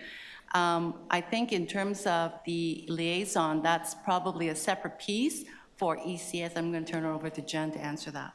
Yes, thanks, Judy. I will take that.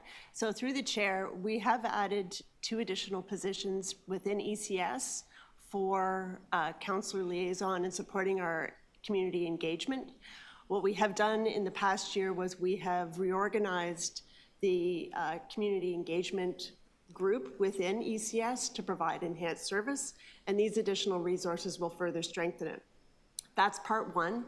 The second part is that as part of our project management, contract management, and capital projects review, we did a deeper dive into further things that we could do to enhance counselor engagement as well as the community as we deliver projects through the capital process. So I'll follow up with you online because I did receive a list of capital projects, but I think there's also all those smaller projects that are included through a little bit on cycling, a little bit here, a little bit there. And I don't know that we have collated lists by ward on those between all divisions. And so anyway, we can follow up on that. But that's where we get into those conflicts where you have a project ripping up one road here for water. I'm looking at you, Lou. And then around the corner, transportation ripping up another road. And that's where we start to miss things. So that list isn't being presented to councillors yet. So maybe we can cycle back on where that's all at. Yeah, through the chair, we can absolutely do that. I just wanted to clarify that the list that we had sent out is a coordinated list for 2025, and we can certainly have those conversations. Yeah, because I think the list I'm looking at, it is a broad list of really big capital programs, but it's not including roads resurfacing, sewer works, and things like that. I don't see smaller projects on that list. They should be there, so I think Maybe I have none. That's great. If I don't have a single road being resurfaced, I'm good with that. But I was just very surprised that it was only big projects and nothing small. So we'll touch back on that and confirm. Thank you. Any other questions of engineering construction services?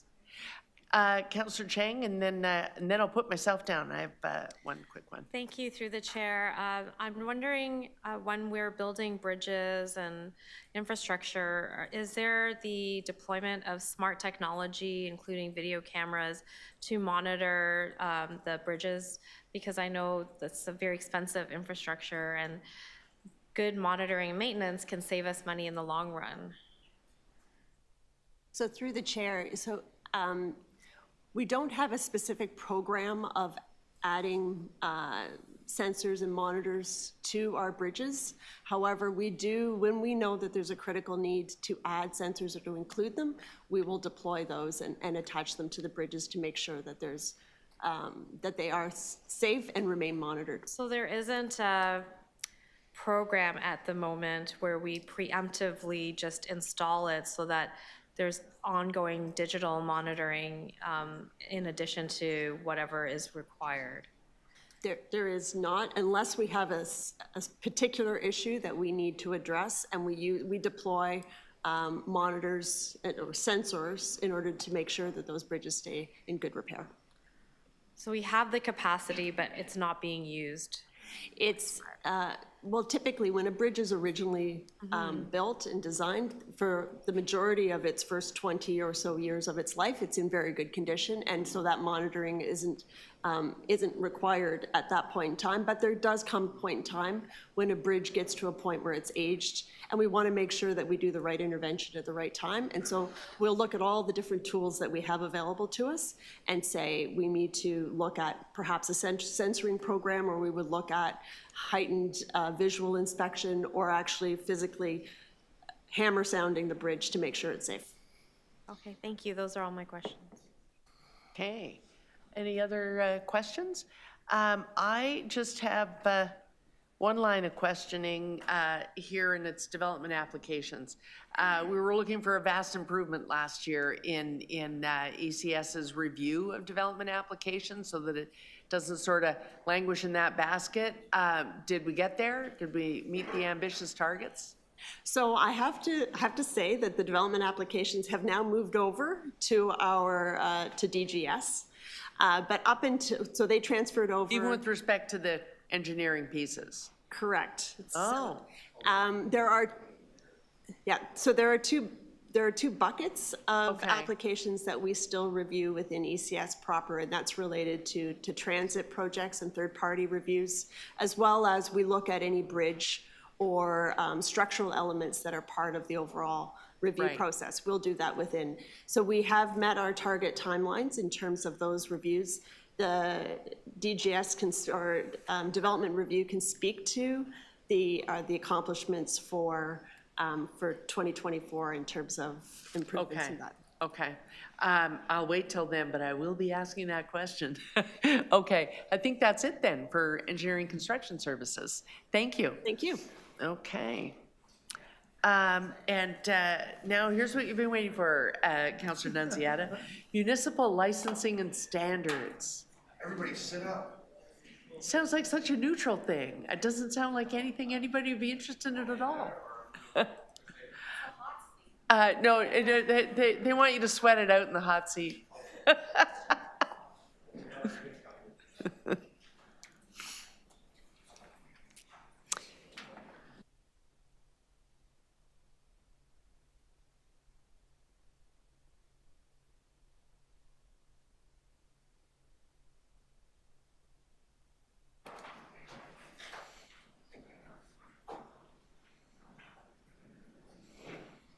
Okay, Councillor Morley, I'll go to Councillor Nunziata first, and then when we bring it in committee, I'll go to you virtually next.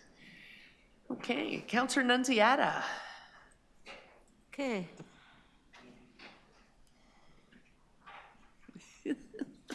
Carlton? Francis? So, Carlton, hello, Newman. As you know, and I'm sure other councils too, the majority of calls that we get in the office is municipal licensing issues, right?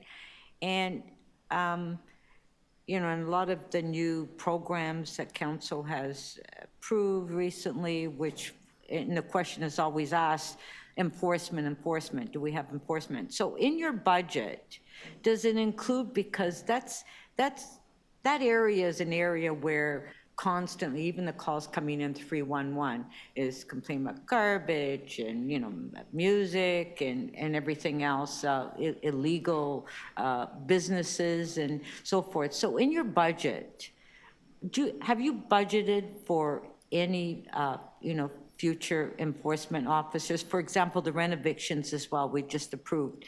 And you mentioned at council that you were going to hire more officers for enforcement. And then also the rooming houses and all the issues that we actually approved in the past year or so. Where do you stand as far as enforcement? Because that's the big issue. We talk about bylaws, we talk about, you know, implementing, you know, programs, but yet when it comes to enforcement, we don't know if you have enough officers to enforce it. So to the chair, to committee, MLS has 300 bylaw officers, and 4 years ago we had 200. What we've been doing throughout when we're introducing new programs or revising programs such as short-term rental, multi-tenant housing, and a number of others, we have increased our complement accordingly with bylaw officers, appropriate supervision for oversight, and appropriate administration. So we have, over the last 4 years, increased bylaw enforcement officers by 100, which is significant, and I appreciate the investment that this council has made in our division. With respect to renovictions, that work is going to be done by Toronto Buildings. It is related to a building permit, and that work and enforcement will be done by our colleagues in Toronto Building. What this budget does is put an investment into enforcement around animal services. And that is an area that hasn't had the same investment that the other areas of our program has. And as a result, this budget does include an investment in animal services to deal with the issues that we're seeing with the growth in population and the animal conflict around feeding wildlife, coyote response, injured and sick animals, and then cadavers. At the last council meeting, but we did defer it for further consultation is on the retail and residential. So that would that not be your area for enforcement? So the short answer is yes. What you're referring to is employment housing opportunities in neighborhoods, and that's related to zoning, and that was at Planning and Housing a month or so ago. We will be working closely with our colleagues in city planning in the development of that zoning. What we don't want to do is and I said this at committee, I don't want to overstaff something if we don't know what the take-up will be of this type of business. It is not fiscally responsible nor prudent of me to add 25 people, millions of dollars to the budget on the tax base when I don't know what the take-up will be to coffee shops in neighborhoods. We need to watch and see how it happens, to see how it's rolled out, and it's also been deferred for further consultation. Okay, and so you might need more, right? Okay. So what you're saying then is you're happy, you have enough staffing, and you could handle all the complaints that you get from my office? I am very proud of the performance of our division, of our bylaw I'm proud of officers. it too, but you know, And but we also, we do, we score at a very high level in response times. Where we are lacking is on cadaver pickup, and we recognize that, and we have made investments in this budget to bring those service standards up in line with the service standards of our other business units. so can I just ask one more last question?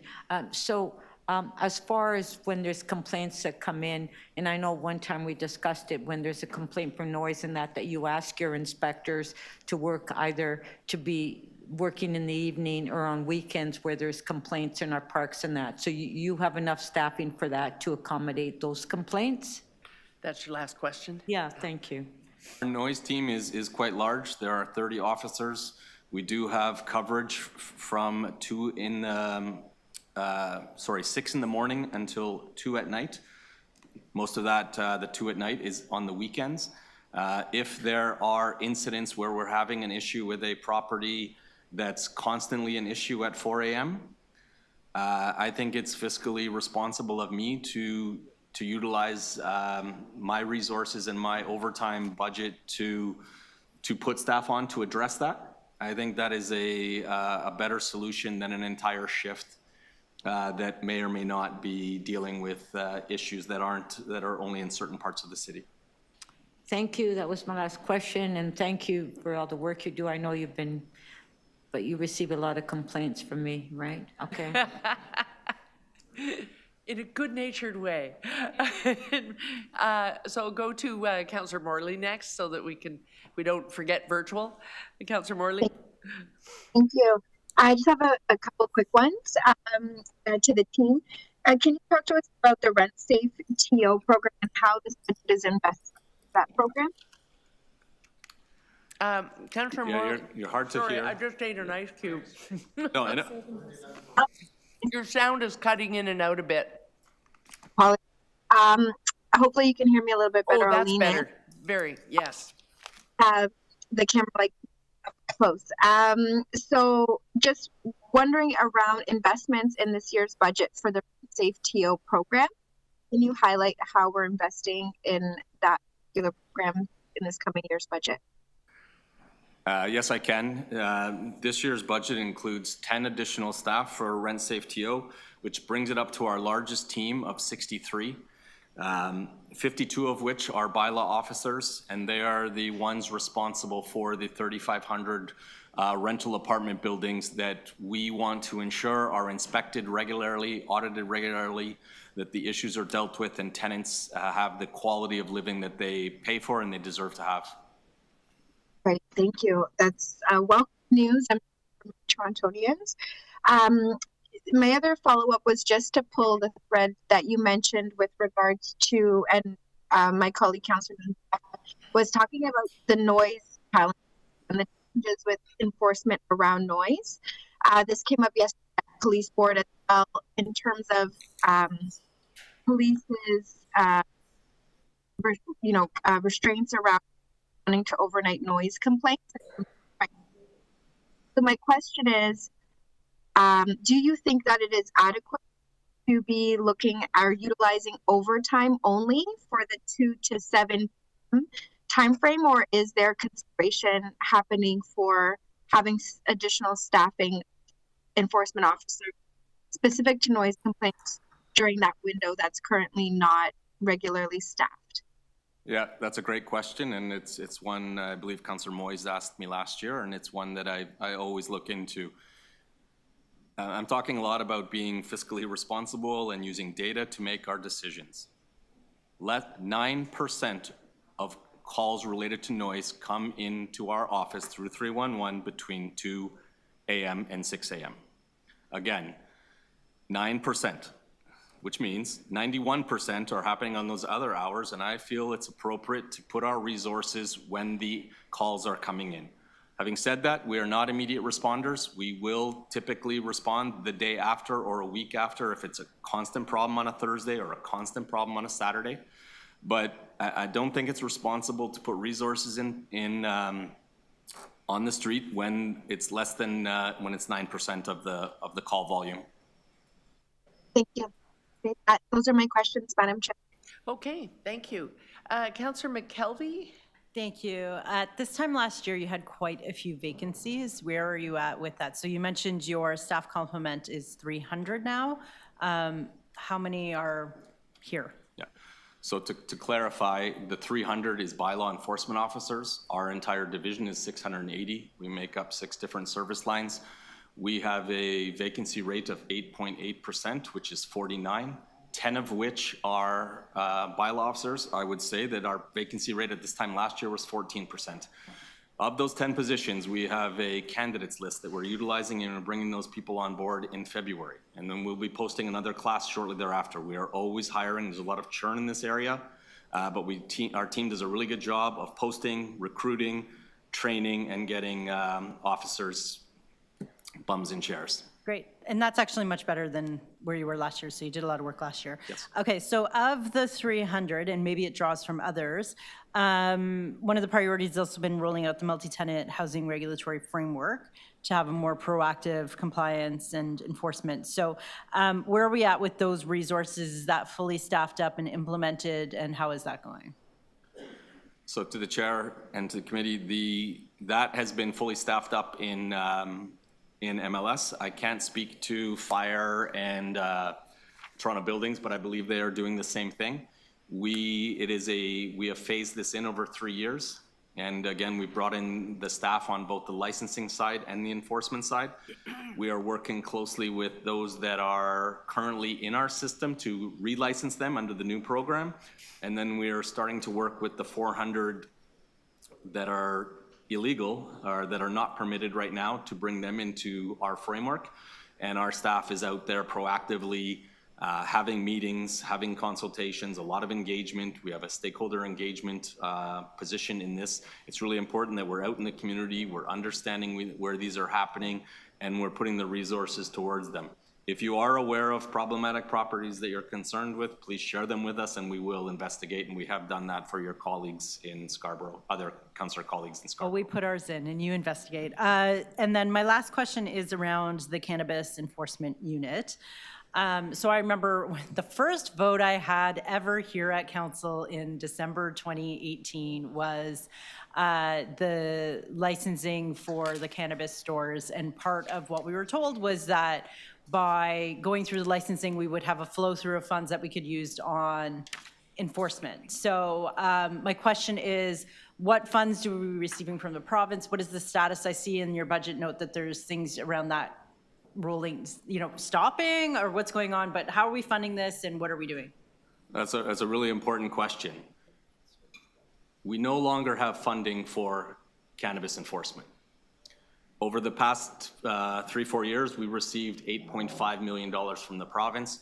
We use that funding along with our colleagues in legal, police, and court services, whereby we shut down, there were over 100 illegals. We got that number down to less than 10. It is now growing back to, it's in the 70s right now. This industry has changed significantly.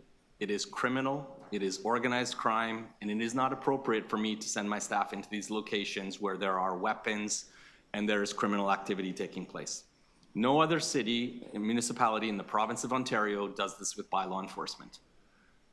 This budget signals my exit from cannabis enforcement. This should be done, and Councillor Ainsley and Council as a whole, a member's motion put forward a couple months ago asking the province to revisit the Cannabis Control Act of 2017 for the purposes of enforcement, administration, a number of areas, and we haven't heard back from them. I think it's really important that this council recognize that there is no longer funding, and it is not safe for me to send officers into these illegal establishments. We have laid numerous charges, over 200. We have received convictions. You would have seen over the past number of years, concrete blocks boarded up. We did amazing work. My previous colleagues did this, and it worked for a while, but these businesses are so lucrative, they're worth, in these illegal businesses, it's worth for them to pay the fines and to operate, and we are just no longer effective, and this is a criminal matter that should be dealt with by the police and by the Ontario Provincial Police, who's the agency of the AGCO who licenses these. Okay. Thank you. On that note, Councillor Moyes. Thank you, and through you, Madam Speaker. I want to pick up on where Deputy Mayor Morley left off in regards to the violations of overnight. So you mentioned that from 2 to 6:30, only 9% go through 311. But a lot of people in Toronto know that through MLS doesn't operate during those hours and may not actually call 311. They may actually call the police. Have you looked at the police data? And also, too, we know that in certain parts of the city, there are more hotspots than other parts. For example, my ward of Toronto Centre, with Sankofa Square and all the activities going on in the area, there's more people in the downtown core. For example, my office received calls on a daily basis around noise complaints, more specifically right now in Allen Gardens, I'm just be quite frank. So we know this. So what steps are you taking or will you take to address some of these problems? Because this is a 24-hour city, right? We're promoting the night economy and many other things after dark. No, I hear you. My division is one of the partners in the night economy. We want it to be successful. We want it to be safe. You're accurate that people may not be calling because of they know that we're not operating. So that is a nuance that we need to take into consideration with those numbers. I am also, I'm aware that there are more issues overnight in your ward than Councillor McKelvey's and others. We take the complaints that we get. That is our data source, and we're happy to work with your office as well on other data that you may have that's not in 311, so we can pull those together and identify where those problem areas are and put staff on to address those particular issues. If it's around Allen Gardens, I think we've worked with your office in the past on things, and we're willing to do that again. If again it's every night, or if it's every Saturday night, or it's all the time, again, we want to understand it. If it's not coming through 311, but your office has good data, we need to get that information, and then we need to make plans accordingly. And Toronto Police has data too, so it's just not my office in 311. And just to add to Deputy Mayor McKelvey's questions around cannabis stores, I mean, your department's done a great job in closing down many, but we also know that many are open again. So what steps have you taken to maybe strengthen them not reopening? And also, too, it would make sense to work with Toronto Police to deal with this issue, because again, to your point, this is a dangerous work you're taking part in. I know, for example, when it comes to dangerous dogs, your team works with Toronto Police, right? That's one example where, the two come together. So can you maybe talk about that a little bit? Sure. Toronto Police is a huge partner of ours. We do not go into these locations without Toronto Police. When we're issuing search warrants, or they're doing seizure, we go together. So that has always been the case. What I'm saying is we've made efforts over the last 5-6 years to close them down, to put up concrete blocks that are only to be removed within 24 hours. We have boarded up buildings. We have been countersued for locking a tenant into a business. We have used every tool available to us. What I'm saying is they are reopening because of the financial benefits to them. And what I want to stress is that we are not the right level of enforcement to do this work. It should be police and OPP. And again, I can't tell the police what to do. What I'm signaling is that I have no more money to do it. Province isn't giving us more money. The province is identified 31 million to go towards the OPP to do this work, and that's where it needs to go. Okay. The City of Toronto is where obviously the bulk of the stores are because of the population, and we should get the bulk of the money. When I say we, the police and the OPP for Toronto. I have one more simple question around pet licensing. I've been told, and I have heard, and I've experienced myself, where every year we have to renew your pet license. Why can't you have an automated annual renewal? I mean, we have the technology and tools to do that, and perhaps maybe putting out a 14-day notice saying, well, your renewal's coming up, but there's an automatic aspect of that. I think a lot of people would welcome that and appreciate that, because again, it's a bit archaic. It hasn't changed in forever. Yeah, we are trying to innovate our licensing system for a number of reasons. One is that we have low participation rates. The second is we want to ensure that people are doing this. We do want to make it easy. Myself, I'm a pet owner, and I have to go through the same hoops, and I don't want to do that. We will take a look at with our new, we're working with a third party on a pilot DocuPet, and we will look at multi-year licenses as is something that I will take away and look at and see if we can do. I think we need to look at that in our business licenses as well. Yeah. Awesome. Thank you. Okay. Councillor Cheng? Thank you. Chair, back to cannabis. So, it's easy. We all may need some after this. So, just wondering, do police ever enforce licensing of businesses? Because we're not going to do it anymore. We're not going to enforce this licensing. But the city, but does the Toronto Police Service actually have a framework and staffing? Because if we're not doing it, are we just waiting for the OPP, and do they have a plan? We're just going to drop it and hope for the best, or? I'm not dropping it, and I'm hoping for the best. This shouldn't be our responsibility. Right. The police do not do business licensing. Yes. Licenses that are legal for cannabis are through the AGCO, and they are the province's responsibility. Those who choose not to get a license are breaking provincial rules. So do we need an education campaign for our residents of who to call?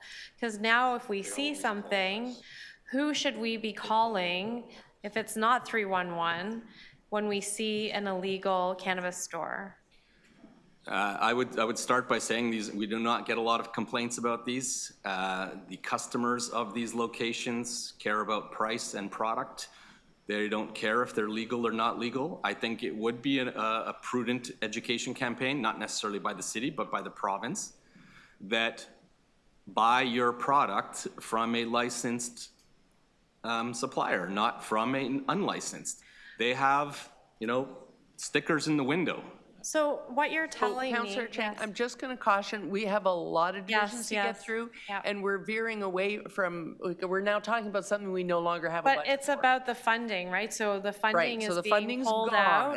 and there we've and there nailed that isn't- down. And I guess there's no transition of Correct. something. Correct. We're not And that transitioning question to has been something. answered. So you're saying there's these scary people who run these scary stores, and now we're just waiting and hoping that the province will step in. Again, you're drawing this question to me, who's involved in bylaw enforcement, Yes. and you're referring to a criminal activity. Right. We do not deal with criminal activity. Criminal activity is the responsibility of the police and of the OPP. Okay. I'm going to move on to a few more questions. So with regard to noise, I want to thank the noise enforcement team because we did have past the regular hours noise that needed to be measured because it was regular and pervasive, and they accommodated. So I know that that is available. But I also have had residents call with a noise complaint where they couldn't actually even log in the data. Like it was just refused because of something about the enforcement capacity. So I am concerned that the data that you're basing a decision of not having 24-hour enforcement is connected to people not actioning, so the data never gets created. People just don't call. And yesterday at Toronto Police Board, they don't want to do noise enforcement, but people do call the police instead of 311 about noise. And so I think, is there more data sharing and more education about the responsibilities and what people should do when they encounter noise in late hours? I would start with the educational and communication campaign, Make the Right Call, which you're well aware of, yeah. and the police are partners with us. And it talks about who to call when it's emergency, who to call when it's not an emergency. That is a really good education piece that gets out there. But dealing with late night noise, people don't know what to do, and it does affect people's mental health at 3 a.m. So just, yes, okay, next question. Pigeon birth control. Is there budget for expanding that? Because we have a serious problem at Yonge and Finch. It's dangerous to cross the street because they're all on the wires, and just wondering, is there a budgeted expansion of that program? The short answer is no, but I want to clearly articulate that this is an innovative birth control pills, food for pigeons to control the population because they propagate quite quickly. So we are doing a pilot. It's been successful. We have funded it through donations, and we will look at expanding it to other parts of the cities, but we are doing it within our own donations, not within taxpayer funding. If you'd like to add funding for it, we'd take it gladly. You've been waiting to say that to us forever. Sorry, Madam Chair, I have just one more question. Okay, but I really am indulging a lot now because we're way off budget. Yeah. I want to remind people, I'm going to give you your one more question, but we have all year to find out how things work. We want to ask questions about the budget here, and we don't need to describe the problem quite so colorfully because whether you know it or not, the staff members experience the problems with you in real time, so they probably already know the description part. Yeah. Yes, questions? So we're getting new staff to remove cadavers, and we know that this is a problem, and I'm wondering with this budget and the added staffing, what will be the response time goal, the service response, because we went from 2 days to 5 days to no promise. And so what does this budget help us achieve in terms of service level for cadaver removal? Yeah, and just to clarify, we never went to no promise. Oh, okay. Not sure where that comes from. We, through the dangerous dog work, we changed it from 48 hours to 5 days. In my opinion, this is not a priority. This is a very low-level priority. For those who say it's a health and safety risk is sensationalizing this.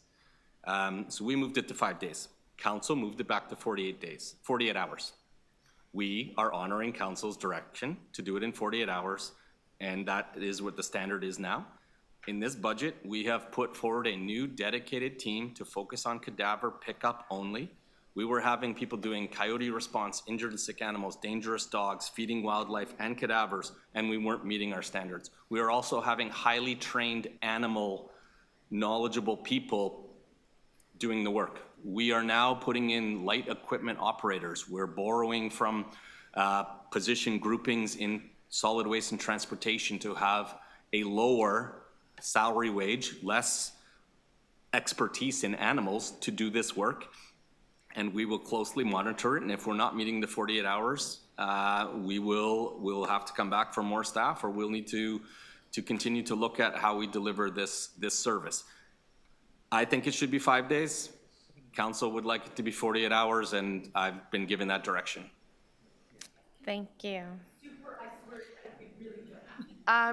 Actually, Councillor McKelvey, I'm going to ask you to wait until we've done the round, and then we'll come back to you. But I really think you all want to get out of here in time. I myself have to do a telephone town hall with the mayor this evening. We've got to get this work done. Councillor Perks.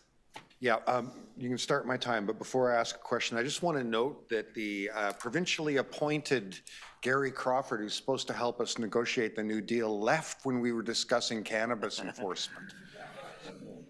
Thank you for that point. Yeah, it pays to pay attention to what they're paying attention to. Okay, so the question I've been waiting to ask is... I do have an actual question. you do have questions? Yeah. Okay, go ahead. I've just been looking, Carlton, through the service levels and through the budget notes. What I can't find, so you're expanding staff for Rent Safe by 10 people. What improved outcome do we get for that? So what I can say is last year we received 8 positions, and from that we were able to increase our number of building evaluations by 3%. So we can do more, and we can do it quicker. We also reduced our timeframes for responding to service requests in Rent Safe from 4 days to 2.2. That is a 45% increase in response times, and this further investment gets us to keeps reducing that number of days to respond to a service request, which means a ton to tenants. Okay, I know it means a ton to tenants, and I don't want to put you to the trouble of a formal briefing note, but if sometime between now and when we deliberate on the budget at council, if you could just bang together a guess at what kind of service improvement we get for the new officers that we're giving you there, okay? Sure. Great, thanks. Oh, those are your questions? Okay. My question actually follows on Councillor Chang's, because I think this is a perfect demonstration of how budgets work. It's several months back, I think, when council said they wanted animal services to be able to pick up dead wildlife within 48 hours. It's not until the budget that you can come looking for the positions you need to do that. So while we changed the standard, we're not experiencing it now. If we choose to put this money in, that gives you what you need to meet the standard. Am I right about that? That's correct. Okay. And are those positions difficult ones to hire, or is the skill out there and waiting for a job with the city? I would say that, and I've said this at the Service Excellence Committee, and picture yourself doing this job Monday to Friday, 8 to 4, and then going back the next day and doing it again. Right. Picking up 53 dead Probably not going to animals want to do it for 30 years. Again and then doing it again. So, yeah. Are we a good employer? Is it interesting work? Is it meaningful work? Yes, yes, and yes. This position will be easier to hire than an animal care and control officer that needs specific accreditation schooling in animals and dealing with animals in our shelter or in the environment. These Right. positions are light equipment operator, and if you have the ability, I don't know all the requirements Yeah. behind that, I believe there's a significantly larger pool than animal care and control officers, so I would say yes. Okay, so if we really want the 48 hours, somewhere through the year, you can hire these. Then I go to animal service all the way through. That makes this kind of a growing budget. Animal service, what we want to, as council and community, is growing. And I notice that, we're now up to 14,000, 18,000. We're only, or million, I should say. We're only bringing in about 3 million in revenue. Are we getting to the point where this division is growing and it's going to start to cost us a bigger capital program, et cetera? Or do we need to have a real look at the overall standards for the division and give the community some perspective? Great question. We recognize that our division has grown very quickly. Yeah. And we are in the midst of a organizational review with an outside consultant looking at how we deliver our services. Are we set up the right way to do it? Do we have the right people? Where do we need to be making investments? And so we identified that a year ago. So council will see that in a committee report? Not necessarily. Council will see some of the findings or recommendations. It's not a study that then says this is for deliberation. It's for myself and Will and Paul and Steve to make decisions on how we are organized so that we can continue to deliver the service that the public expects us to deliver. Okay, thank you. Those are my questions. So Councillor McKelvey is asking for another round? Yes, we're going to be very economical in our questions. And I generally only come in at 3 minutes. So if you have to come back with the animal service request because you're finding that 48 hours is too stringent or too difficult, can you include as part of that a prioritization based on size? Because I will say in my ward, people have a dead deer on their lawn, and that is a nuisance very quickly on a hot summer day versus a dead squirrel on their lawn on a hot summer day. So I just ask, would you be able to take that as consideration as you establish this? I think that's a good suggestion and one that I will take away and work with my animal services team. I agree that the community nuisance is significantly different for a deer than a squirrel and should get the appropriate priority. Thank you. Okay, is that it for municipal services? There you go. Thank you so much. Okay, and next is PPF&A, which I always like to start by making sure that everyone knows what PPF&A is. Always helpful.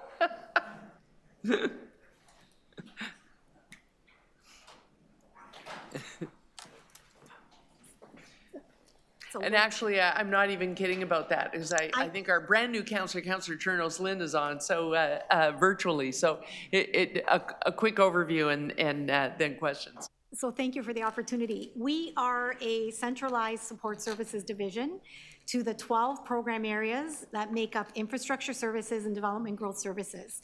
So we provide everything from public consultation support, and many of you in your wards, our team is out with transportation and water and ECS, providing those services. We process 1.8 billion in payables and purchasing on behalf of the 12 divisions, receivables of $1.5 billion annually, and payroll, complement management, and a lot of corporate coordination, citywide projects that we lead. They can focus on frontline services, and we take care of all the back office in a centralized group. Also within us is the DCM's offices and SCCO, as we had mentioned earlier. Okay, now you have an idea of what's in this budget. Questions for PPF&A? Well, Councillor McKelvey has already asked the question that really. Are there any? Councillor Morley. Thank you, Madam Chair. Just a point of clarification. Thank you for the overview. It's always helpful for us.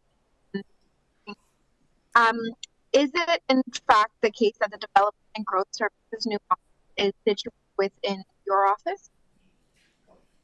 The Development and Growth Service Area and Development Review Division is not within my office. The Strategic Capital Coordination Unit that was recently established is within our divisional portfolio.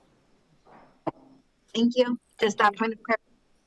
Okay, so there's some transition going on, so that's the main thing. And I don't think there are any questions. The question earlier was the one that was most important. So we're good, thank you. Okay. Guys, we're doing it. Toronto Emergency Management Office. Yeah.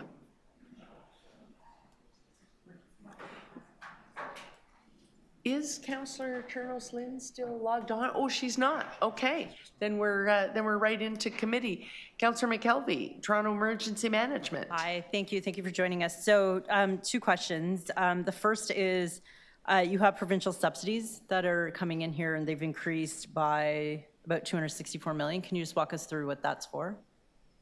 Provincial subsidies? 264 million provincial subsidies?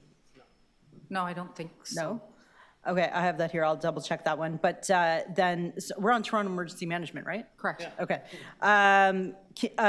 There was directions that were given last year by council following the rainstorm events in discussion around, should have the operation center been open for flooding or that, and directions to do some work. So how have you been engaging with TRCA and others, and is there funding in this budget for improved response around things like flooding? Madam Chair, we work very closely with all the divisions, agencies, and corporations, including TRCA for a flooding plan. We coordinate meetings. There is no specific budget that's been towards flooding. The only budget-specific allotment within our team would be for FIFA and for nuclear. Since as we do with every event that we plan for and respond to, we have after actions. So we had the 2 major flooding in the city in the summer, pretty closely together. We did an after action from that, and again, we've improved our plans on how we respond to that and how we plan for that as well, working with all the different agencies, including emergency services. So on the funding side then, coming in from other government, so the funding for nuclear, I assume that's a flow through. So what are the flow throughs that are coming to you? The only thing we get is we get FIFA allotment from the FIFA team, but we get nuclear. That's it. We get $750,000 from nuclear, and then we also get a $50,000 grant from the province for nuclear as well. Okay, great. Thank you. Thank you. Maybe now would be a time to mention that. So this is the first time during the review that we've seen a FIFA line item in a budget, first time today. Later in the week, when the city manager presents, he'll do the all-encompassing view of it. So if there are any questions along those lines, this is just the emergency management part of it. So if there are overall FIFA questions, best to save those for the city manager if they go beyond this. Yeah. So because it sits across divisions, will there be a briefing note summary that captures well, that? As I said, when the city manager presents, he'll present the whole thing. And if he doesn't present to your satisfaction, I'll expect a briefing note. So pressure's on. Okay. Questions of, I keep saying OEM, it's Toronto Emergency Management now. I keep forgetting. Okay. Councillor Moyes. I do have one question, and it may fall into here, it may not, but help me understand.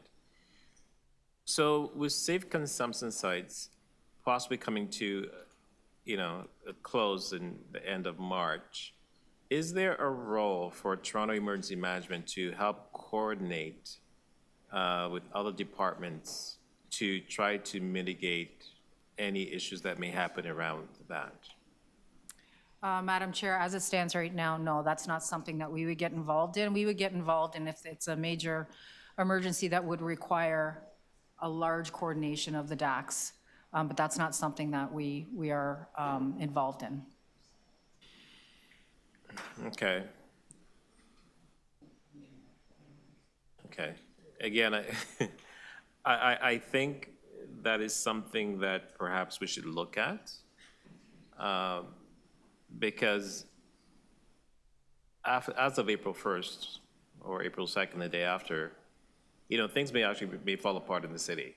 And we may need other departments we may need your department to help coordinate some of the after effects of that. So I'm just putting it out there.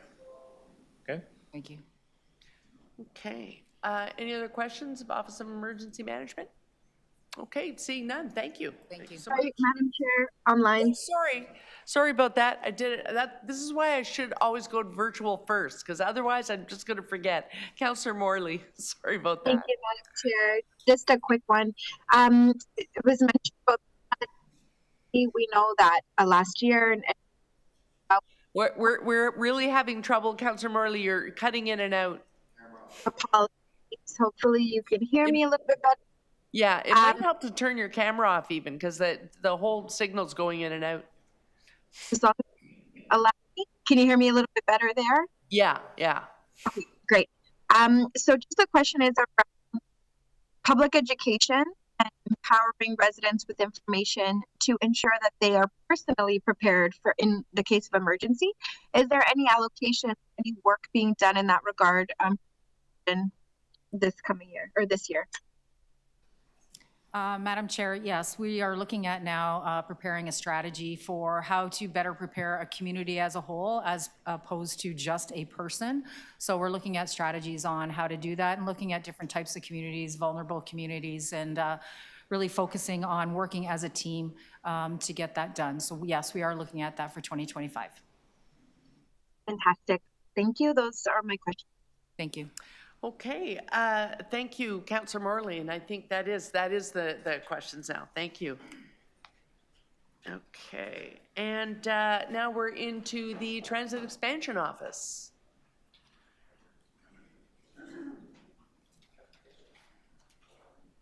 Well, we're just going to do transit expansion first, and then go to transportation. Do we have a different script? Then it's your fault, Mr. Green. It says transit expansion right here. Oh, I got backup. CFO's list is in my order too. So you're just gonna have to bend to my will. Mr. Toigo. So transit expansion office questions. Any questions here? Deputy Mayor Morley? Oh. Well, you looked at your laptop up all for nothing, but you did answer a question earlier about the interface between. So that's it then. Okay. Then we are moving on to transportation services. Thanks, Derek.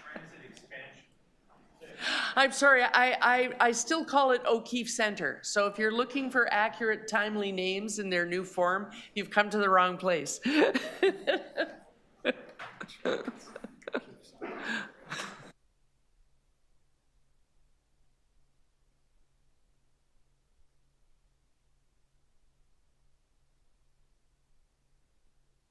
Okay, transportation. Councillor Moyes, since you were so disappointed, I know you have questions. Go ahead. You bet. Thank you. Through you, Madam Chair. Operational questions. I understand that the Vision Zero enforcement team is led by Toronto Police Services. Who is funding the Vision Zero enforcement team? Do you pay Toronto Police, or is that included in their budget?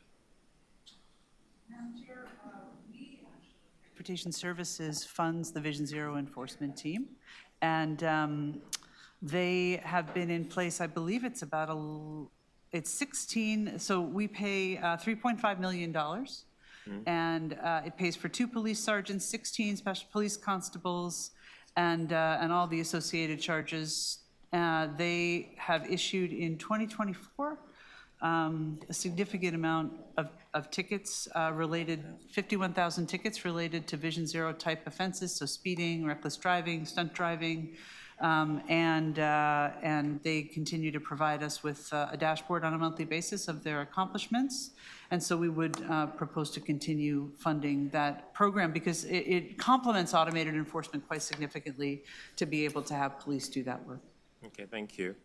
So this budget does not mention the potential impact of Bill 212, the Reducing Gridlock, Saving You Time Act 2024. Do we know if and how the provinces move to rip out some bike lanes and restrict their use on other roads will have a budget impact on the city? Madam Chair, the impacts of Bill 212 are still moving forward. We are in conversations with the province on a pretty regular basis to understand the implications of what is currently in force now and what has been proposed but is not currently in force. So we continue to work with them on early works to look at how we can best accommodate what has been addressed. And we will continue to bring cycling program forward in 2025. We don't yet know what the impacts are going to be on our ability to deliver on the full 100 kilometers that we had hoped to deliver on, but we continue to be optimistic that for those projects that are ongoing and in our capital budget or bundled projects, that we can accomplish those within the parameters of what's been so far asked. Okay. And my next question, the province has a number of projects that have and are contributing to congestion issues in the city. Is it staff's opinion that the city is being made whole by the province, ensuring the cost managing the impacts of projects like the Ontario line and the Eglinton Cross town are not being borne by the city? Madam Chair, I think that this is a shared problem, right? It's a shared problem. We have a significant amount of residents and employees who come into the city each and every day. We have a lot of construction projects. The province also is building higher order transit, and so they have significant construction work that's happening in an already populated city. So the adjacent congestion is significant. We knew that this program was coming forward. We added our construction hubs. If you look at the map of our construction hubs, which are in place to help manage that congestion, you will see that they track pretty closely along the Ontario line. We also have teams in transportation services and also with transit expansion, Derek Toigo's unit, to understand and best manage neighborhood impacts of those programs. So I don't know that I would say made whole because I'm not sure the problem is entirely related to those programs, but certainly it's exacerbated and we have staffed up to try to handle it as well as we can. Thank you for that. And another operating question, with regards to road maintenance and cleanliness, snow plows, repairs, etc., does this budget deliver the same level of service or are there enhancements being made? For winter? Yeah. Winter is the same. The level of service for winter is the same. Okay. And the capital question here. We know our roads are falling into worse condition. Increasing our capital backlog. Does the capital budget projection get us back on track? Or are these worrying numbers based on the planned investments of $647 million into 2034? I mean, I think Mr. DiGeronimo did a good job of showing that our state of good repair backlog continues to grow over the 10 years of the capital program. I saw that, yes. And we have sized up our delivery component of our capital works to be able to address the capacity of the people that we have to currently do the work. I think we're just about 90% on our spend on capital. I think that our program, so to answer your question quickly, we do not have a level of state of good repair funding to change the direction of our local roads and major roads program. So our capital backlog continues to grow over the 10 years. We have demonstrated our ability to spend within the budget allocation that we have, and so we would have to look, and we are going to be looking through an updated asset management plan in 2025 of what that longer term solution could be and how we would fund that. And then that we would have the capacity not only to design and deliver the work, but as you know, the congestion and impacts related to construction on major roads is significant. And so doing all that work in a short amount of time would have immeasurable impacts on the rest of the city and the city where those projects happen. So we do need to pace that. I see I'm out of time. But go for it. CFO would like to follow up. Chair, I do want to note, and our General Manager of Transportation Services is absolutely correct, the backlog is continuing to grow, but I think it's important to note that we've made an added investment in our capital program in transportation this year. We talked about the reallocation of the Gardner funds. It's enabled us to put, I believe it's about 380 million or 350. 350? I think it's 380. We'll double check. Okay. I'm going, let's go with into 380. bridge rehab. And again, while the backlog's continuing to grow, what we've done, and you see it in many of our large infrastructure programs, you're seeing that we're starting to flatten that growth curve and beginning to address those challenges. For that, and we have invested that money into bridges because our critical bridge safety component is really the most significant. So it's been a huge benefit to have that uplift. Okay, that was an important extra question. Okay, so I notice I have two people virtually now. Councillor Crisanti, do you have questions of transportation? Yes, I do, Chair. Just a question for you, Chair. The transit expansion, did I just miss that? Can I go back to that or not? I'm afraid you did miss that department. Mr. Toigo is here. Maybe I'll just let him answer. If it's a quick question, I'll just let him answer from the place where he's sitting in the committee room now. You won't have a close-up of Mr. Toigo, but you'll get your information. Oh, okay, so, and I do have a question of the current topic that we're on right now as well. Okay. So can I start with transit or go back to that after? Maybe do transit expansion first, and then we'll go center stage to transportation. Okay, so I'm not sure who's going to answer this, Chair, but so Mr. Toigo is here. Derek Toigo is still in the room. I'm just saying he's not currently in the presentation seat. Oh, got it. All right. So the question I have is that, there's a budget request of 2.6 million to support implementation of a fair compliance strategy. So my question here is, Councillor Crisanti, this is not the TTC budget. This is the Transit Expansion Department, which is the planning and interface between Metrolinx and new transit being built. Yeah. Okay. TTC is not today. No. Okay. Perfect. So I'll redirect. And my only question there is, again, we any update information that we have currently for the Finch West LRT, would that be the appropriate question? We've still been waiting now for, I believe we're about 3 years behind on the operation of our LRT, the Finch LRT that spans from Keele Street to Humber College. Can you tell me where we're at with that, please? He can, but I am also, I'm at pains. I'm going to have to be as tough on you as I'm being on budget committee members.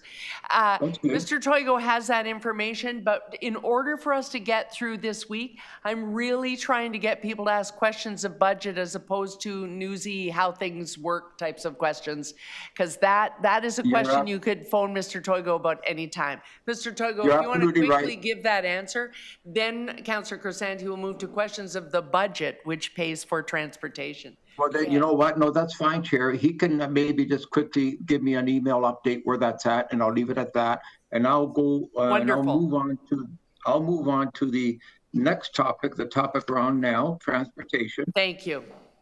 And this should be a budget question. Let me try this one more time. This question is about, and so Barbara, we have chatted about this before, the 100 new positions with respect to the traffic enforcement officers, the 100 traffic agents, that's the one. So apparently, from what I understand, there's 14 positions existing prior to 2024. There's 61 positions recruited in 24 and undergoing training, and there's 25 new positions. So just wondering, how do we come up with this number, the 25 new positions? And how did we assess the need for them currently right now? And let's start with that. Thank you. Madam Chair, An interesting thing about the traffic agent program, I'll just briefly say, related to the budget and the 4 positions that, that we had in 2023 and 24. It is a fairly high churn position, and so we also had added those positions temporarily and had not actually come to council for formal permanent positions. And so many of the positions you see in this budget, the total 75 or the 65, our 2025 ask, are positions that we have and are in the process of filling right now. We have some classes in training right now who we hope to have on the street in June or July. And they actually were not permanent in our budget. So the ask is significant this year because we are asking to make them permanent in our budget. We also know that the mayor, who has been very interested in the success of the traffic agent program to help address throughput at the intersections and blocking of the box, which really causes congestion and impacts to pedestrians and other people using the road, has proposed to add 25 additional agents because we have a lot of construction in the city. We have a lot of construction related to major transit infrastructure, but we also have a lot of transit that is on alternate routes, and working with the TTC, similar to what we did with King Street and Spadina this year, to help navigate some of those changes when we see on-street buses as opposed to streetcar service as we get ready for FIFA. So that's one of the reasons I believe why there was the extra 25 added, and because they've demonstrated to be effective. And so the total number of agents in this budget is 100. Okay, thank you, Barbara. But so that also suggests to me that if you've identified that we need an additional 25 new traffic agents, there's also been a process to identify which roads or intersections that these agents will be primarily monitoring as well. Has that been identified, or are we, we're justifying 25 new agents? We must know where they're going to be going, correct? Well, we do know. We also work in partnership with the police. They have, I believe, 7 locations that they staff, so 14 special constables through the police service to support this program as well. They are in prescribed locations. The rest of our agents are in locations where we see impacts on a regular basis, so they do move around. Of late, they've been a lot in the downtown core. We've had some up at the Allen Road when we've had issues with signaling in that location, and with more complement, we're going to have a lot more opportunity to move them to places where we see construction impacts throughout the city. All right, thank you, Chair. I'm good with that. Thank you so much, Barbara. Thank you. Councillor Morley, did you have transportation questions? Okay. Transportation, Councillor Chang. Thank you. Through the chair, it is concerning to read here that the trend is that roads that are in good and fair condition are anticipated to decrease to 38% for major roads and 50% local roads. So we are on a trajectory, and becoming a city councilor, when I go to cities where the roads are excellent, I really notice now, because I realize that we have a lot of road and a lot of fixing. So I'm just wondering, it sounds like with water, we have really heavily invested in state of good repair, and obviously because it's not life-threatening to drive over a pothole as it is to drink water that's not clean. So but I wonder what is the plan for us to, because I think we want to live in a global excellent city. How do we get there with our roads?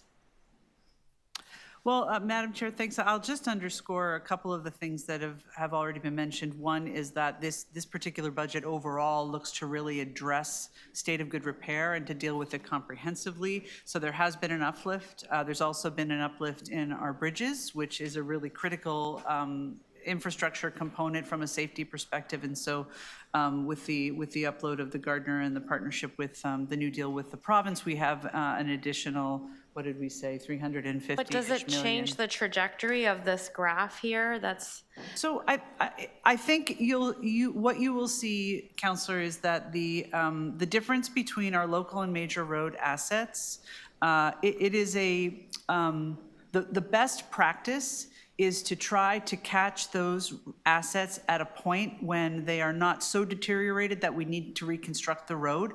Because most of our roads were built in the 50s, most of those that haven't already been updated are, a lot of them are in a situation where we do need to do reconstruction work. And so we bundle that work with TTC track replacement, with Toronto Water infrastructure, so that we can have the least impact on when we do the delivery of those construction projects. So it's not just about the resource, although certainly the resource is important. It's about the ability to deliver those programs, and also when we deliver, especially the major roads, and I think you noted, and the major roads have lagged behind the local roads, is because the construction on those arterial roads is quite impactful. And it impacts neighborhoods, and so if we do all the parallel corridors in one swoop in a neighborhood, then it creates another series of challenges. So this is why we're going to be doing in 2025, we're going to be doing an update to our asset program, because we know that council is very interested in trying to flatten that curve. And so we will come back with some longer term strategies for roads so that you can be proud of. Thank you. I do get a lot of complaints about street sweeping. People feel upset that their roads are not getting cleaned on time. Where are those street sweepers? And I heard there's a GPS system. So is that part of this budget, that there would become a similar to snow plow TO, that there would be a way for people to know what street sweepers schedules are and how they can, and where they are in the city?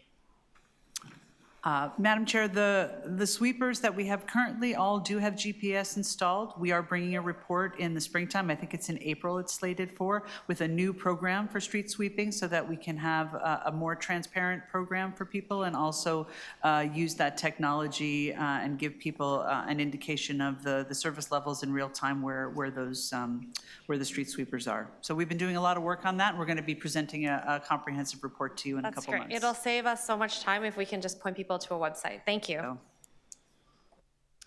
Okay, that's Councillor Cheng. Councillor Perks has dropped out. I'm sorry, Councillor Morley, have you already asked questions of transportation? Oh, go ahead. Thanks, Madam Chair. Hopefully you can hear me better with the headset on. Just a quick one. Thank you. I wanted to follow up on the service standards around litter collection. As council offices, it's something we do hear about fairly regularly, specifically from our BAAs, et cetera. So I have a two-part question. Is there any investment in this year's budget to address the service levels around litter collection, specifically on our main streets? And the second question is, around the report that you'll be bringing forward regarding street sweepers, is there analysis around like the speeds that they're going, the number of stops that they're making, and things along those lines? Because a regular point of concern is that people say they're driving through the neighborhood, but they're not collecting the garbage. So I'm just wanting to probe down on those two pieces, if I may. Thank you. Madam Chair, on the litter collection, the actual litter collection is done by our partners in solid waste management, so we oversee the contract for the bins. But we will actually be coming back to council with an update on the litter bin program and the street furniture program overall, probably in third quarter of this year, because that contract is going to be up for 2027. So we really need to be bringing an approach back to you this year, so we'll be doing that. And then, yes, the street sweeping report will be quite comprehensive. It will cover the questions that you asked. We also did some work with the universities around air quality, so we'll be bringing those results back as well. Great. Thank you so much. Thanks, Barbara. Those are my questions, Madam Chair. Okay. I just have a couple of questions of my own. Oh, sorry. Okay, yes, chair goes last. Let's do that. Thank you.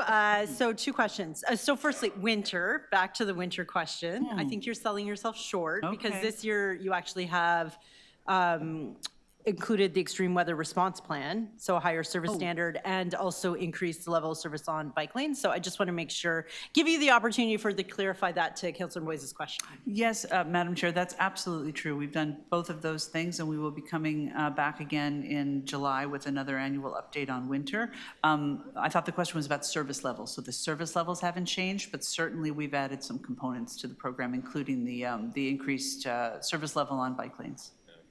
Thank you. And then my other question is, so your budget has a $39 million increase, and I recognize that we always ask you to do more and more and more and more. So can you just outline what are the main drivers behind your increased ask to us?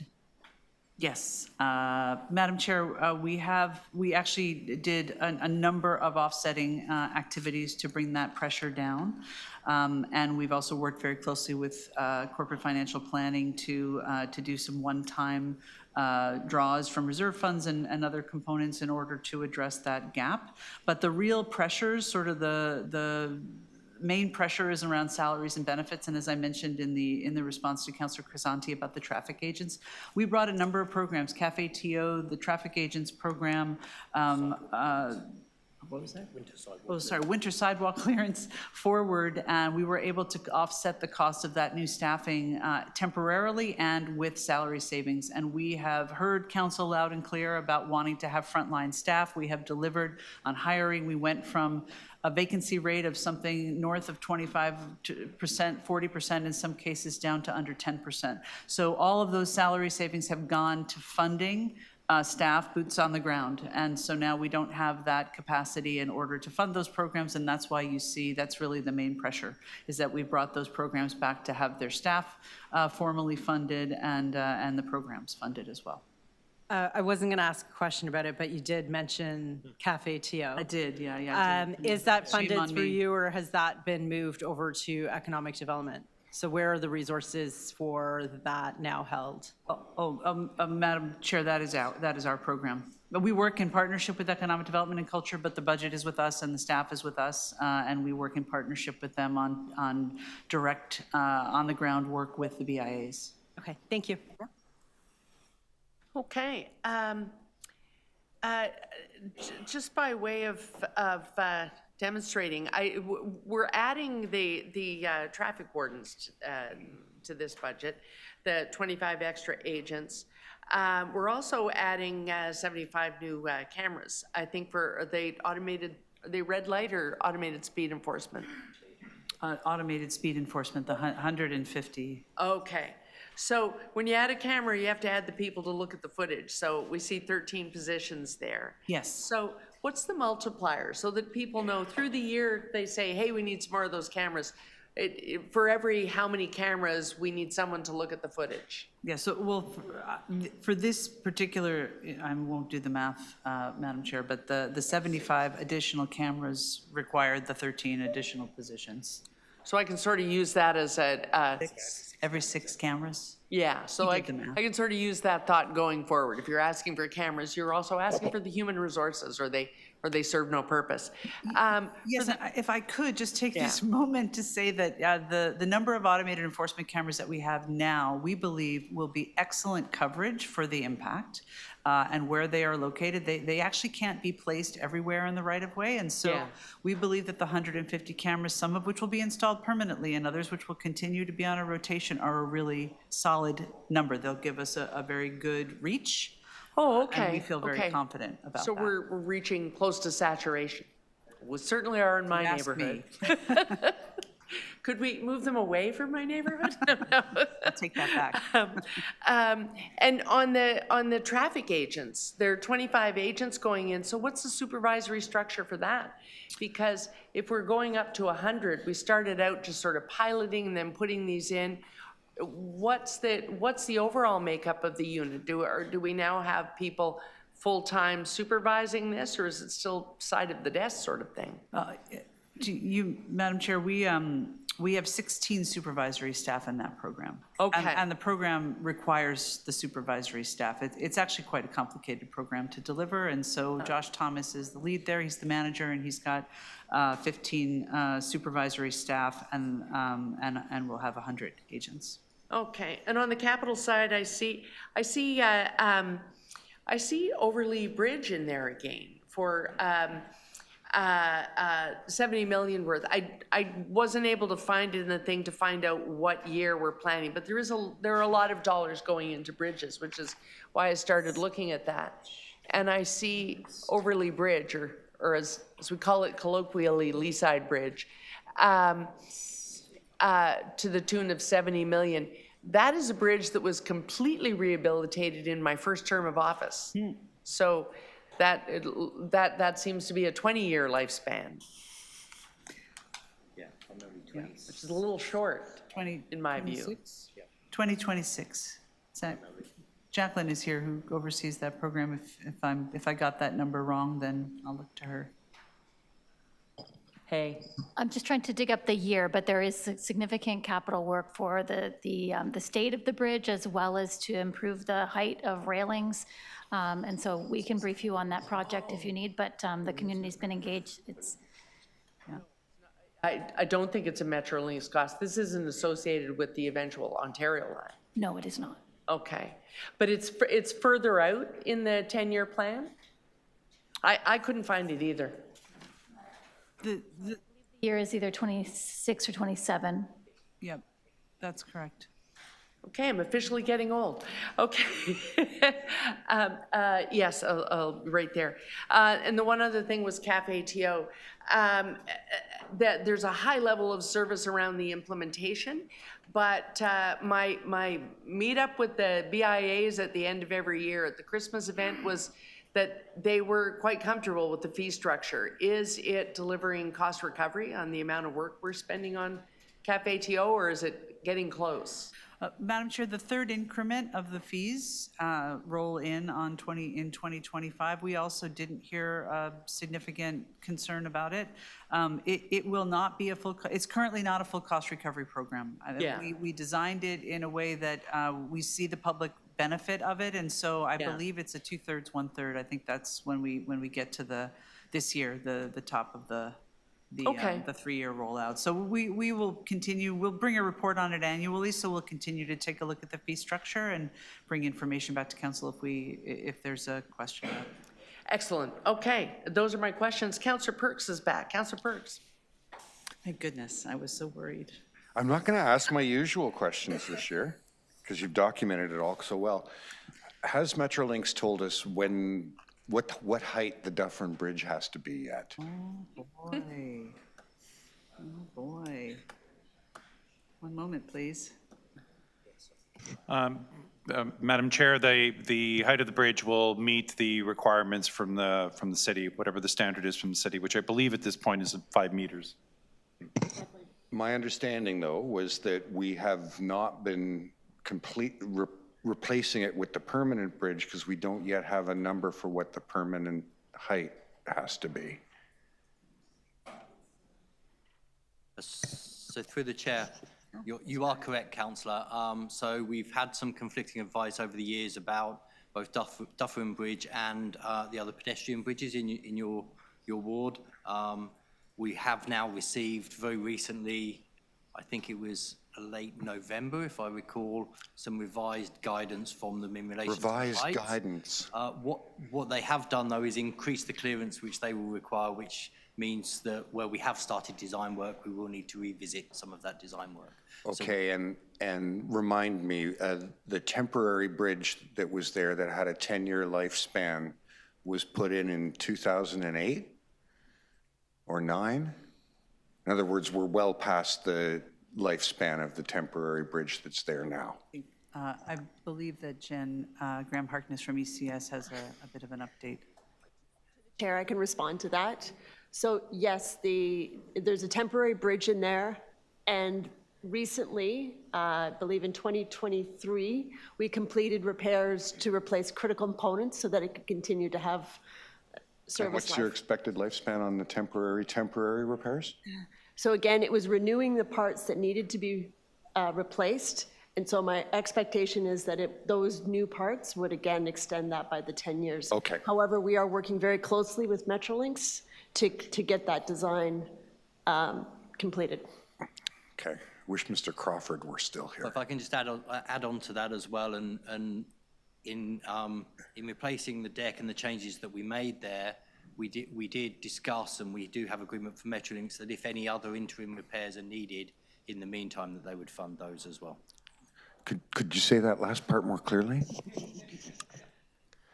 So when we did the changes to the bridge, we also have, because one of our concerns was, yes, it might be a 10-year life in theory, but what if it doesn't last 10 years?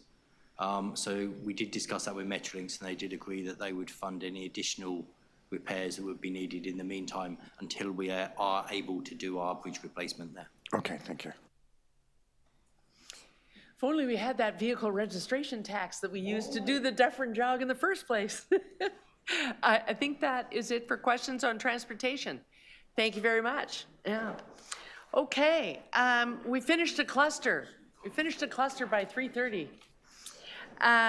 We are moving on to development and growth services. So a bit of a general presentation. And then the divisions are, for those watching at home, City Planning, Development Review, Housing Secretariat, Toronto Building, and Waterfront Revitalization. And I am going to be tough on people staying on budget because I want to remind you that we also have TCHC and TSCH waiting in the wings. Yeah. Afternoon. And we'll have a presentation for you in a second on paper, but you can go ahead and begin because they also have it online. Yeah. Thank you, Chair Carroll, and good afternoon to not only yourself, Chair Carroll, but the members of the Budget Committee. Before I begin, I'd like to acknowledge and thank my amazing team, not only for the work that they've done to support the budget, but of course for the work that they do year-round. And I'd also like to thank the CFO's team and my peer service areas for all of the collaboration and support. One more special thank you to Annalisa and Ritu. They've been incredible as far as helping us pull together the DGS budget. For the next few minutes, it's my privilege, and I thank you in advance for the opportunity to introduce and open the discussion on the Development and Growth Services budget. I will strive to not, essentially read every slide and try and really hit the high notes because I do know time is, we need to try and manage time as well. What you have before you is the vision for Development and Growth Services. What I'd like to highlight for you is that this still is an interim vision. Given that we're a year and a half old as a service area, we'll be investing and revising the vision in the future. But essentially, we're focused on expediting the review of development applications, enabling faster delivery of housing, notably affordable housing, and ensuring that the city meets its strategic goals through the centralization of all development and growth-related services. Next slide, please. So the slides 2 and 3 are really a brief overview of the services that are provided by the divisions within Development and Growth Services. The first is city planning that is led by our new addition to the team, and I'm not sure, Jason Thorne, our new chief planner, and there he is, and of course leading our city planning area. Next, we have our new-ish leader for development review, which is Valessa Faria. And for the Waterfront Revitalization team, it's led by David Stonehouse. And our Toronto Buildings team under the leadership of Kamal Gogna. And finally, and no stranger to anyone in the room, but our Housing Secretariat led by Abby Bond. The services and outcomes that we are focused on from a development and growth services perspective, DGS contributes towards advancing the city's strategic outcomes, including housing, climate action, people and neighborhoods, and as well as equity. The services delivered improve the quality of life of residents and businesses by striving for safe and affordable housing for all Torontonians, ensuring Torontonians feel safe and secure, and live in healthy, inclusive, and culturally rich neighborhoods, delivering trusted services that advance prosperity for all, and delivering services with fair and equitable outcomes for all. On the next slide, what you see here is our operating budget. Our gross budget is approximately $1 billion with a net operating pressure of $575 million. This represents a net increase of 15.3% increase, or $76.2 million over the 2024 approved budget. And I'll break that down further for you further into the presentation on slide 12. There's also a complement change of 74, and the net change though is 18. Of those 18, 14 of them are within our buildings department, supporting our rent evictions program, and 4 within the housing secretariat in order to advance on some particular enhancements that we have there. And the bulk of the other complements are from the 2024 budget, and as a result of the structural changes that we have in Toronto buildings and the staffing that we had indicated would need to be in place for it. Part of the 2025 budget expenditures include a combined city subsidy of $374 million for Toronto community housing and Toronto seniors housing, and I can certainly break that down in more detail later on in the presentation. From a development and growth services capital budget, we have approximately $3.9 billion over the next 10 years. $2.3 billion of that is debt funded, and the total 10-year capital budget includes projects related to Toronto community housing in the area of approximately $2.1 billion. The 2025 capital budget is $721 million. Of that, $215 million, or approximately 30%, is debt funded, and further details on our capital budget will be later in the presentation. The next slide highlights our key risks and challenges. Many of these are carryover from last year as well, so I'll go through them very quickly. But for people in neighborhoods, advancing plans for the next phase of our waterfront revitalization and large area transformations, including the Woodbine lands, leading intergovernmental projects with applications such as the 15 new complete communities on the former Downsview Airport lands, and responding to new and legislative and policy changes resulting in continuous realignment of priorities and projects. Under housing and affordability, preserving the existing and aging rental stock while advancing efforts to achieve the housing TO target of 65,000 new rent-controlled homes by 2030, optimizing existing resources to effectively advance a city-led approach to delivering and expediting housing projects, the unpredictability in the housing market, cost escalations, intergovernmental funding challenges, and elections that may result in program pauses, pose significant risks to in-flight projects as well as new housing projects and development review volumes. Finally, the growing housing affordability gap driven by increasing rental costs and insufficient incomes, particularly for households who rely on provincial and federal policy and income supports, such as minimum wage rates, social assistance, and pensions, etc. Under the category of service delivery and a well-run city, one of the key risks, of course, is continuing to expedite and implement the innovative technology improvements to optimize service delivery. And I do want to say thank you to Corporate Services and Technology Services for the great partnership that we've had in the previous year in advancing. That pressure is going to continue well through 2025 and beyond. Continue to roll the rollout of the new operating model for the city's development review process while responding to legislative changes. Building on successes of the recently streamlined condominium approval process, where we leveraged a Lean Six Sigma light approach. In 2025, we're going to be focused on using Lean Six Sigma to continue to improve other processes such as site plan.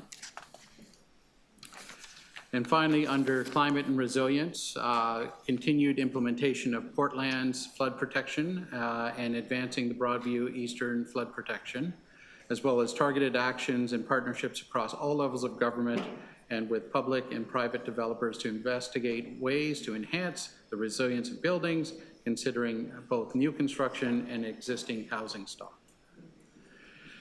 And the next one, once again, there are actions in line with the risks that we've identified under people and neighborhoods, continuing to invest in complete communities, aligning leadership and partnership, including reconciliation and equity considerations in planning initiatives and studies, continuing having discussions with our intergovernmental partners on the next phase of the waterfront development, revitalization, advancing housing policy frameworks and strategic partnerships that increase and accelerate housing supply, including as-of-right zoning permissions.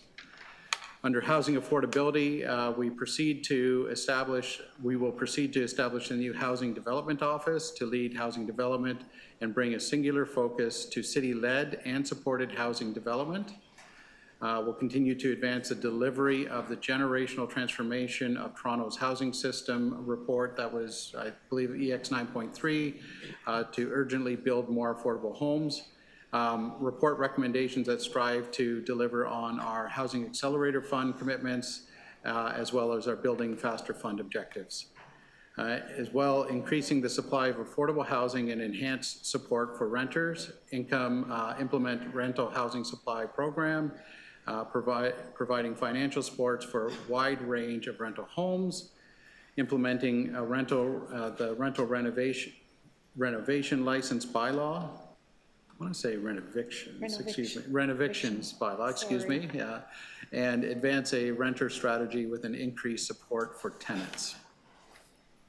And under service delivery in a well-run city, we're continuing to expedite review of approval of development applications while with prioritization of affordable housing applications. Improving our applications processing timelines through new technologies and streamlining streamlining processes. Once again, we'll be leveraging Lean Six Sigma and implementing a team-based approach. The ongoing evaluation, monitoring, and refinement of Toronto Building's newly implemented organizational structure that is client-focused. It's a client-focused service delivery model to drive operational efficiency, evaluate service delivery, and reinforce its leadership as a modern, client-centric building regulator. And finally, continue to advance the centralized housing access, including refinements to our RGI housing and implementation of a system for affordable housing. Under climate and resilience, we're going to continue to advance capital projects through a climate lens, including the Portlands and Broadview Eastern flood protection, as well as supporting the climate change and resilience through the development of green infrastructure and the Toronto Green Standard, and version 5 is to be delivered in Q4 of 2025.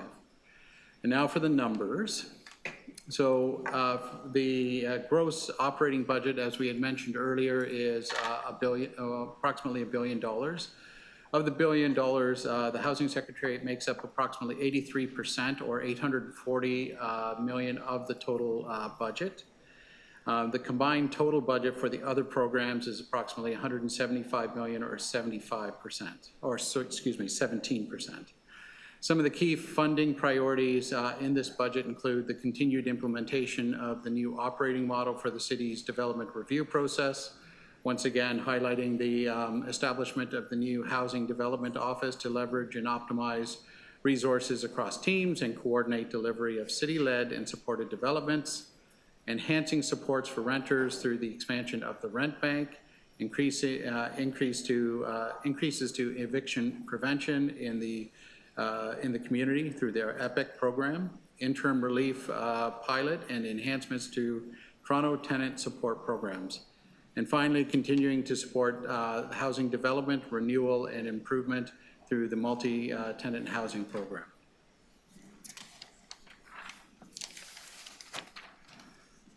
The next slide outlines where our sources of funding come from. Approximately 57% or $575 million is funded from property tax, 24% or $246 million funded from federal and provincial subsidies, 6%, $57 million from out of reserves, and 13%, $132 million through user fees through Toronto Building, City Planning, and Development Review.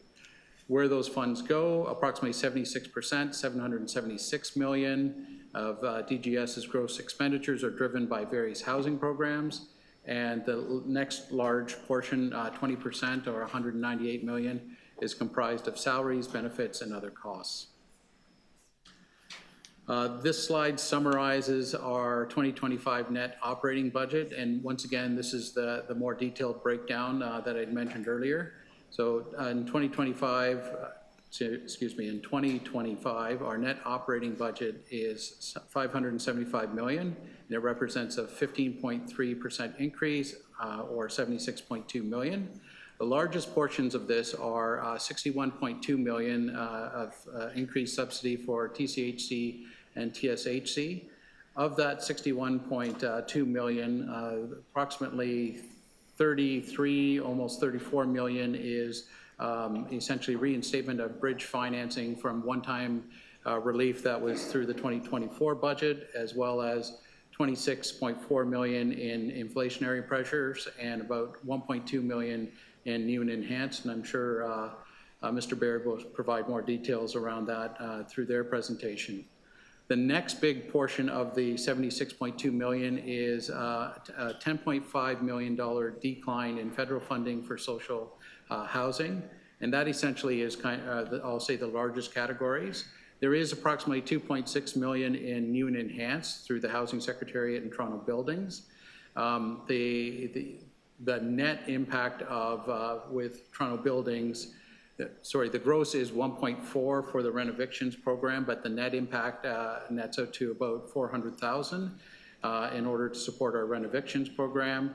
There's other, I guess, enhancements. For example, $1 million to the rent bank, 800,000 for eviction prevention, and other small programs as such.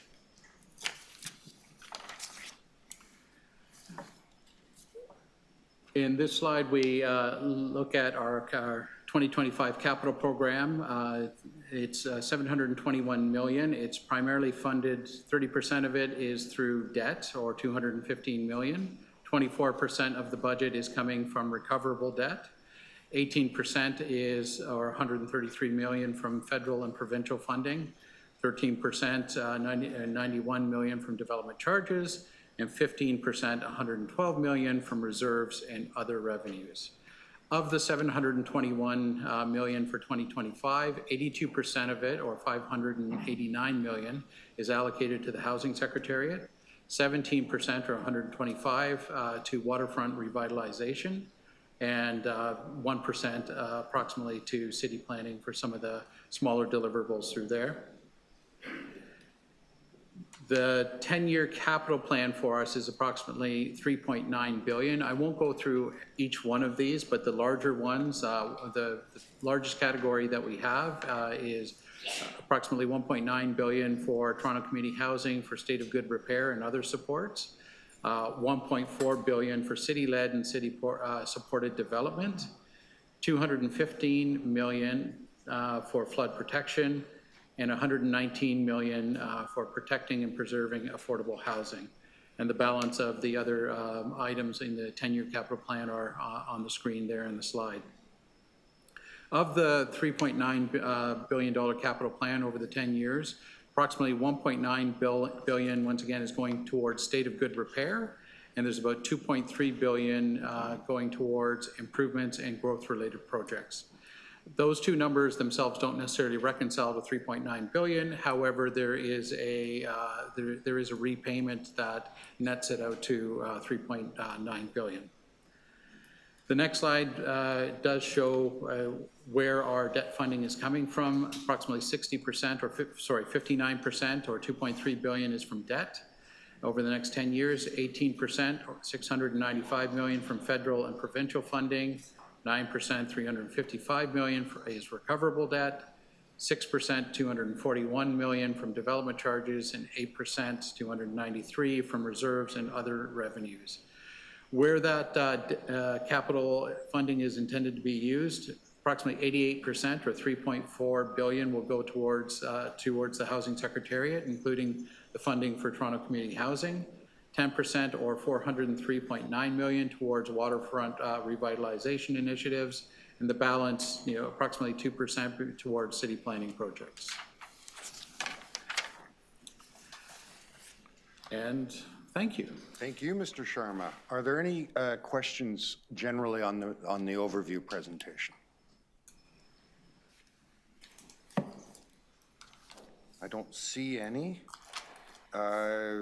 So I think we do them in this order. Yeah, so city planning, are there any questions on, yeah, Deputy Mayor McKelvey. Thank you. So in the presentation, you have a line item for 3 million annually for civic improvements. What is this? Oh, is this for under planning? Your development and growth on, So this is general on the presentation? Okay. so I thought it might be under the city planning one, but yeah, there's, I believe that is part of some of the work that we do from a complete streets perspective, and it's a small amount of funding where planning supports that initiative along with other city divisions. so yeah, okay, I guess it's on the general, it's on page 15. And there's just civic improvements that's listed at 30 million, but 3 Yes. million a year. I'm And- just wondering what kinds of things that goes towards. So our chief planner is here, he can respond to it, but I do believe what I had indicated around the complete streets investment is it's part of what planning delivers along with other divisions in order to support some of those projects. Yes, Chair, that's correct. So that's $3 million annual. My understanding is that amount has existed for some time. And typically, those funds are used to augment other city infrastructure projects to include enhanced urban design elements. A lot of the focus over the past couple of years has been around green infrastructure, incorporation of low-impact development, and implementation of the Green Streets program. Has been a lot of how that fund has been used to augment other city infrastructure projects. And it's administered through the urban design team within city planning. So how is that funded? That's from the property tax base, or is that development fees that you collect and flow through, or Section 37s that flow through, or? Do we have an idea of exactly how that's funded? Chair, my understanding is that includes some levy funding capital, but also some DC capital. I don't know the exact breakdown between the two. Okay. It's the first time I saw that we do this, and there's this pot there. There's not a lot of description around it. Or what that's being used for. Okay. And then my next question is on just the number of staff, which I don't know if that would fall under city planning and development review specifically or general. I guess, I mean, it's under planning, but I guess it's, you in 2022, you approved 150 positions. So it's the status of I just want to know if you're asking about planning, because then I can give you 5 minutes on planning, or if you're asking I think for it's the whole planning, department. but my last question I thought was planning too, and it was the whole department, so. So the question then, you can decide where it fits. I'm still going to fit both in 5 minutes. So my question is, 2022, there was a hiring of 150 planners. Where are you at with that hiring and vacancies, and are there any more being added, or does that take us to a full complement? Through the chair, and sorry, I'll hand it over to Annalisa. So Councillor Valesa Faria may have more information, but my understanding is those 150 that were spread over numerous divisions, not just city planning, which is now part of the development review division with the realignment we've done. They've filled primarily all of those positions. I think there were 8 or 10 still just waiting to get through the recruitment process, but they've been pretty much filled, and I'm sure Valesa can speak more to that. Chair, that's correct. Out of the 150 positions, about 76 were in city planning, and the balance, the other 74, were spread across commenting divisions, which are now within development review. So that includes engineering review and transportation review staff. Out of those 150, about 143 are currently filled. And then out of that 150, are you done, or is there more coming in this year? Does that bring us to a full complement and we're 100% ready to go on the D&G division? So the development review division currently has about 400 FTEs, and our vacancy rate is currently about 7%. So we have done a great job in filling our vacancies, and as a result, I can say that our service levels have also improved significantly, and we're getting really great feedback, not only from the development industry, including nonprofit developers, but also from members of council. So are you adding more planners this year, or okay, that I guess ultimately we're at full complement. So you're a full complement, we're not adding more this year, and now everybody's just banging it out. Okay, great, thank you.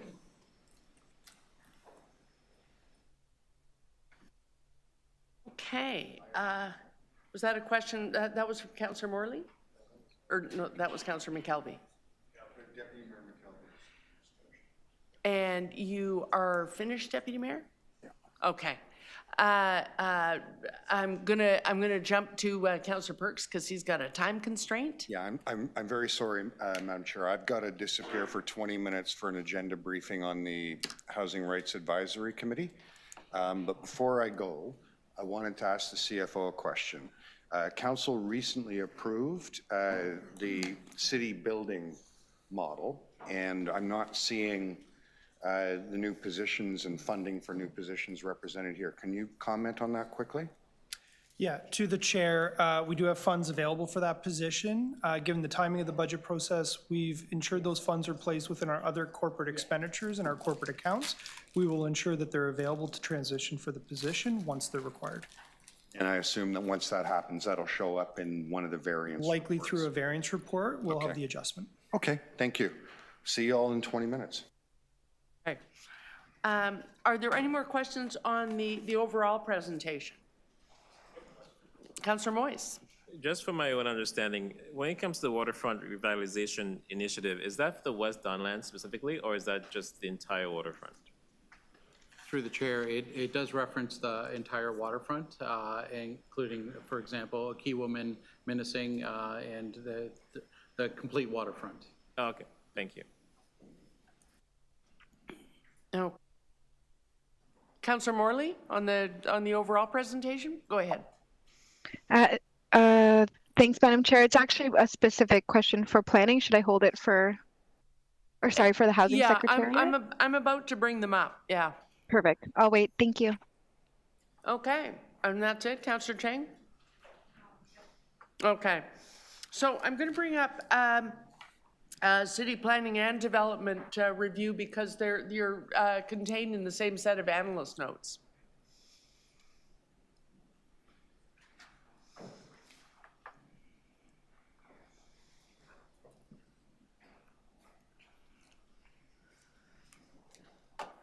Okay, so you guys are covering both things. We haven't actually had our meet and greet yet, so hello. Okay. Councillor Morley, let's do virtual first. Councillor Morley, and the analyst notes cover both these divisions because they're in the transition of being distinct. So I have both development review and city planning for you. Thanks, Madam Chair. The question was sort of asked and answered around what improvements we've been seeing in the development review process in terms of timelines. And I guess I'll just ask if you can provide any additional color to what additional improvements we can expect through the budget this year. Thank you, Councillor. To the chair, we have seen on average about an 80% improvement in timelines. So as an example, for site plan, as of December, our applications have been reviewed within 97 days versus 694 days for the 5 years average before last year. In terms of improvements for 2025, so 2025 is going to be a big year for us. We're going to continue to focus on improvements to the service that we provide to applicants, and that includes looking at things like our standard operating procedures per application type. We're going to focus on relooking at our KPIs now that we are a consolidated division, not only with community planning, but also with engineering review, transportation review staff.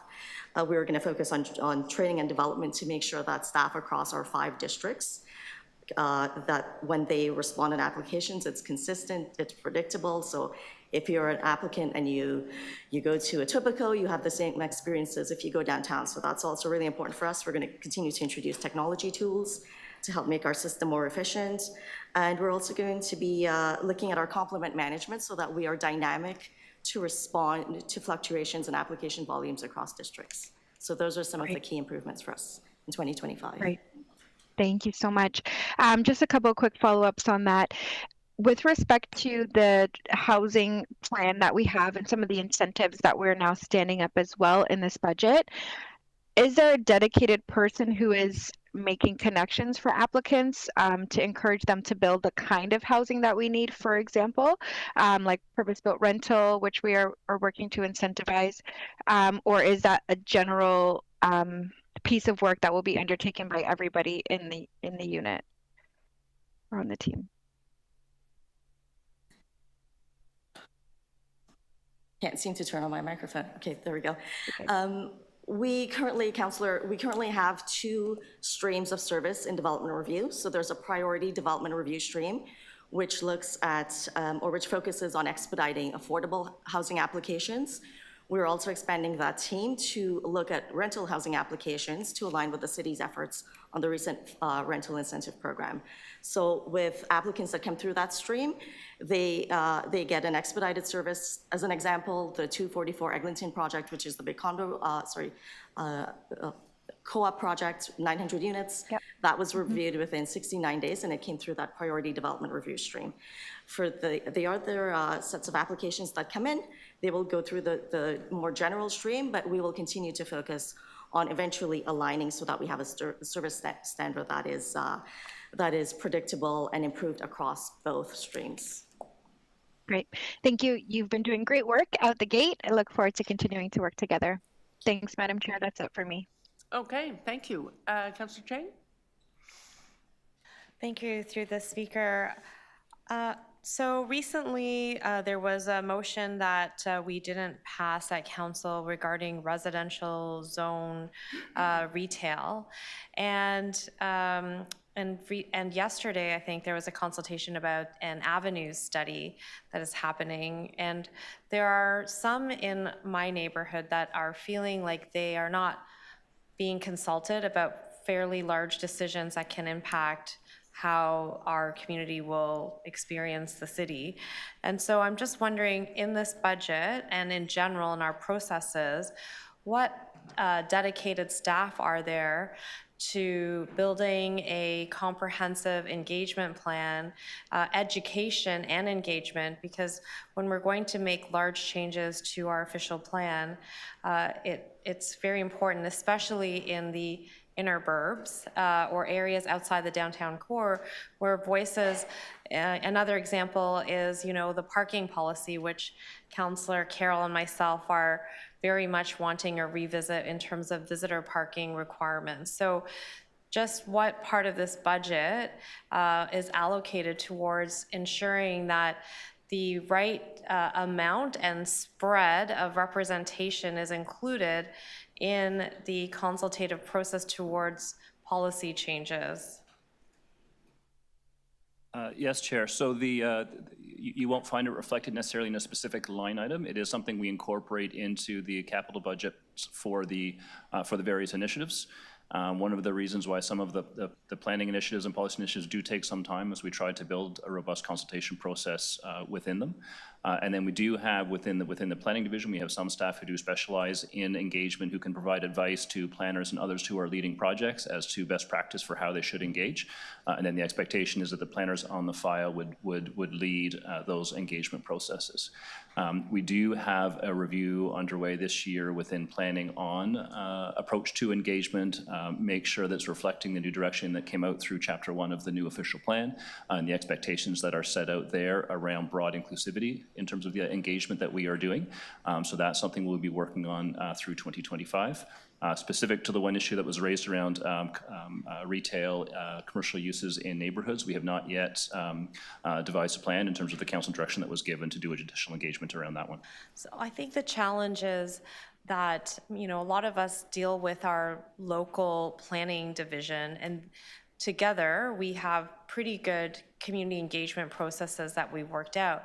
But when it comes to city-wide policies, it's not as clear which part of the planning division is responsible for the city-wide engagement, or if all of the regional development divisions should be part of that process.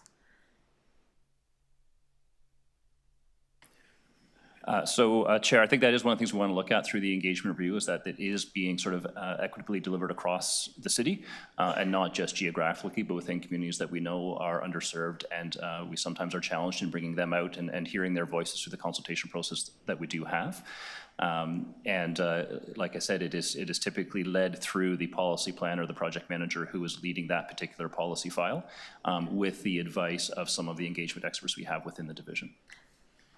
Okay, thank you. I will follow up offline about the avenue study that is happening too, because I I'm not sure the one town hall that has happened online is sufficient to get the reach that we need. Thank you. Okay, is Councillor Crisanti still there? Oh, there he is. Councillor Crisanti, did you have questions of city planning and development review? Chair, I do have one question, if I could. Sure. That is with respect, going back to Jack's presentation on new positions in the budget, comparing 24 to 25 from 1,459 to 1,533.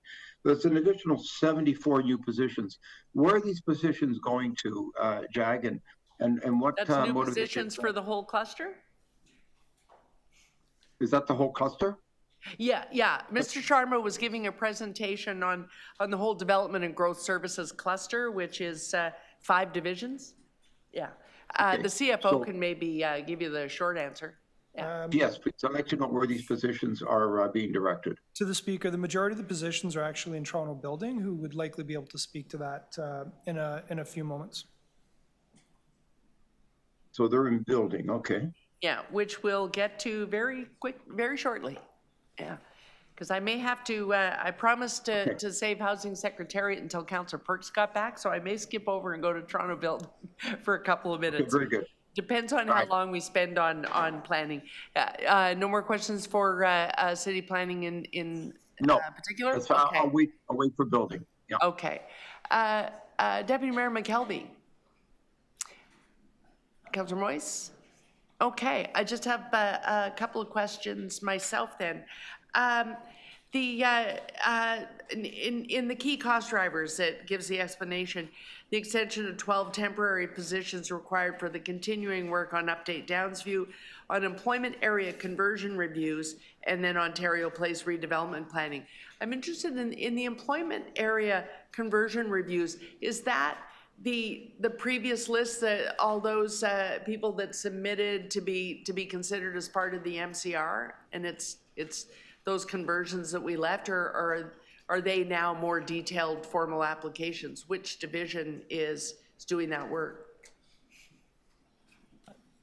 That's correct. So it's taking the work that was done around employment conversions, and once we have a provincial decision on those, then there's work to be done in terms of a number of those would become identified as regeneration areas, subject to some further studies that would be led through the planning division. Regeneration area study. Oh, okay. So those positions then rest with your division to do that type of work? Through the chair, yes, I believe all of those positions are within city planning. Okay. And so I note that there's an increase to development application fees of 4%. That's already been outlined and highlighted. We also have well, it seems like a few short years ago, you'll correct me and tell me it's a decade ago. At one point, we really did an uplift to catch up on the development review process, and we're looking at bringing in 150 planners. It took a few years to do it, just to find the talent. So the question is, now we see there was a slowdown of applications coming in. At least that was the sense for me during the most uncertain times of the economy over the last couple of years. So we had a slowdown in the economy, and we're increasing the price on development application fees. Does that mean we can really deliver on getting application reviews done in a timely manner? Because we're pretty much going to have to guarantee that if we're raising the fees at the same time, are we not? Yeah. So, Councillor, the 4% that is referenced in the budget, it's our annual inflationary increase. This does not contemplate any increases in application fees at this time. Okay, so they can't treat it as a surprise in any way, shape, or form? No. Okay. It's simply inflationary. Yeah. But are we in a position that we're able to move more efficiently through each individual application, given that the traffic has slowed down a little bit? The answer is yes, and I think we've demonstrated some really good success. We have a quarterly report that goes to the Planning and Housing Committee, and as mentioned earlier, we're seeing on average about an 80% reduction in our review timelines, which is great. Wow. So that's really good news. I must say, although we have seen a bit of a slowdown in applications, our volumes have remained steady. The teams are working on the new applications coming in, which is about a 16% reduction from 2023 levels, so not as big as we had initially anticipated. We are also working on our backlog. So there is a backlog of applications that were pre-Bill 109 applications. So the slight slowdown has allowed the team to also focus on catching up with those applications. Okay. And planning, it's never been quite cost recovery, but the goal was to have the application fees cover the cost of reviewing the applications. But I'm also seeing, because of the provincial legislative changes, I don't know if it's just a trend for us in North York, I suspect also in the downtown area, where we have applications and they tend to carry on and carry over because you apply, then there's a legislative change, and then you want something reconsidered, and then oh, maybe I can change this, and now I can upzone this. Maybe I want to go back and I want another OPA because the legislative changes as they go along. Maybe I want to change the affordable housing number and all the rest of it. Are we still cost recovery on a per application basis, or are some of those circumstances such that now they're not really paying the freight on the amount of time we're spending on their one application? Councillor, you're absolutely correct. So that was my feeling, yeah. In general, the cost recovery only covers up to 3 resubmissions. So part of the critical work that we'll be doing this year is to streamline our standard operating procedures to make sure that we are more efficient and we set expectations with industry and we provide those clear directions in terms of what is cost recovery or what they can get for what they pay versus what will be additional. So that is part of the critical work that we need to do to make sure that we're getting paid appropriately for the level of service that's being provided.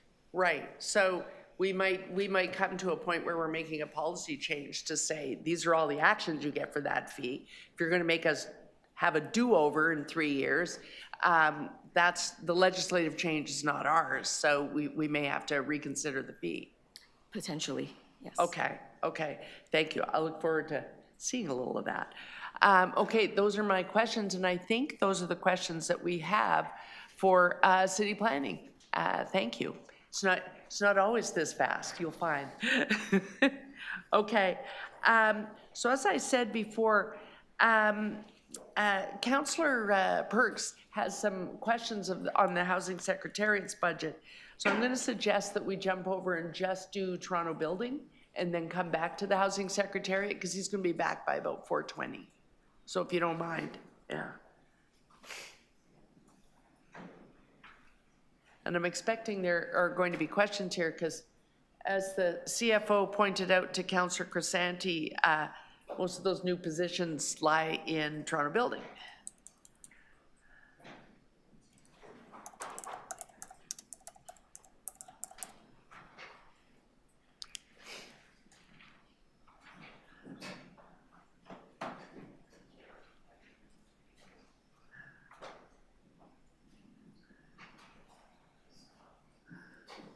Oh, I see. Okay.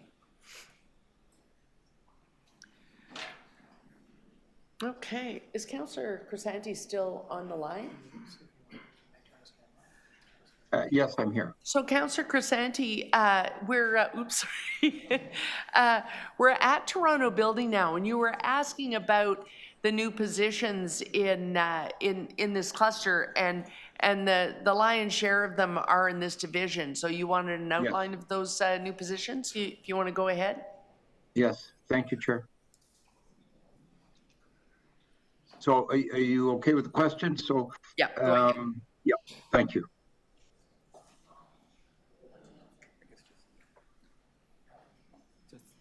Through the chair. 55 additional positions. So Councillor Crisanti was asking for details. I wasn't, didn't hear the question, but Chair. Well, I can repeat it. Yeah, if you want to frame it, I'm putting words in your mouth. So if you would like to ask the question, Councillor Crisanti. Yeah, so the presentation indicated that there is 74 new positions from 24 to 25. The vast majority of these positions are in your division. So what what motivated this? It's a significant number to put some budget money aside in 1 year. Can you speak to that and why we need so many people, and where are they going to be directed, and what are their roles? Well, their roles, or what are their responsibilities? Certainly. Chair, out of the 74 positions, 55 of those are for the administration and enforcement of the Building Code Act, while 14 of those will support the new renovation bylaw program. These positions are funded through, at least the 55 are funded through the permit fees. They're not reliant on the tax base. And the 14 positions, 60% of those positions are funded through permit fees, and 40% through through other city revenues. In terms of where they will be deployed, they're being deployed at the front line, really to ensure that we're meeting our service levels, expedite permit approvals, and with respect to the 55, just want to mention that they were also previously mentioned in the 2024 budget. The division is currently going through a program review, and in order to right-size the division, those 55 positions are required to meet service demand. So thank you for that, but where I get a lot of concerns are in the expediting of permit approvals, and the fact that it's as we know, it seems at times it takes far too long to obtain a building permit. How many of these new positions will be directly responsible to help expedite permit approvals in a more efficient way? 12 of these positions will be for inspections in order to conduct those inspections on site. Out of these 55, while I don't have the exact number in front of me, majority, 80 to 90% of these positions will be used for permit expediting. Okay, thank you, Chair. I'm good. Thank you so much. Okay, thank you very much. Are there other questions for Toronto Building? Nope, seeing none. Thank you very much. There you go. So what I'm going to suggest, it is 20 after 4 now. So if others have questions on Housing Secretariat, we could start, and I suspect Councillor Perks will be here before we're done. Are there lots of questions on that? Okay, excellent. Housing Secretariat, yeah. Okay, then we will be able to spend the time. We have a few councillors with questions, so we'll be able to spend the time. Councillor Crisanti, did you have any questions for Ms. Bond, the Housing Secretariat? No? Thank you, Chair. No, not at this time, but I'll be listening in. Thank you. Okay. Well, you are the only outside the committee councillor, so that's why I'm asking you first. Deputy Mayor Morley? Did you have any questions, Deputy Mayor Morley? I do, thank you. Go ahead. And good afternoon, everyone. One of the questions that I have is around the foregone revenue for the rental incentive programs that we're standing up, importantly, I think necessarily. We know we can afford to do 7,000 units as a proof of concept. Can you talk to us about what would be required to expand the program further and build more housing? And if there's anything in the budget to lead us to expansion here. Yes, Chair, and thank you, Councillor Morley. So in our December report that we brought to Council, we identified that we would need really about an additional $1 billion from the province as a Build More Homes rebate. This would enable us to complete an entire property tax waiver and the development charges for the balance of the program, which was around 13,000 additional units. Thank you so much. I know those conversations continue and hopefully will be fruitful. I'll leave it at that for now. Thanks, Madam Chair. Okay, Councillor Moyes? Thank you. I have several questions. Through you, Madam Chair. Given that there were delays in city-led and city-supported projects, what strategies are being used to mitigate issues related to labor shortages and rising costs? Chair, we have done a number of things. As you correctly identified, the entire affordable housing pipeline, both on city land and also with our partners in the community housing sector, has been affected by those issues. So in last year in June, we have basically changed and updated all of our programs, including for our rental housing supply program. And so the capital budget includes an amount of money which is for an enhanced call for applications in 2025. We have increased our grant amount for up to $260,000 per unit to address the growing difficulty and cost of delivering affordable housing. And we have also included a new pre-development fund for our community housing sector to enable them to cover costs of early project development, which are there are no other programs really available for them. Both of these critical steps were really about trying to mitigate some of the risks that had shown up more broadly in the construction sector. Okay, thank you. And so what are the planned steps to strengthen the partnerships with Indigenous, nonprofit, and private sector housing providers to expedite the delivery of affordable homes? So in the budget, we have a number of areas of strength. We're trying to open new supportive housing.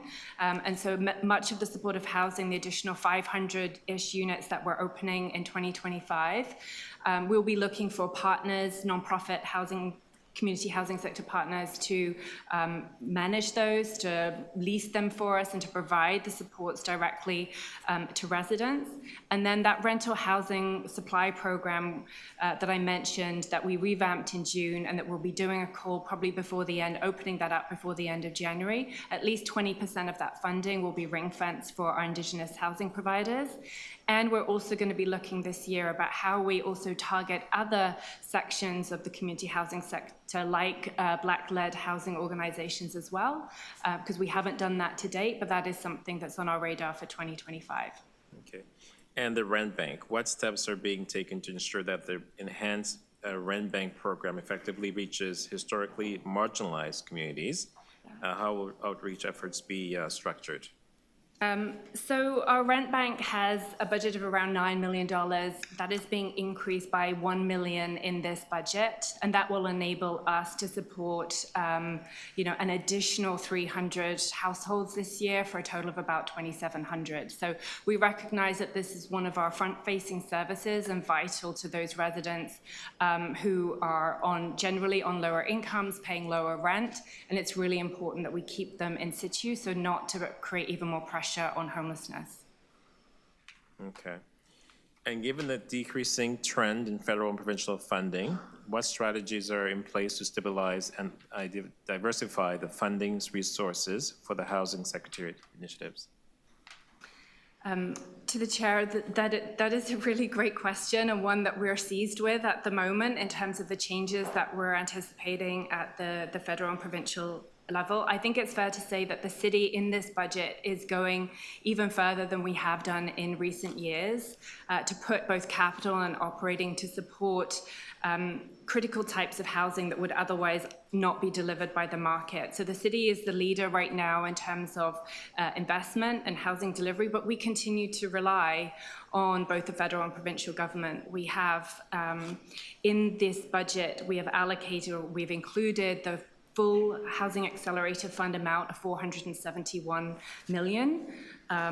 We have recognized that we need that to be allocated to our capital plan, but at the moment we have only received the first tranche of that. In the capital plan, we've also acknowledged the Building Faster Fund from the province. We received the first year of that. We're on track to meet the expectations of that Building Faster Fund and get to the 80% of the permits and delivery that they want. but we don't know exactly what year 2 will look like and whether that will be sufficient to secure the next year's funding from the province. Okay. I may have time for one more. Yeah. What metrics will be used to evaluate the success of newly funded programs, such as the interim rent relief pilot? And how often will these evaluations be reported to the City Council? Maybe I'll start, and then I might ask my colleague to talk about this one. That we're excited about this one because the EPIC program has been one of our really important programs, and we're bumping up against the affordability gap in community. And so we've introduced this pilot as a way to really bridge for certain types of households who have a short-term issue, maybe with an increase in income later. So this will be our first year of that pilot, and we'll be evaluating closely. I think we would anticipate we'll be doing an annual update for Housing TO later in the fall, and I'm anticipating some interest in the evaluation of that pilot, even though we will only at that point be about 5 months in.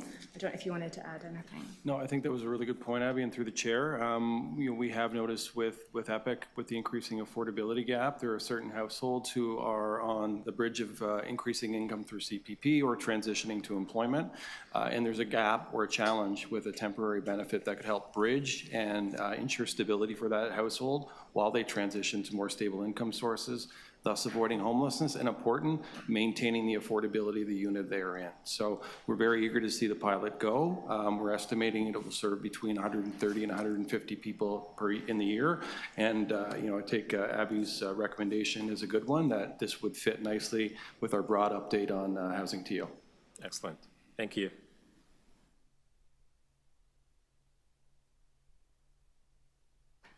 Those are your questions? Okay. Oh, yeah. Well, whenever I allow one more question, it always ends up being a long one that requires 2 staff members to answer. Okay. Councillor Perks. Yeah. I'm not sure if we have the right mechanisms for answering this, but I think I'm going to explore it anyway. At budget launch, a member of council was raising the fact that the deferred property taxes and development charges associated with the new rental creation program creates an ongoing operating pressure for the City of Toronto. And the thing I was trying to understand, and nobody in the room had your expertise, is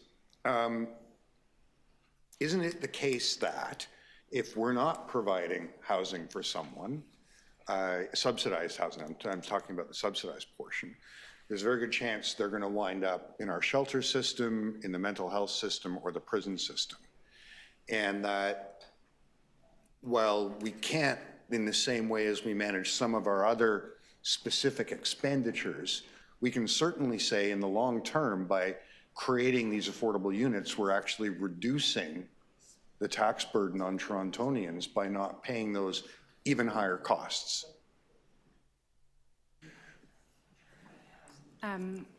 Chair, I mean, yes, the Housing TO plan and the actions that are reflected in the budget speak to us taking action across the entire housing continuum. And so I think what you see here is some actions very much targeted at people who are either experiencing homelessness, need supportive housing, because that very directly provides housing which is much cheaper than providing shelters. So I think our estimated costs are around $24,000 in operating per year, and significantly more for shelters. Having said that, though, the relationship between the different sectors of the housing market, I think, means that where we're not providing new purpose-built rental, which is related to the incentives, we continue to see that purpose-built rental vacancy rate squeezed. We see the rents increasing. In the last 5 years, we've seen purpose-built rental go up by about 25%. And so what that means is if we're not doing something to relieve that and create these pressure valves across the entire housing system, we will see overall at the far end, the homelessness end, things get considerably worse. So we want to take action across the entire continuum to help ultimately everybody find housing at the right part of the housing continuum for them. I'm going to give some numbers that I found a source for in Toronto, and just if you could tell me if these are in the right ballpark. So to provide a month of social housing for someone is, with supports, is about $4,000 a month. In shelter, it's about $7,000 a month. In prison, it's about $10,000 a month. And in hospital, it's about $30,000 a month. Is that the right ballpark? I think that's in the right ballpark, Chair. I think the supportive housing, I think we usually estimate that between 25 and 3,000. But you're right, the spread, I think, which is important between providing a supportive housing unit at say 2,500 to 3,000, and the comparison with keeping people in hospital is 10 times that. Okay, thank you. Okay, Councillor Chang, sorry about that. Yeah. Thank you, through the speaker. Out of the 65,000 approval target for 2030, what percentage are we estimating will be city built versus private developer or not-for-profit delivered? Chair, I think in the original plan for Housing TO, we had originally identified about 10,000 units that could be built on city land. But since that time, we have brought several reports to council which have identified more land that the city can make available. And I think at the last count, we're up to about 17,000 units potentially that we could deliver on city land if we had the right amount of funding and financing from the federal and provincial government. Land on its own is not going to see those units materialize. And just looking at this graph of very ambitious approved and in development numbers towards 47,000 units in 2026, how vulnerable are these plans with the changing political landscape? To the Chair, the housing as a area of Canadian policy has never been immune to changes in administrations or governments, and there is significant history there that I won't go into right now. But that is why I think for us and our budget, it's important that we continue to lead and provide the roadmap to how more units, the right type of units, can be delivered on a consistent basis, and continue to advocate in the way that we have. The best way to advocate is both to show the way forward and also to keep up our level of investment. Show that we have a proven model and invite them to join.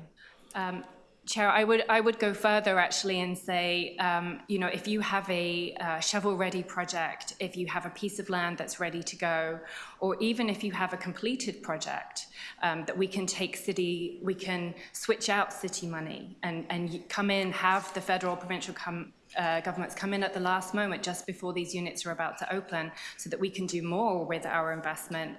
We can do all of those things. Hope they're listening. In the third graph on page 5, it says that 2,650 people or households were housed into RGI units in 2024. Where did that capacity come from? Because we hear it's very tight. Is that turnover? People are transitioning out of RGI, and where's that space coming from? Thank you for the question, Councillor, and through the chair. That's the regular turnover within our rent-geared income program. So it is true that of our 70,000 plus units of rent-geared income housing, the turnover is low. There is some that occurs for a whole host of reasons, and on average, the city has housed between 2,500 and 3,000 household applicants per year into rent-geared income housing. So that's the anticipated turnover. The normal turnover. Yeah, that's correct. And I remember 2 budgets ago, my first budget ever, we asked, the province provided $48 million for the supports for supportive housing. We are now increasing the number of units. What is our ask this year, and how likely is it that we will be getting it? Chair, our ask continues to be for that $48 million. So that agreement that we had with the province kind of ends at the end of 2025. So we need them to repeat that 3-year commitment that they had made to us. And then in total, adding new units, we need in total $60 million.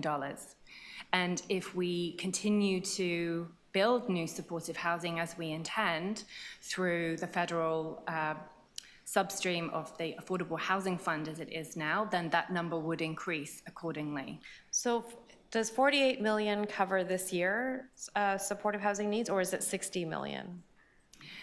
So the 48 million is for the units that we had already open, and then we're adding some new units that are opening in 2025. So they won't have a full year of operations, but our new number will be $60 million. And that's our ask for 2025. And for the next number of years per year. And it's still going back, that's still a good public level of value for money investment when we compare it to other types of investments. As Councillor Perks other types highlighted. of ways to support people who are experiencing homelessness. Does that, my last question, does that include, I've heard that we're going to be adding some supportive housing models to TCHC sites. Does that 60 million include those supports? Chair, in last year's budget, we created a new program, our Anchor Agencies program. We are annualizing that this year. We're doing what I just said, which is we're trying a pilot to prove that it works. We have new annual investment of $1 million, and we're adding 500,000, so it would be a $1.5 million program this year, and we'll be doing an evaluation of that. We're doing actually a complete evaluation of all our supportive housing approaches this year, and again, using that for advocacy to continue this type of work and to demonstrate that it works. Great, thank you so much. Okay, I think that's everyone now. I just have a couple of questions. One's a very small one. They're both capital questions. I see a little amount here for a couple of years running for the choice-based access system. Is that just technology, upgrading that program? Chair, yes. Oh, okay. And then to Mura, there seems to be some pretty ambitious amounts here and extended over more years. Are those amounts, are they already committed to particular projects, or are those the funding's there, but the buildings to use the funds on are not yet chosen? Chair, we've had a really interesting Mura year. We issued the 2024 RFP and were 3 to 4 times oversubscribed for that. There will be a report actually coming to Planning and Housing Committee next week that lays out our intention around the Mura program. We were very impressed by the quality and caliber of applicants, and so on that basis, we've been trying to accelerate money from future years, from 2025, to fund what we received in 2024. So what you see in your budget notes right now will likely get updated through variance reports through this year and next as we try to accelerate those projects that really were scored highly in the 2024 RFP. Oh, okay. And is it, since it was an oversubscribed application, is the weighting really just based on the readiness of the project and whether or not it meets the critical shopping list for buildings, or is there any geographical lens on it such that we can spread Mura projects across the regions of the city, so that there might be some happening in each of the planning districts? We don't currently have a scoring related to the geographical element. I think we do get a fair amount of variation across the city, and we can provide information on a geographical basis. We've also seen a great variety in terms of the size of organization and the size of project since we changed Mura last year, but we can provide information about where those projects, well, I should say, once those projects have become public, then we can provide a map for where they are in the city. Right, and that's in that report that's upcoming. Okay, I'll wait for then. So those are my questions, and I think that's it. Yeah, that's it. Thank you very much. Yeah. We just have Waterfront Revitalization left. Councillor Perks, we did Toronto Building to buy you a little time while you were out. You're okay with that? You didn't have any questions on Toronto Building? Not only does he have any questions, he's not even paying any attention. Sorry, I'm solving a problem. Solve the problem, go right ahead. Accountability is the best. It's the best. Actually, yeah, we did. Yeah, you have access. Okay, so we're on to Waterfront Revitalization. I don't know if there are any virtual attendees on this one. Okay. Councillor Fletcher didn't come back. Okay, she was asking earlier. Councillor Crisanti, we're at Waterfront Revitalization. Did you have any questions? Seeing none, moving right along. Deputy Mayor Morley, do you have any Waterfront Revitalization questions? I'm good, Madam Chair. Thank you. Sorry? No questions from me. Thank you. Okay, great. Okay, Waterfront Revitalization. This might be the shortest presentation yet. Are there any questions? Any questions on the project? There was one councillor that this morning said she had questions, but she has not logged back on, so we may be without. Councillor Perks, you don't have any Waterfront Revitalization questions? Sorry, Madam Chair. Yes. Before we move on, I'm just going to ask one quick one. Quick one, yes. Go If I may, thank you. To the Waterfront Revitalization team, is there anything in the budget for 25 that is inclusive of the west end of the City of Toronto's waterfront? Through the chair, there is some funding for the Western Beaches Public Realm Plan, and then there isn't funding for anything else beyond that, moving west. But we are going to be reporting back in Q3 of 2024 in response to members' motion 24.20 on opportunities to advance waterfront initiatives. Fantastic. I look forward to engaging in those conversations and receiving that report out. Thank you. Okay, I guess carry on with the initiative. Keep showing initiative. Thank you. Okay, then councillors, we can go on.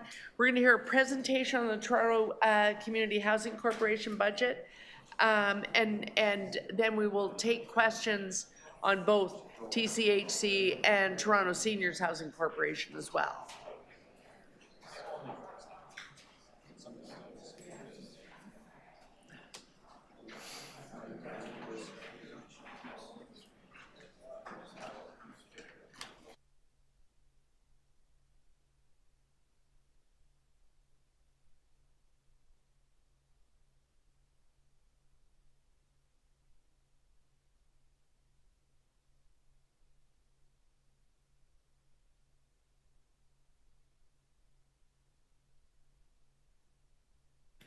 Okay, so we have it, but it is online. Okay, so Councillor, we don't have the presentation before you. We don't have it on paper, but it is online. Oh, okay. TCHC doesn't have enough money to print. Yes, they use the printer in your office. Okay. And here's another person I haven't had a meet and greet with. Welcome. Okay. Shall I begin? Okay, all good. Go ahead. Yeah. Thank you. I'm Sean Baird. I'm the President and CEO of Toronto Community Housing Corporation. And with me today is Lily Chen, our Chief Financial Officer, and Kate Sargent, our Manager of Strategic Planning. Thank you to the committee. I want to begin by thanking the CFO and the City Finance team for the strong support in preparing this year's budget. Quite a lot of work goes into this, and there's been lots of back and forth work with that department, and we very much appreciate it. Also want to thank the Housing Secretariat for guidance and collaboration along the way, and our working collaboration with Toronto Seniors Housing Corporation. We are presenting a consolidated and balanced budget that represents consistent and continued essential frontline housing and supports for low-income and equity-deserving tenants. The budget that is presented today was approved at the Toronto Community Housing Corporation Board of Directors back in December. And we'll move on to the next page. Toronto Community Housing Corporation's vision is to provide quality homes in vibrant communities where tenants are proud to live and staff are proud to work. Our core mission is to provide clean, safe, well-maintained, affordable homes for residents. Through collaboration and with residents' needs at the forefront, we provide more homes and support tenants' social needs, making connections to services and opportunities that are critical for housing stability, economic development, and fostering communities where people can thrive. The next slide. Toronto Community Housing, along with Toronto Seniors Housing, houses over 110,000 tenants across the City of Toronto. We are the single largest social housing provider in the country of Canada and one of the largest affordable housing providers in the country. TCHC is home to over 41,000 households, with nearly 90% of those households benefiting from the Rent Geared to Income program, offering deeply discounted rents for as low as $85 per month. We maintain over 1,300 buildings across our housing portfolio, worth over $14 billion. We're stewards of the public asset today and for the future. We provide housing for tenants with complex care needs and chronic vulnerabilities that require a range of supports to enable successful tenancies. And I want to stress that the level of vulnerability and need for social supports that we see has been rising dramatically. It's clear that the impact of the affordability crisis is disproportionately affecting low-income folks, and we are seeing that within our tenant population. These additional needs put pressure on all TCHC service areas and underscore the value and importance of ensuring tenants can access the supports they need to live fully and independently. And there was just a conversation earlier on the Housing Secretariat file about the cost of providing different levels of services. And I want to remind folks here too that the cost of providing services through social housing is actually one of the most cost-efficient approaches. Our cost to operate a single unit for a household is just over $1,000 a month, much lower than some of the figures that you just talked about in the previous section. On the next slide, I'll go through the chart on the left very quickly first. To start with, tenants are staying with us longer than ever before. The average tenancy length that we see for our tenants today is about 12.5 years, and that metric continues to grow year over year. We know that due to the current housing affordability crisis, that many tenants simply have no alternatives when it comes to the opportunities to leave social housing. We also know that tenants face significant economic barriers. The average RGI household income is just over $19,000. And so to put that in perspective, that's a little more than half of a minimum wage annual income, and well below what considered to be a livable income within the City of Toronto. The average RGI rent that's paid into us is $448 a month. And I just finished telling you that it cost us a little over $1,000 to actually operate a social housing unit. So right there you can see that the rent that's generated through RGI, there will never be a model where the RGI rents can self-sustain the entirety of social housing. It was never intended to operate that way, and it does not work that way. And that's really why you see the continued increase in city subsidy that continues to flow to TCHC. We can't deliver our services on revenue alone, and there will always be a need for additional subsidy from the City of Toronto and from other funders to ensure we continue to provide the operation of our housing. The last item on the column on the left there shows that 44% of our households' primary income source is through Ontario Works or ODSP. And committee members will be familiar with the fact that ODSP rates have risen minimally, but Ontario Works rates have not risen since 2018. Those rates are still $733 a month for an individual. And if you account for inflation from 2018, that's really only $600 a month now. It's very challenging for anyone to live off of $600 a month. So if you move to the right-hand side, I want to talk again about the tremendous growth in the acuity of needs within our tenant base and provide some context about what this means for us at Toronto Community Housing. We have a lot of different communities, but we've broken up those communities into a few very specific high-needs communities based on two significant categories. One being communities that experience chronic vulnerabilities. That's the one that you see just sort of in the left side column there. And then others that experience chronic gun violence. So there are 33 that we've identified under chronic vulnerabilities and 9 that we've identified under chronic gun violence. When you look at our budget and the work that we are doing at Toronto Community Housing, you will consistently see a disproportionate investment in providing additional services and supports in these types of communities, because that's where it's needed the most. And on the cost side, I would point out that we've just done a recent analysis to look at what does it cost to actually operate a building like this, a building that's experiencing extraordinary high needs. And regardless of what cost category you look at, the cost of maintenance, the cost of pest control, the cost of insurance, and the impacts of insurance claims, every one of those costs is much higher in these higher needs buildings than what we experience across the average of our portfolio.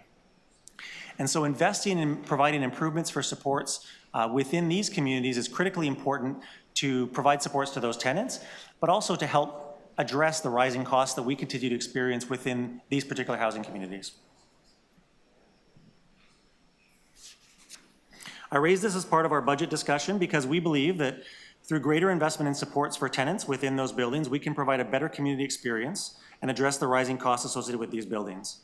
That's true for TCHC costs, but it's also true for policing, paramedic, fire response, and hospitalization costs. Move on to the next slide. So in this slide, we highlight some of the key outcomes that we continue to work toward. Quality homes in vibrant communities where tenants have reasonable enjoyment in homes that are well-maintained and accessible. And this is accomplished with a culture of tenant services where housing and support services are delivered effectively and efficiently through skilled, responsive, and compassionate staff teams. And on our corporate outcomes, we're focused on organizational excellence, building high-performing teams that utilize business intelligence tools. And we're focused on long-term financial sustainability that reflects our mandate, operational environment, and the evolving needs of our tenants. Our priority actions we'll discuss throughout this presentation outline how we're going to how we aim to achieve these outcomes. So the next slide provides a summary of our budget going forward. We presented a balanced budget for 2025 with increases in city investments, including a base subsidy increase of $53.5 million, including $1.3 million for new initiatives. Within those new initiatives, there's also one-time funding in 2025 of $700,000. And I would point out that $29 million of the increase is to address one-time funding that was provided in 2024 as part of a bridging strategy from a funding affordability perspective. You'll see on the right-hand side of the chart that our rent is increasing, but not as much as our costs. So rent through our GI is increasing by $5.8 million, and through our market units at $1.3 million. This accounts for an overall 2.6% increase when compared to 2024. Our overall increase of $43.3 million compared to 2024 is primarily driven by salary and benefits, which represents $11.7 million of our increase, and non-discretionary, non-salary inflation costs of $31.6 million. That includes $5.9 million for service contract rate increases, nearly $9 million for restoration and containment work, $4.8 million to address the growing backlog of work orders within our buildings, a $6.2 million increase in our utility costs, $3.1 million for insurance premiums, property taxes, and mortgage principal and interest, and $2.8 million in existing program enhancements and efficiency improvements. I also want to point out that through the budgeting process, TCHC was able to identify $12.5 million of annualized savings. And so by including those in our net budget submission, that represents funding that we did not have to come back to the city to ask for throughout this year's process.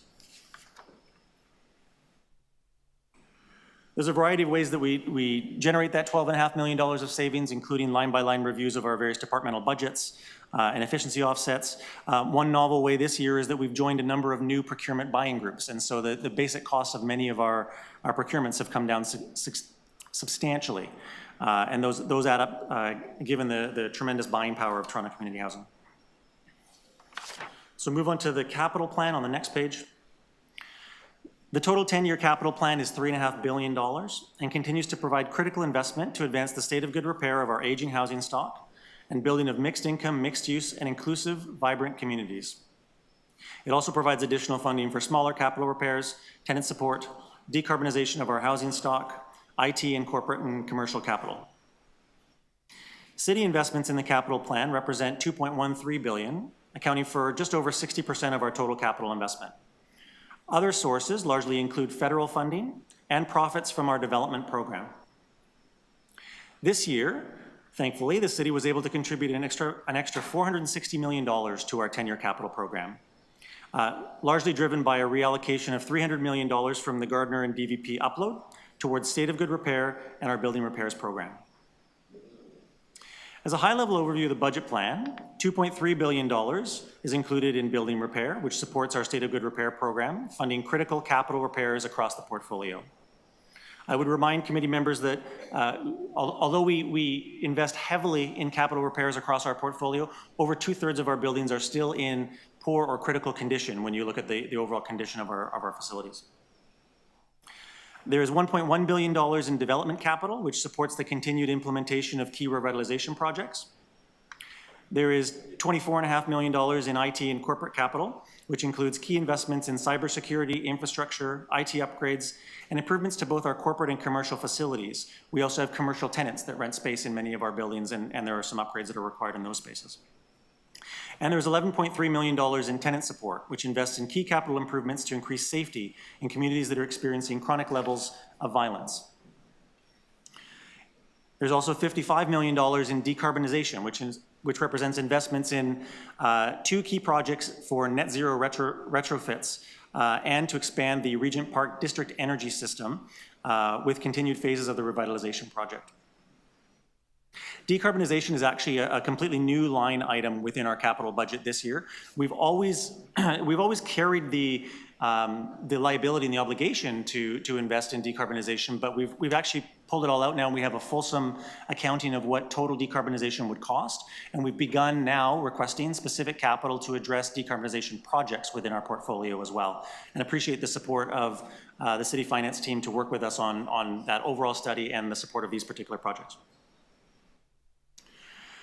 And while continued funding from the city is significant, I will point out that we still have $8 billion in total unfunded capital needs. I won't go through all the details of that, but $6.5 billion of that $8 billion is driven by the potential costs of decarbonizing our existing housing stock. And while $55 million in our current capital project may sound like a lot, I'll point out that's less than 1% of the total decarbonization costs for our entire portfolio. So we can move to the next slide. This one talks about the risks and mitigation strategies that we're pursuing as a corporation. I talked a little bit about the first one already, but this captures the challenges in our ability to meet what we would consider to be a reasonable standard of service for our tenants and across our building portfolio. Continues to be an ongoing risk from the perspective of how well we can maintain and operate our buildings, how well we can provide the necessary supports for tenants, and how well we can make those ongoing capital investments and renewal across our building portfolio. We've operated within a constrained environment for a long time, and this budget moves us forward in terms of our ability to meet improved standards going forward, and we'll talk about that as we get into some of the increases within the operating budget. The second risk is around capital funding and sustainment of our assets. I've spoken a little bit about this one already, but funding for the TCHC 10-year capital plan from a federal perspective actually ends in 2027, and work is underway now to work with the federal government around continuing to extend that funding beyond 2027. We understand that there's a desire to do that, but there's tremendous work ahead to make sure that we actually lock that down. And the risk that comes along with that, right, is that if we don't have that kind of funding, then all of the progress that we've made starts to slip away, because the housing portfolio, without regular renewal and investment, continues to degrade. And we have to make sure that we're making the appropriate investments in it to keep it up to a standard that is acceptable. The third risk is our overall funding and financial sustainability. We continue to face long-term financial instability resulting from misaligned funding, structural challenges, significant inflationary pressure, cost increases, and an increasingly difficult operating environment. Despite ongoing investment from the city, TCHC is constrained by its limited ability to increase revenues. This requires regular and ongoing subsidy support and organization-wide cost control measures. The next risk is around our cybersecurity and integrity of critical systems. The risk of a cyber attack and potential for data breach continues to be very high. Threats are always evolving, requiring TCHC to continually improve and invest in appropriate cybersecurity controls and modernizing our systems and practices for both IT and operational technology across our portfolio. Next, as a heavily regulated institution, compliance requires a significant investment, and TCHC has not always been properly resourced to effectively prioritize all compliance requirements. As an organization, TCHC must meet applicable laws, regulations, internal policies and procedures, council directives, audit recommendations, and of course our service standards. And I touched on the final risk a little earlier, but TCHC communities continue to experience increasing safety and emergency incidents across our neighborhoods. This affects our buildings, communities, tenants, and staff. Issues of community safety have significantly impacted on the well-being and resilience of individual tenants and communities, along with the increased pressure and resourcing impacts across various response and support teams. TCHC is proposing to make the localized and community-specific violence reduction program permanent with the appropriate levels of staffing and funding to deliver programs at a local level to support communities that have chronic levels of violence, to reduce gun violence and improve overall community safety. We acknowledge that TCHC can't do this important work alone, and it will be necessary to collaborate with the city and so many other important partners to make sure that we provide a more safe environment for our tenants and for our staff. Next is the last slide I'm going to go through, and then I'm going to pass it over to our CFO, Lily. But I want to talk just very quickly about our key priority areas going forward for 2025. First is around strengthening our service and supports for tenants. This is a commitment to meeting our standards of service and making sure that we're providing the best possible service we can within our communities. This includes a very particular emphasis on delivering compassionate and responsive localized service and investing in intensified staff, safety, and program resources for high-needs communities that would benefit from increased supports. Second, we're looking to empower tenants and communities. It's an area of increased investment this year to strengthen our role in facilitating and empowering tenants and communities to engage with the organization on key issues that are important to them and allow for locally developed initiatives where tenants can make decisions on key projects that directly impact their community. Third, we are prioritizing our state of good repair, our capital planning, and climate action within our buildings. We're establishing greater capacity to effectively plan for asset management, from how we will meet the requirements under net zero goals, and to continue our work to address challenges in meeting our building condition targets. And finally, addressing organizational effectiveness and compliance speaks to investments in some of our key risk areas, including cybersecurity, compliance, financial sustainability, and data intelligence. Investment in these areas will reduce our liabilities and risk to the organization and enhance our ability to make timely, data-informed decisions. Now I'm going to turn things over to Lily, our CFO, who will walk through some more details of our budget. In terms of the 2025 operating budget, the funding sources and also use of funds, TCHC's 2025 operating budget provides a balanced approach to ensure consistent services to tenants. Accountability will be driven by ongoing reporting development that is responsive and has consistent measures that reflect the performance of TCHC's service priorities and objectives. Funding sources, city funding, including base funding and new enhanced funding, accounts for 50%. It's roughly 327 million, includes a 52.3 million base funding increase for 2025. The 1.98 million new enhanced subsidy, as alluded by our DCM Jack Sharma earlier in his presentation. 43%, which is 283 million, representing the residential rental income revenue. That includes both rent guarantee income and also market. Our split is 90-10 in terms of RGI to market ratio. Other income sources accounts for 6%, roughly commercial revenue and other ancillary revenue sources, which is around $37.9 million. It is of critical importance to have a stable, effective, and sustainable funding model that represents TCHC and TSHC's mandate, operating environment to sustain our current tenant service levels, to address the volume increases, the acuity in the tenant's service and support requirement, absorb inflationary pressures, ensure uninterrupted tenant services and support, as well as providing for community safety and tenant well-being. In terms of the use of funds, 41% invested in the frontline operations, which is 268 million, 12% invest into our corporate and admin services support function, accounts for 77 million, 39%, which includes 133 million in utility and 122 million in mortgage P&I. The remaining 9%, which equates to 57 million, is other uses of funds. Includes municipal taxes, risk containment and restoration, our sinking fund contribution so we can repay our debt obligation when it's due, as well as the employee post-retirement benefits. This slide gives you a detailed view of the budget by line item. I will start with the revenues. With the city funding is the 50.2 million space funding increase as well as the one-time funding increase, and offset by roughly $30 million prior year subsidy reversal as one-time funded for the reoccurring pressure. On the revenue front, representing 8.3% increase for the rent guaranteed income residential revenue, 3.1% increase for the market revenue, and the other revenue sources. In terms of the gross expenditure front, the year-over-year change is $43.3 million, accounting for 7.1% increase overall. That's primarily broken down into a couple of cost categories. Utility is around $9 million or 4.9% compared to prior year. For mortgage P&I is $6.5 million,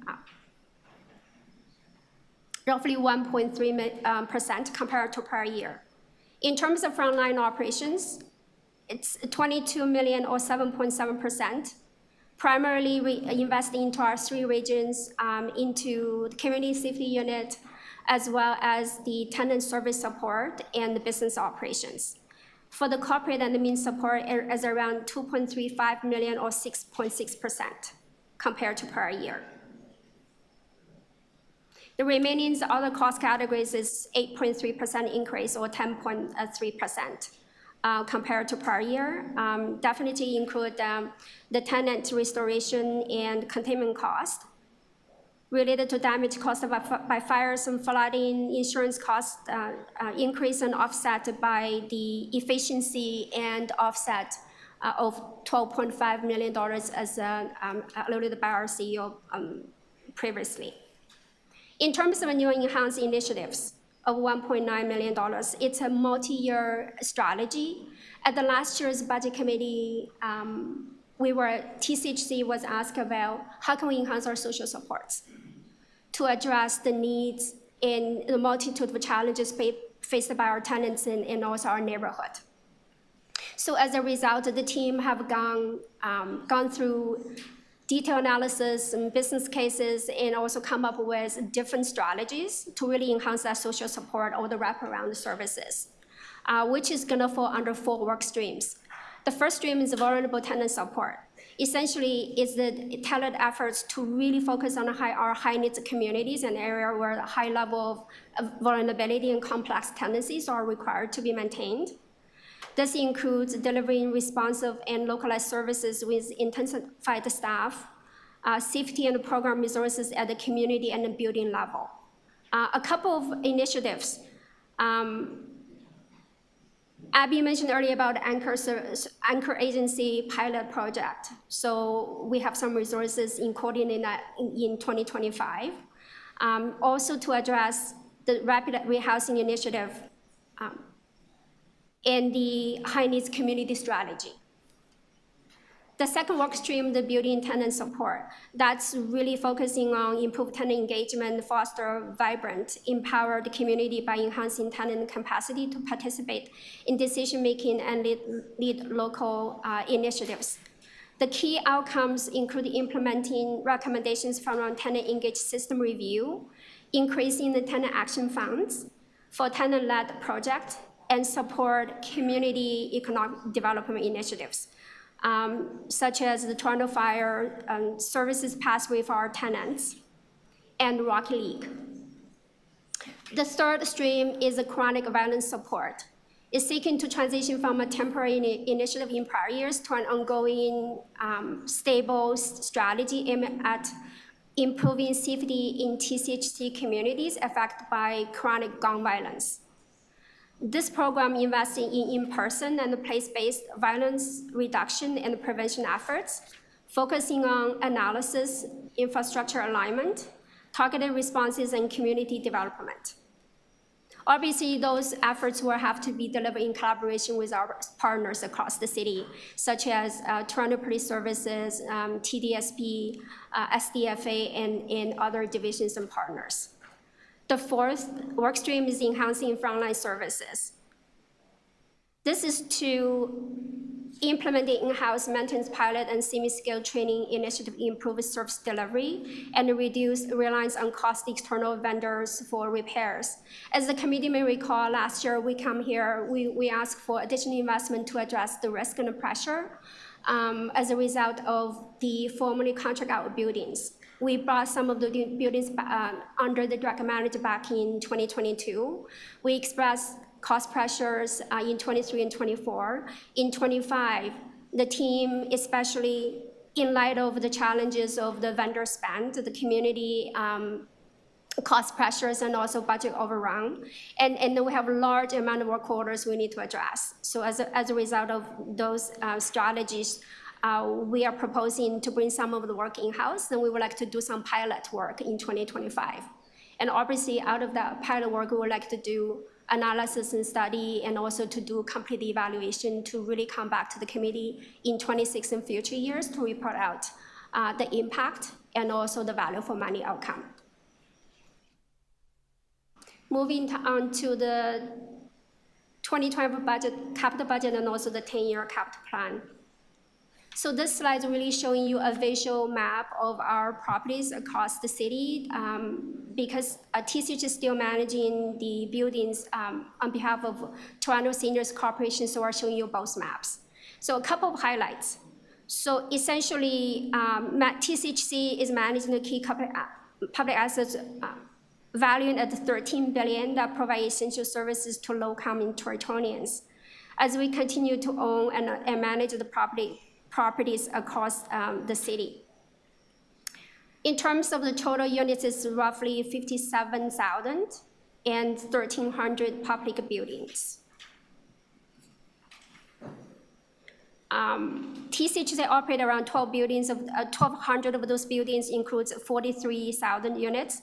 TSHC operates about 83 of those buildings with over 13,000 units. The average age of our buildings are over 50 years old. And TCHC represents 2/3 of Toronto's total social housing stock. A bit of a breakdown of the built form: 62% is high-rise, 13% of mid-rise, and around 18% is townhouses and work-ups. In terms of the financial for the 2025 capital budget, which is it's going to be around $612 million. So 59% of that will be funded by the city, so roughly $361 million. Federal funding accounts for 29%, $167 million, which includes both forgivable loans and also low-interest loans. In terms of the revenue or the profits from our development project is roughly 7%, $40 million. Other city fund is 5%, roughly $30 million, and 1% is from TCHC and other funding sources. Where the money goes, the majority of that funding will be invested into our state of good repair program to ensure our building assets will stay in a condition that's livable by our tenants, and that's roughly about $380 million. I do want to highlight this year the city has invested $300 million into TCH's state of good repair over 10 years. For development capital, it was at 29%, $175 million in terms of the total project cost to be delivered by the team in 2025.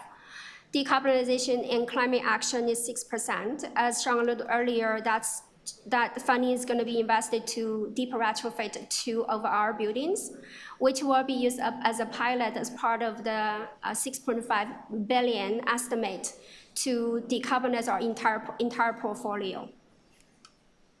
IT and corporate capital is to address the cybersecurity strategy and also replace the majority of our end-of-life IT infrastructure and architecture. That's roughly about $38 million. So that's roughly about $70 million. And then around 0.5% for 700,000 is the community and tenant support. In terms of the 10-year, $3.5 billion investment by stream, So we have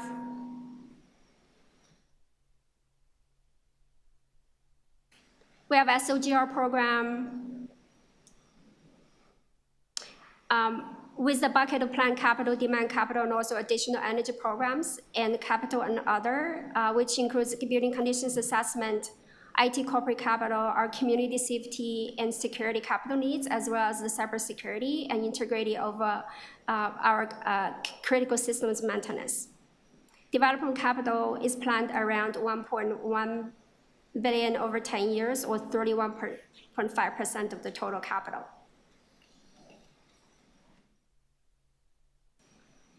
Next slide is the 10-year capital plan, funding sources, and also use of funds. So the city funding is around 61%, 2.1 billion over 10 years. Federal funding, 16%, with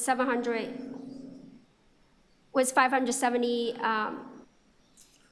million, roughly primarily from CMHC National Housing Co-Investment Funding, as well as 10.45 million funding grant related to our carbon budget. We also have funding source of around 21%. That's the revenue inflow from our development project, around $728 million. The balance of the funding source of 21.3 million, accounting for 1%, that's from TCHC and other funding sources. And where the investment will be made. The investment is to truly renew and upgrade our critical building assets to provide safe, clean, and quality units and living environment for our tenants. 16.6% equates to 2.3 billion. That's the building repairs to achieve and sustain the significant repair capital. Development is 32%, 1.1 billion. We'll continue to replace our aging RGI units, build brand new housing, affordable housing, and revitalize our communities with rental units, and the creation of a welcoming mixed-use and mixed-income communities. The climate action is to basically capture the two deep retrofit program, as well as $10.1 million to capital to fund the Region Park Energy entity responsible for district energy expansion in the Region Park community. 0.7% equates to 24.5 million. That's related to the IT and corporate capital to include the key investment in our cybersecurity infrastructure, IT upgrades to replace end-of-life platforms and applications, and improvements to our corporate and commercial facilities.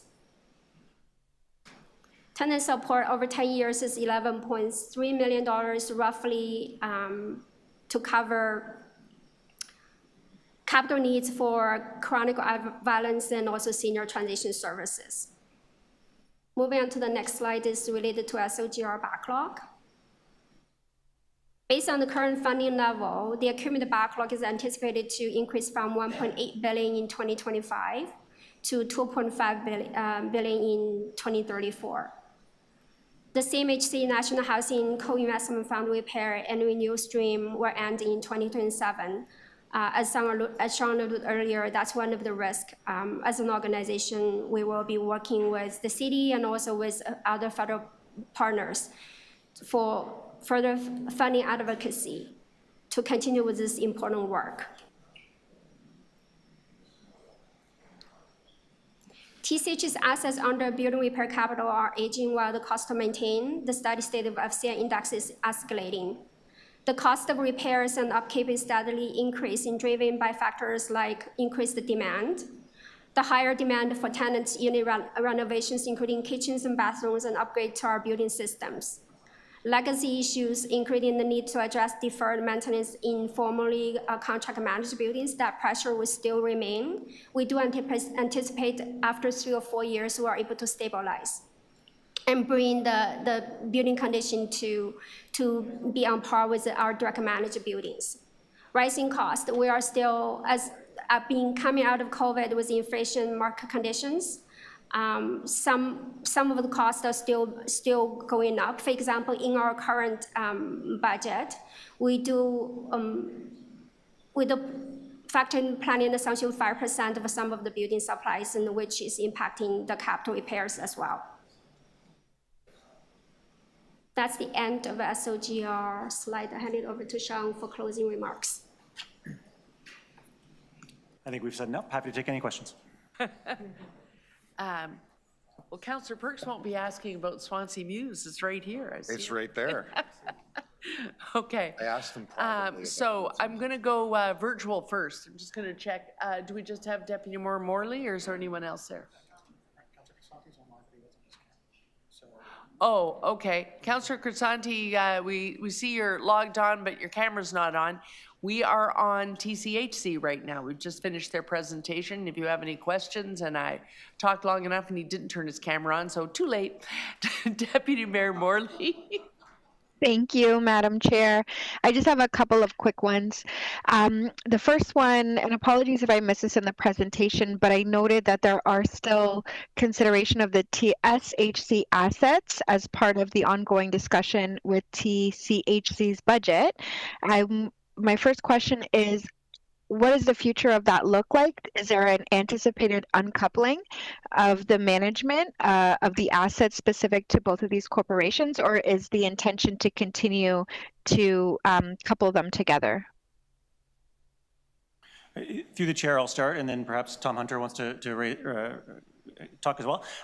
So TCHC continues to own and maintain and provide capital renewal for all of the housing stock within the portfolio, including housing that is operated by Toronto Seniors Housing Corporation. Toronto Seniors does provide the general operations within the buildings, and then Toronto Community Housing provides back office support and functionality for TSHC as well. We continue to be having conversations about how best to do that going forward. What functions should we continue to provide? What functions might TSHC want to ramp up and provide on their own behalf? But I'd say we're still relatively early in the new relationship between the organizations. But happy to let Tom speak as well. You're good. Councillor, Deputy Mayor Morley, did you want to, Toronto Seniors Corporation is here, but did you want to ask your TCHC questions, or do you want to blend? I'm in your hands, councillors. Do you want That's okay. It sounds like we haven't landed anywhere concrete with respect to that. I know both boards have sort of discussed it at a high level as this transition has been underway. So I'll set that aside from now and keep an eye on it. That's why I was thinking of taking the questions separately, because the separate boards adopted the separate budgets. Yeah, no, for sure. Thank you. Just one other quick one. With respect to long-term planning, we heard about some of the challenges around rising costs, rising demand, and a sort of unstable funding situation to manage and maintain. I'm wondering what's the status of the strategic plan for the organization, and how is that aligning with the budget proposal before us and future budget proposals to come? Thank you. Through the chair. So the Toronto Community Housing Corporation does not have an active strategic plan right now. We've been in the process of developing a renewed strategic plan over the last half to 3/4 of a year. We have a final draft of that's going to be going before our board in February. So we're very close to being able to wrap that up, we think. There are some things within how we're charting that plan that do play out very much within this budget. Primarily, I would say the greater investments in supports for tenants and the prioritization of those supports into high needs communities, both with respect to addressing the emerging needs in those communities, as well as addressing the continually rising costs that we experience in trying to provide supports for those buildings. So I would say that this budget submission is very much aligned with where I believe the direction of the strategic plan is going. Fantastic. I just want to commend you for the work that's being done and been done, and for your leadership on it.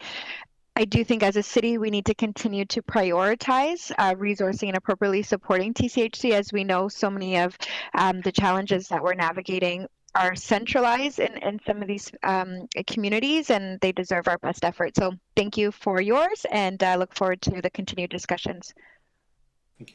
Okay, thank you. Councillor Boyce?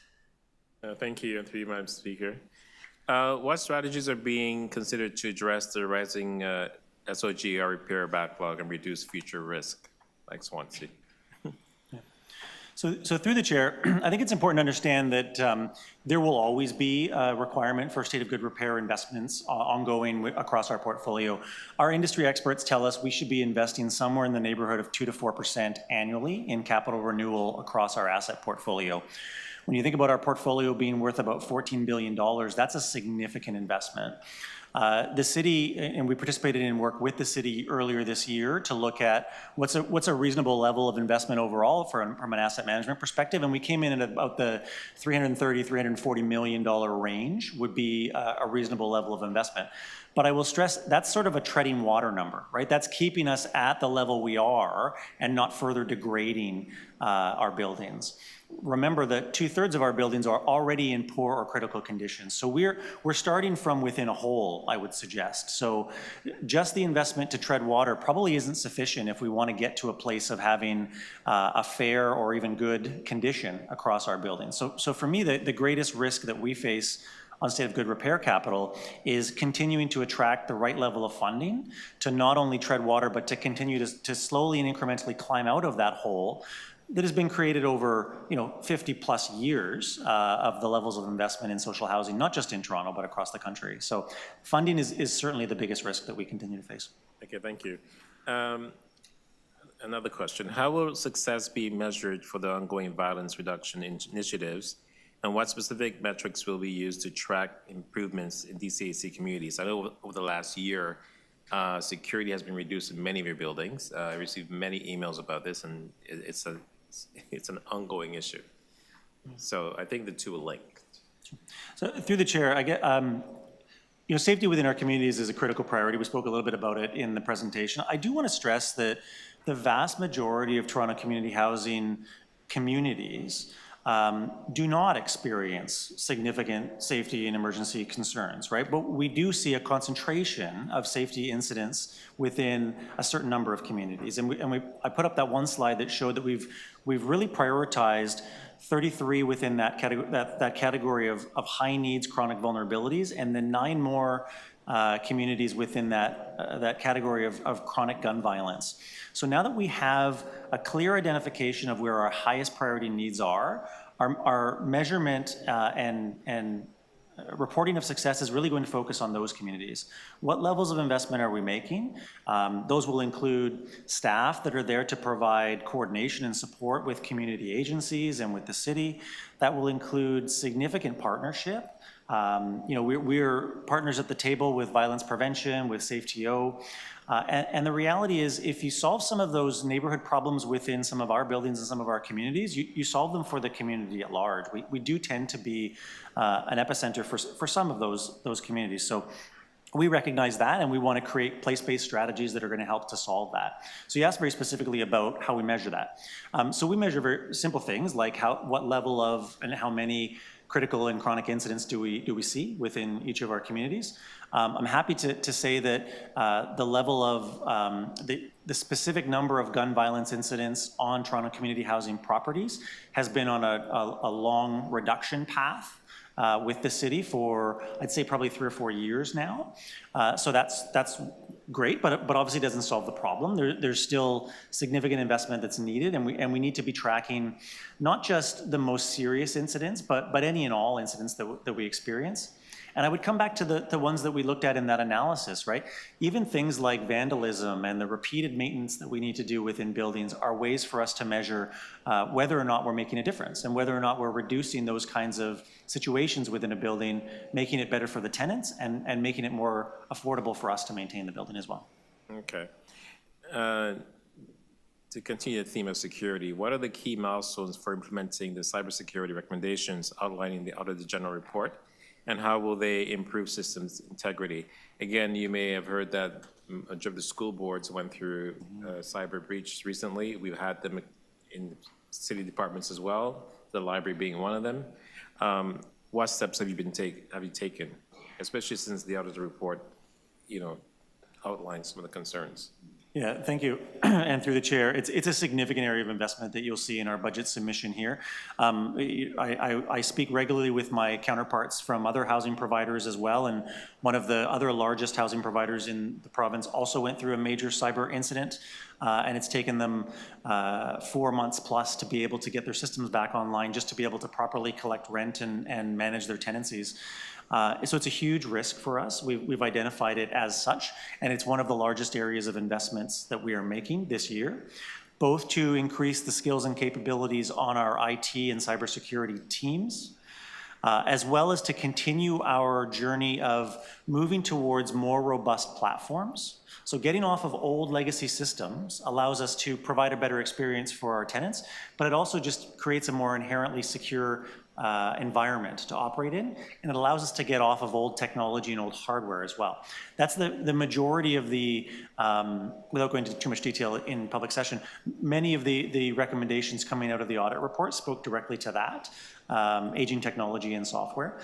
So we have very clear milestones and plans in place to address investments in that technology, as well as mitigating controls in the form of cybersecurity professionals within our IT team to continue to monitor and track, hopefully not specific incidences of breach, but where we experience attacks and how we are managing those going forward. So we're very much focused on that within this budget. Okay, I'm at time. Thank you. Yep, okay.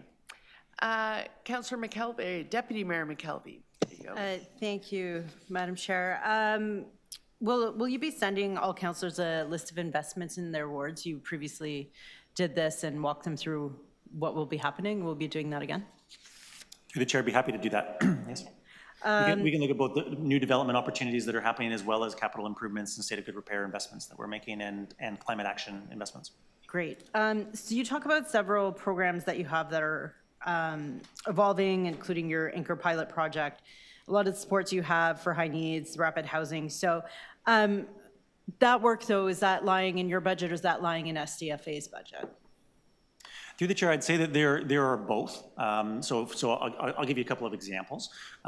So there are investments that we're making within our budget to make sure that we have staff on the ground that can work in our high needs communities. So we already have coordinator staff that are out there, but they're stretched quite thin, right? They need to operate across all of our different communities. This budget dedicates specific resources to many of our most high needs communities so that they're there every day and providing supports within those communities. Now their role will be to convene and work with other city departments and community agencies to bring forward. I look at it like a unique plan for each high needs community. They're not all the same, right?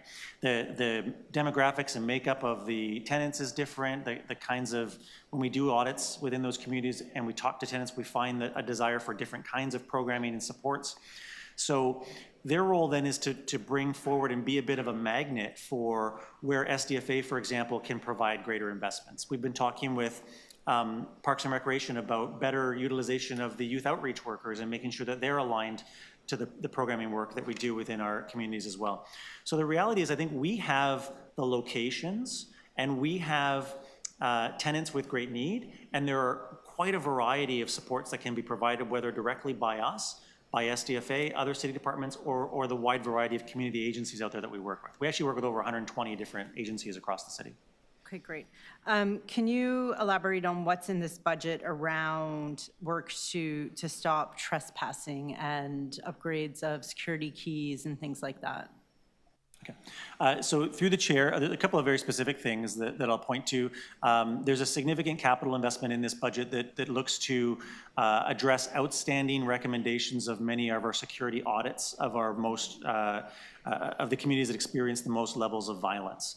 So one of the challenges we've had in the past is we've gone out and done these audits of communities and learned, you can make improvements to the entryway, you can make improvements to sight lines, lighting, cameras, but we didn't have dedicated capital within our budgets to address many of those concerns. So in the past, we've found ourselves negotiating with our state of good repair budget or other sources to try to address those issues. This pulls that out and creates dedicated funding directly to address safety-related concerns that have been identified within our systems. Now, you also talked about technology, and that's a significant challenge for us as well. Our operating technology is very old within our organization, and our door entry systems and monitoring systems are very old. So this budget doesn't solve that problem. This budget opens the door for us to have initial investments in assessing and analyzing and trying to find options for where do we go from here, because much of that technology is end of life. And there's probably a significant investment coming down the road that we'll have to make in bringing our operational technology for our buildings up to an appropriate state so that we can address those kinds of issues. Sorry, for your security community officers, your special constables, I think that's what, how are you with vacancies? I think in the past you've had quite a few vacancies. Are you fully staffed up around all of that right now? So through the chair, no, we're not. We have quite a number of vacancies in our community safety unit and our special constables. I don't have the exact number, but I could ask for details if you'd like to have that. And I'd say there's two issues that we've run into there. One is the renewal of the manner in which our special constables are certified. So that there was a delay in how that process worked back and forth between us and the Toronto Police Services this past year. We're right on the cusp of solving that problem now, so I'm quite confident that we'll be able to move forward and address some of those vacancies very shortly. But second, there's been an ongoing assessment of our overall community safety unit within the corporation as well over the course of this past year, and we're just nearing the end of that assessment. And so that will allow us to create a plan for what happens with that unit going forward. How do we look at further investments? And again, I want to stress, as I kind of said earlier, that there's direct reactionary investments we can make in providing community safety and supports. When I go out to locations, I hear the need for more security, whether it be third-party security or special constables, quite regularly. But alongside that is the need for investment in community development and addressing kind of those core issues and elements that contribute to longer-term safety. So I'm over time. I don't have a further question, but I just want to say thank you. I've been very impressed with the work I've been seeing out of Toronto Community Housing over the last couple of years at addressing high needs and communities with violence in my community. And your staff have been fantastic about engaging with my office and partners across Eastern Scarborough. And I know that you probably don't get a lot of thanks very often, so I just wanted to make sure to say that thank you, and I think things are moving in the right direction. I appreciate the efforts your staff are making in that regard. And I think it's unfortunate that I think it was intended for Toronto Community Housing to be a landlord, and you've turned into supportive housing operator, which is unfortunate. Okay, that was a minute-long thank you. Sorry. I'm just looking at the clock, and we still have to ask questions of the Seniors Corporation. I have Councillor Perks and Councillor Chang. First question, and I don't know if this is to you or to the CFO. Does this budget really say we're taking $300 million out of a highway and putting it into housing? Is that really what it says? From the chair, I'll jump in. Yes, it does. That is essentially what it is saying. Have I been moved to a different timeline? Okay, that's all I needed to know. Councillor Chang. Thank you. Through the chair, is TCHC an agency or a landlord? So through the chair, we are a wholly owned corporation of the City of Toronto, right? So we are chartered by the City of Toronto, and the city sets our mandate through shareholder direction. Absolutely, we are clearly a landlord. There's no question that we are. That's how we operate. But the reality is we provide traditional landlord services, like how you take care of your property, how you collect your rent, unfortunately how you have to evict tenants sometimes. Like those are all standard procedures that we operate in. But as I kind of outlined in the early stages of the presentation, we've seen a dramatic growing acuity of needs within our tenant base. And so if we don't extend into those areas or invite others into those areas to help provide those necessary supports for our tenants, the reality is our communities suffer, individual tenants and families suffer, their neighbors suffer, and so too do our financials and the city's budget, because the cost to continue to provide maintenance and address those issues from a reactive basis is tremendously more expensive than trying to tackle the core issues around our tenants. So the 1.988 million is for social support, and in particular with a focus on the 33 vulnerable communities and the ones with gun violence. But is there also a budget allocation for the other communities, and what is that amount? Through the chair, there are significant investments in those high priority communities, yes, but there are also significant investments across our portfolio. The most significant that I would point to would be the significant increase in our State of Good Repair capital budget this year. So the city has increased our State of Good Repair capital and the city's contribution to that by, I'm not sure if you have the exact number, is it 40 million? 40 million in, yeah, 40 million. 2025 along over 10 years. Sorry, I'm more focused on the social support aspect. So because I have previously worked in a community housing neighborhood in an organization that served a neighborhood, and I've seen community service coordinators get burnt out, actually several. And so the load is quite high and the complexity, as you note, is quite serious. And it's great that there's, I think, 120 organizations and all these partners, and I was one of them at one point. But TCHC has a unique line of sight that no one else does on some of the most vulnerable people. And in that unique position, are there investments in tracking outcomes, in collecting data on what investments are working? Is there some possibility of initiating that so that we can make smarter investments and see where the gaps are? Yeah, so through the chair, I'm sorry, I misunderstood, but happy to address exactly that. So first on the measurement and how we make smarter investments, that's absolutely true. When I talk about just briefly, when I talk about those high priority communities, there's an entire model behind that looks at all of our communities and looks at outcome measures for all of those communities to determine which ones should fit within those higher priority investment buckets. But it doesn't mean that we're not making measurements across all communities in the portfolio and not identifying where housing developments might move between those categories, for example. So we celebrate it when a community moves down from our categories and moves into a more stable state, but we also identify when communities move up and require additional investments. So even so in my neighborhood, it may seem like a very quiet neighborhood, but I have been contacted by moms who say their kids are being lured into drug dealing.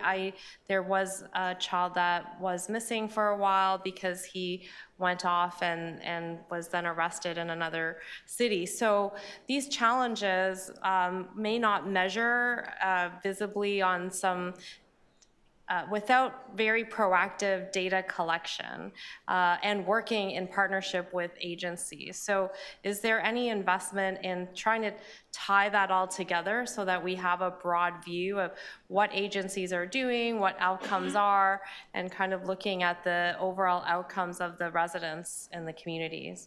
Through the chair, there certainly is. There's also on the corporate side of things an investment in our data strategy and the way that we work with partners to measure exactly that.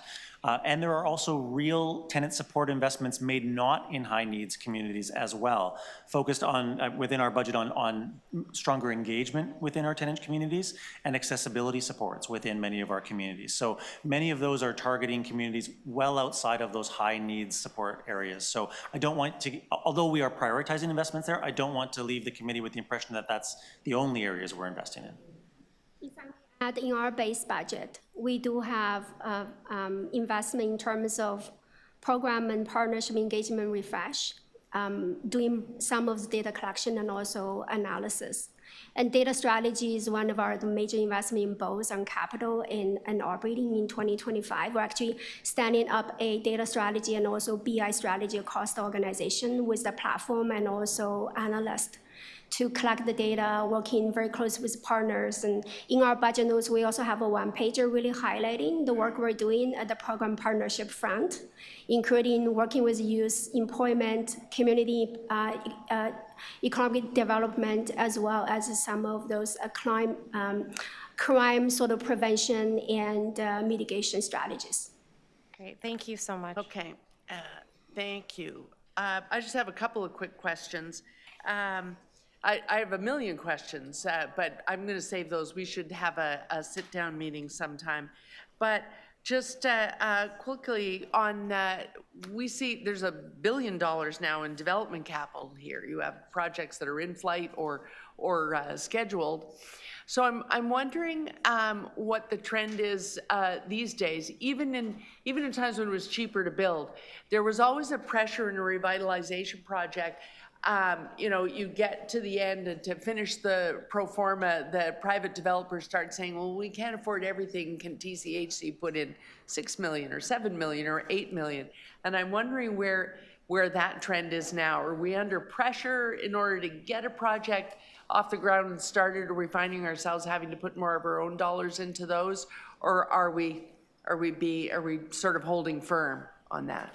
Yeah, so through the chair, you know, if you look at our revitalization project portfolio, most of those projects were started quite some time ago. And we tend to operate those projects under guaranteed provisions within those contracts. So I wouldn't say that we are at significant risk on any of those projects.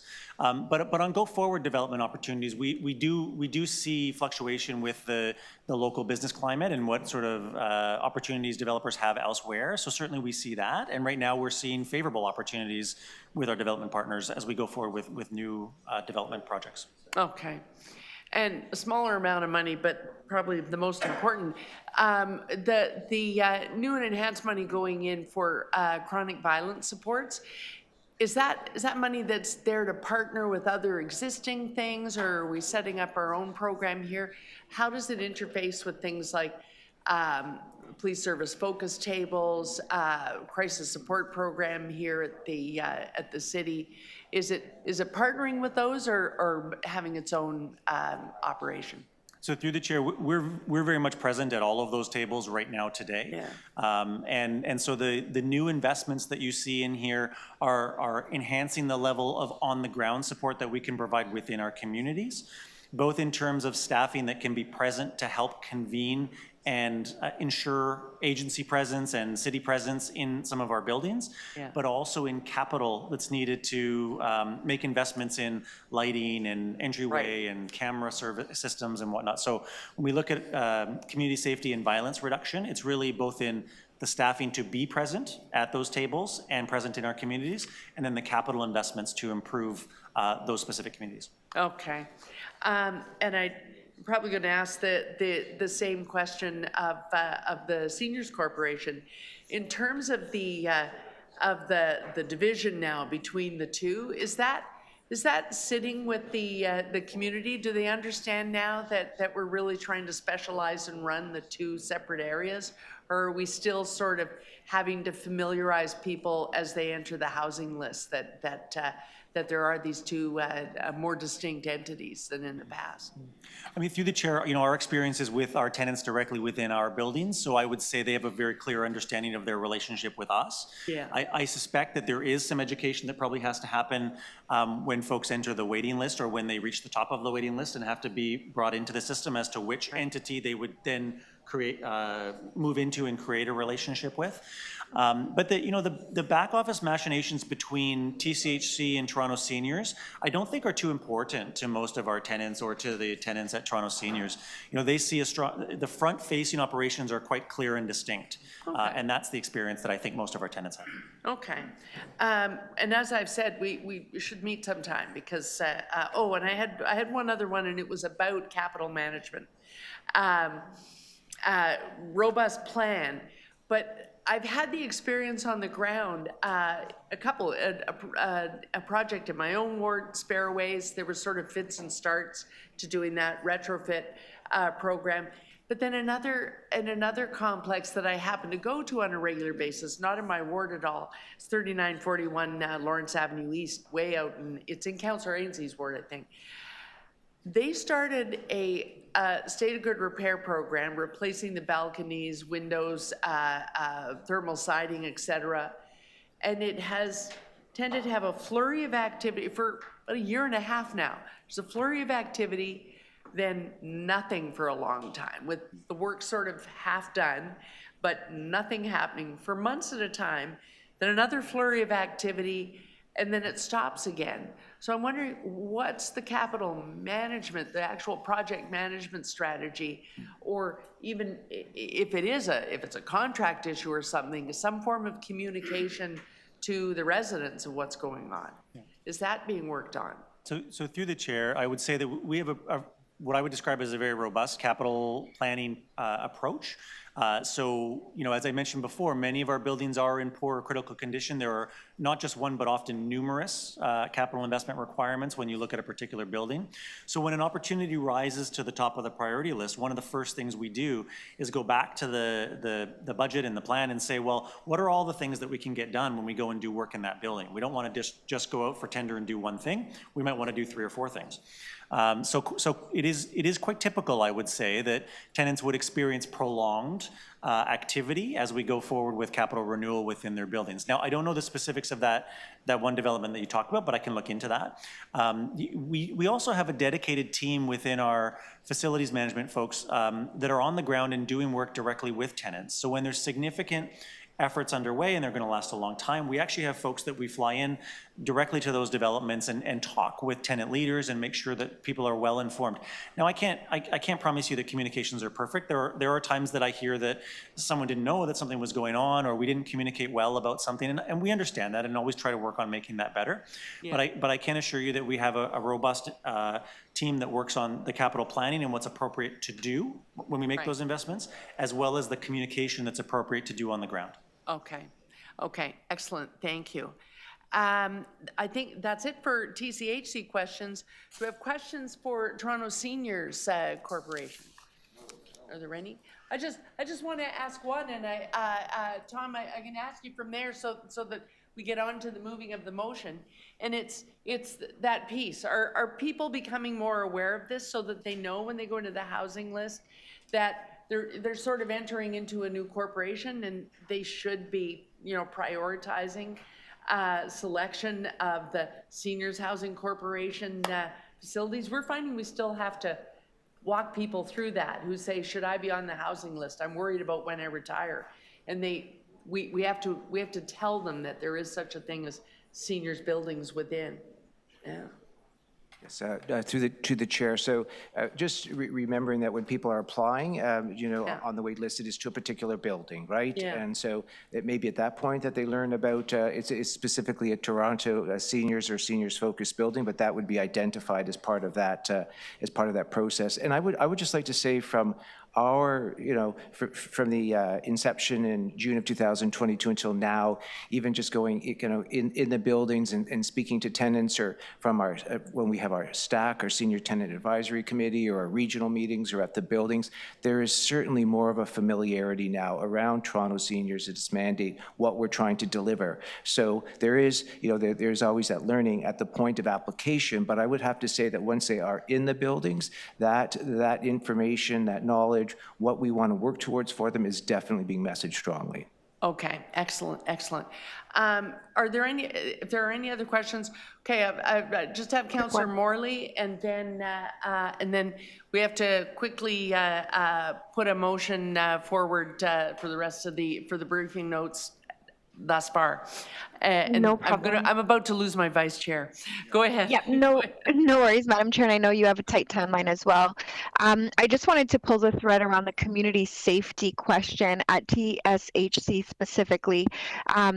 We know, and again, I won't give you the anecdotes, we've chatted directly, and we do continue to understand that there are some concerns around safety in some of the seniors housing buildings. I'm wondering what investments we're seeing in this 25 proposal to address those challenges.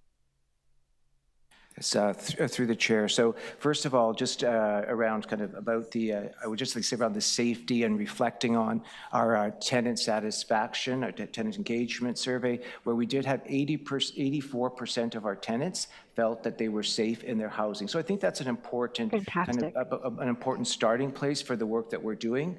We also, in 2023, did quality improvement project specifically with our staff and tenants and other partners around safety and security in the buildings, as kind of anecdotally tenants were sharing with us on that concern. So I think to your point, it is a really, and Sean was also speaking to this about the importance of that community safety plan.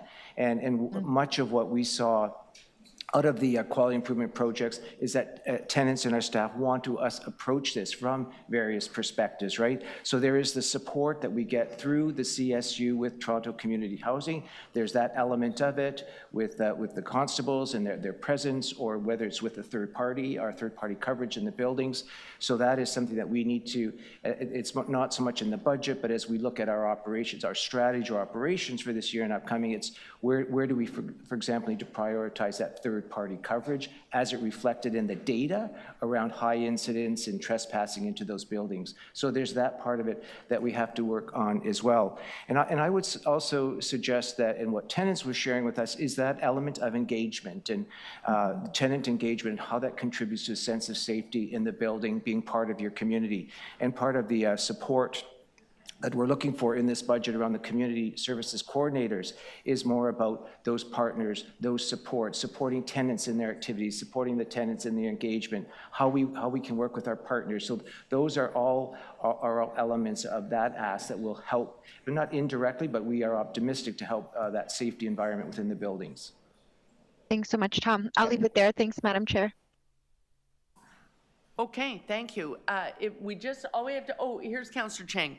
So if you have to leave your town hall, Mr. Vice Chair, I think I'm okay. All we have left to do before we recess this marathon is the briefing note request for the divisions thus far. All that I have are briefing notes from Councillor McKelvey. So I'm thinking, why don't we just have the motion moved in your name, and then if staff have any questions about what it is you're looking for, they're pretty clear. But if they do, then they'll know who to call first. Thank you. They're either repeats of last year or they have been reviewed by staff. So the first one is requesting a briefing note on the money that the City of Toronto continues to spend on services that are extensions of provincial and federal responsibilities. The second is a request of the General Manager Economic Development around the resources that are being dedicated towards the green economy. The third is the same as last year. Every year I pass the same one about the investments in indoor and outdoor recreation for skating, cricket, and winterized washrooms. And we did say that through the Gardner Expressway reprioritization, should there be any additional funds on parks to look at those opportunities. So did they find any? The fourth is a briefing note. The staff already prepared a briefing note. Everybody should read it because it's wonderful, on the Ravine and Meadoway investments. So this is just asking for the collaboration with the Toronto Nature Stewards and what could be done to enhance that collaboration, because it is volunteers that we have out working. So enabling them is great because that's less money we need to spend when we have volunteers doing it. 5, request PF&R to provide a briefing note, SDFA to provide a briefing note on programs and funding for food security, including but not limited to food banks and community gardens. They have reviewed that. And 6, I ask for this one every year, Transit Expansion Office to provide a list of the number of full-time equivalents working within each of the transit projects in their office. Okay. And I just want to point out, because I checked to make sure in case people start adding to the list, the motion about dispositioning for us those priorities in parks that are possible out of the Gardner allocation, we already agreed to that list in that when the report on the Gardner reallocation came forward in council, they were highlighted then and adopted by council in a motion. So you've kept to those areas. So it's an agreed upon by council shopping list, shall we say? Okay. Okay. Councillor Perks had to go. All in favor of adding that to the list, and that is deferred to wrap up to be. Yeah. So your motion to that. They're going to start. Right, we'll do all the deferrals on Friday. Okay, so, yes, you can. If they're not in the analyst notes, they're information you need, then absolutely. Motion to, we're doing recess, all right? Oh, sorry, I thought we had, but I didn't say all in favor, opposed. All in favor of the briefing note being added to the list, opposed, that's carried. There you go. And we're recessing. Yes, okay.